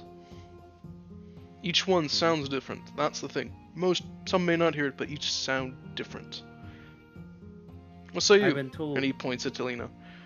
Oh, they have the small changes in pitch, but those are amazing. Absolutely amazing. Good. She's a keeper. And this beautiful ornate wooden lyre is from the Wood Elves when I visited Uncle Bernard and his family. You see First time he's mentioned.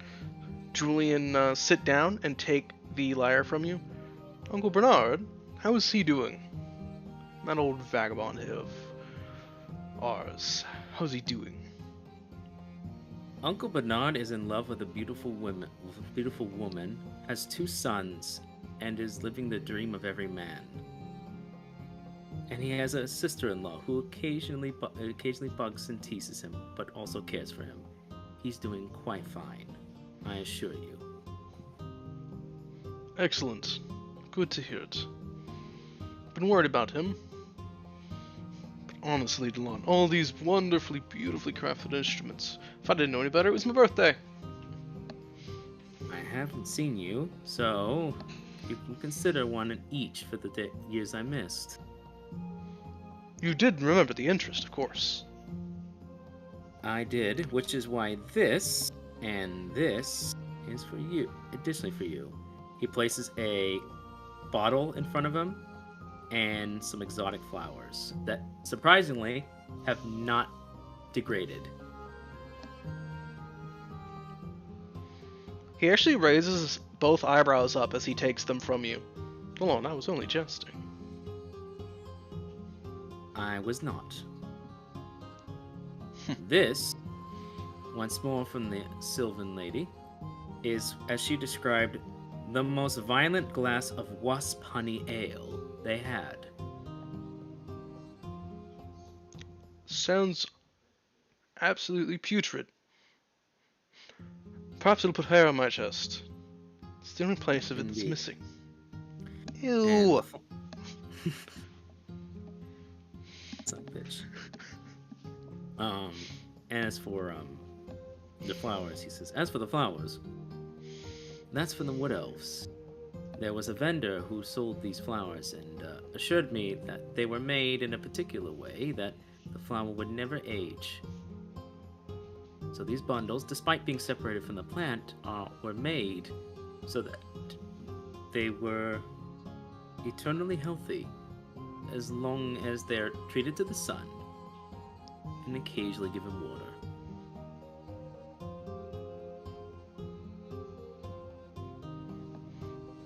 Julian nods, taking them from you, and smiles at them. Very lovely. Let's see. Then he will move over to Marceline. Says, and don't think I've forgotten about you. Certainly hope not. No. But I unlike have Julian over here, I have patience. Here you are. This is, and he gives her a beautiful pressed flower. This is what is called a chrysanthemum flower from Mysterium. Know how you like rare flowers? That was one of the rarest I could find in there. I see. She actually takes a look at it, gives it a sniff, and smiles at it. It's gorgeous.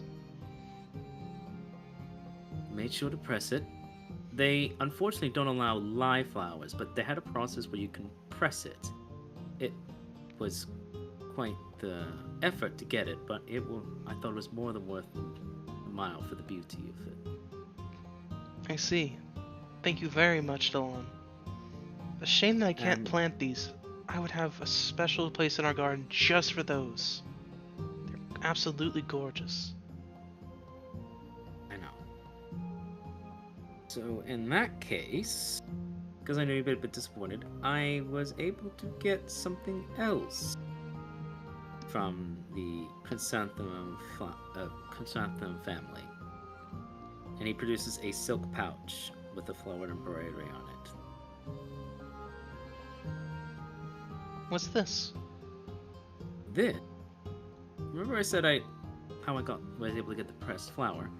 Well, Sir Gildas, Bob, we helped a certain chrysanthemum individual. And as a token of appreciation, as I talked about my family, and you particularly, they decided to get you this.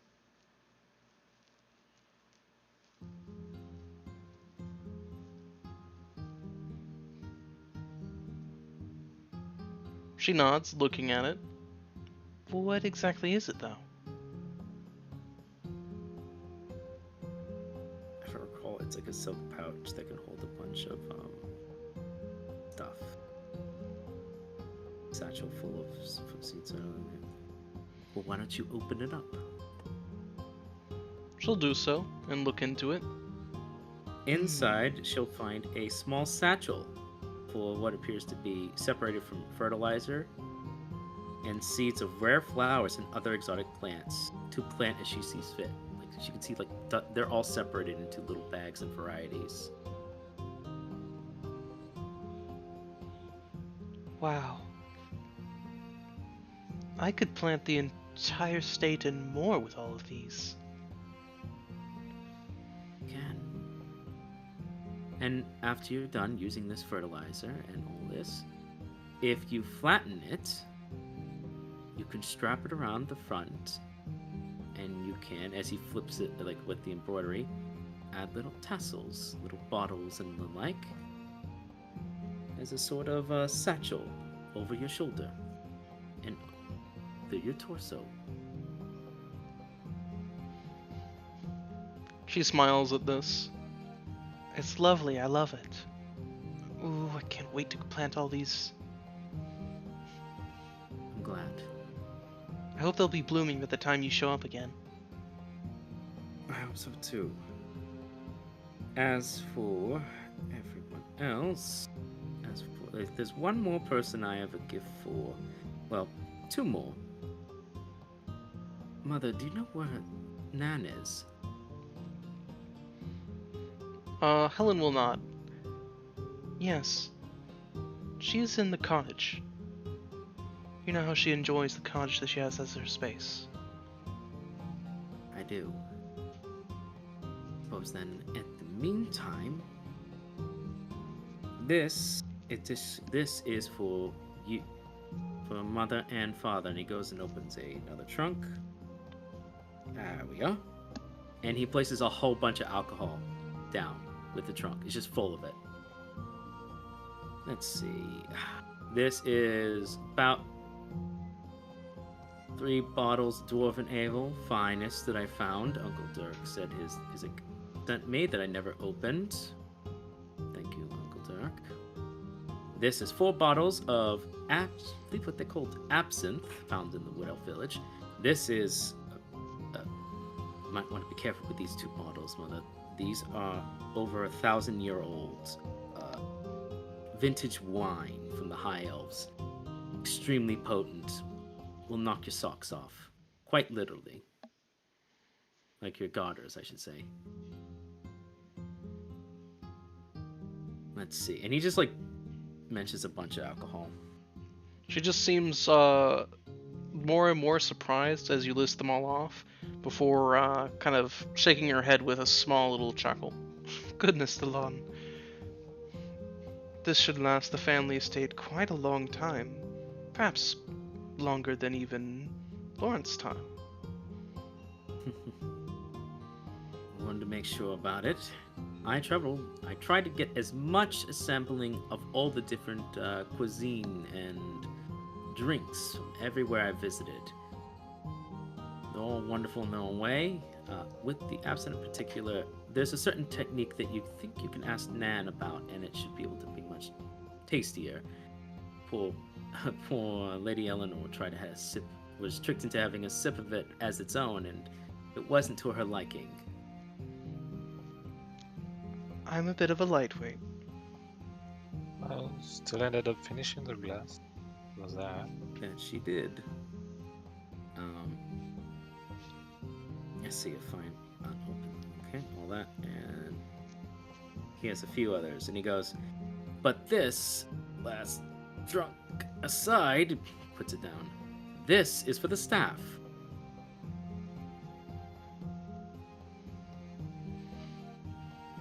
Helen will open the trunk. Who will? Helen will. Okay. This is from a nice halfling fellow I met in the Widow Village. There's 2 magical butter churns. And this chest is full of 2 self-turning spoons, 2 whisks, 2 dusters, and 7 self-cleaning rags. Goodness. That must have been expensive. It was a... he just kind of chuckles. Surprisingly, he was happy to get rid of it. Apparently he had an extra amount, and he couldn't sell it to anyone else there. So he seized the opportunity and gave me as much as he could. Very friendly chap. See as Ambrose nods at you. Halflings are good people.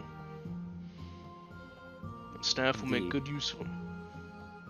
And all you need, and the best part, they're all self-cleaning. They're all magically imbued, so all you need is just a bit of... And Delon will actually, surprisingly, use a bit of magic. And a rag starts to go and starts cleaning something. See, Julian will kind of elbow you, Delon. Ah, you old dog, you've been holding out on me all this time. You could have used magic. The adventures we could have gone on as boys. Yes, I didn't discover I have magical capability until after I had become Dragonborn. I think it was innately in me, and, well, when I had become transformed, it came out.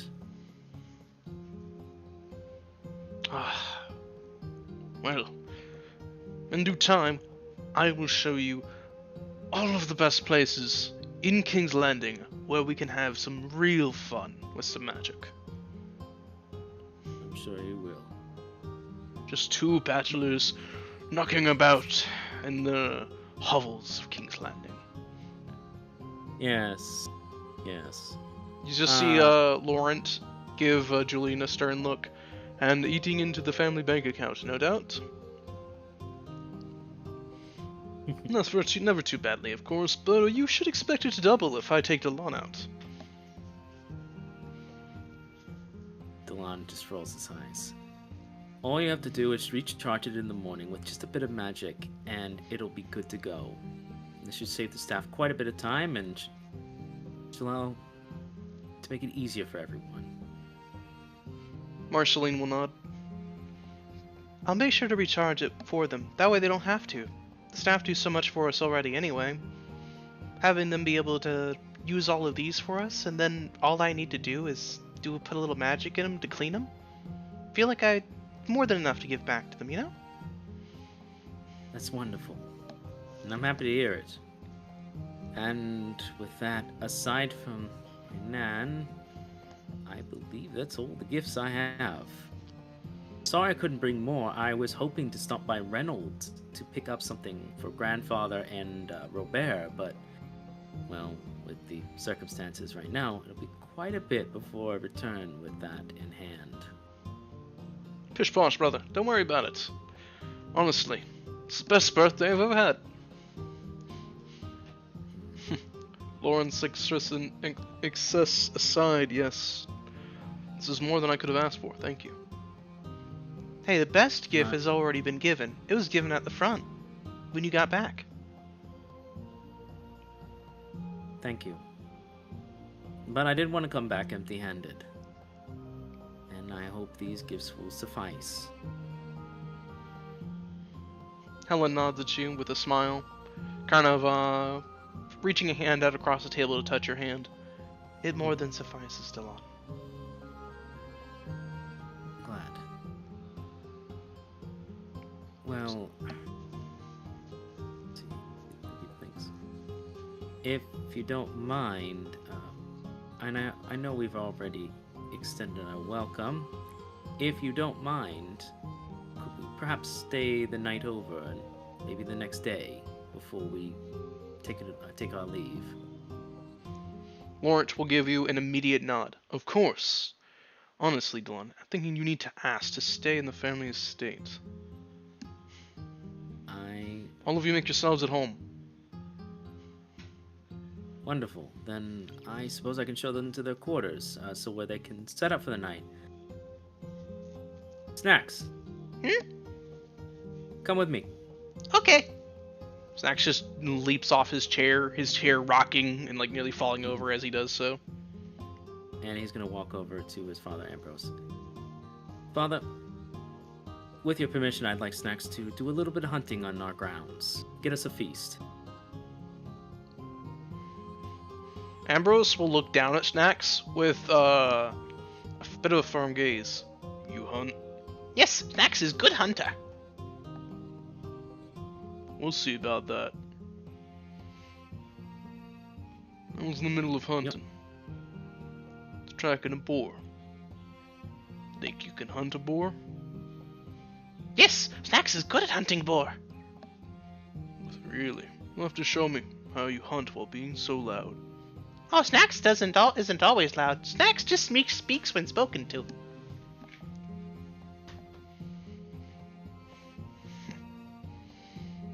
He gives you a nod. I'll take him out. Excellent. Good luck. It's like good luck, Snacks. This is your time to shine. Oh, no luck needed. Snacks all skill. Best hunter. Just imagine his tail's constantly wagging. Like the over-aggressive kind where his body shakes. You'll see as Ambrose and Snacks walk out to go hunting. As they do so, and you make your way back to their family. I think Yeah, we'll wrap up. I think some time will pass as Delon and gang enjoy some stories with Delon's family. We're gonna wrap up here for the night.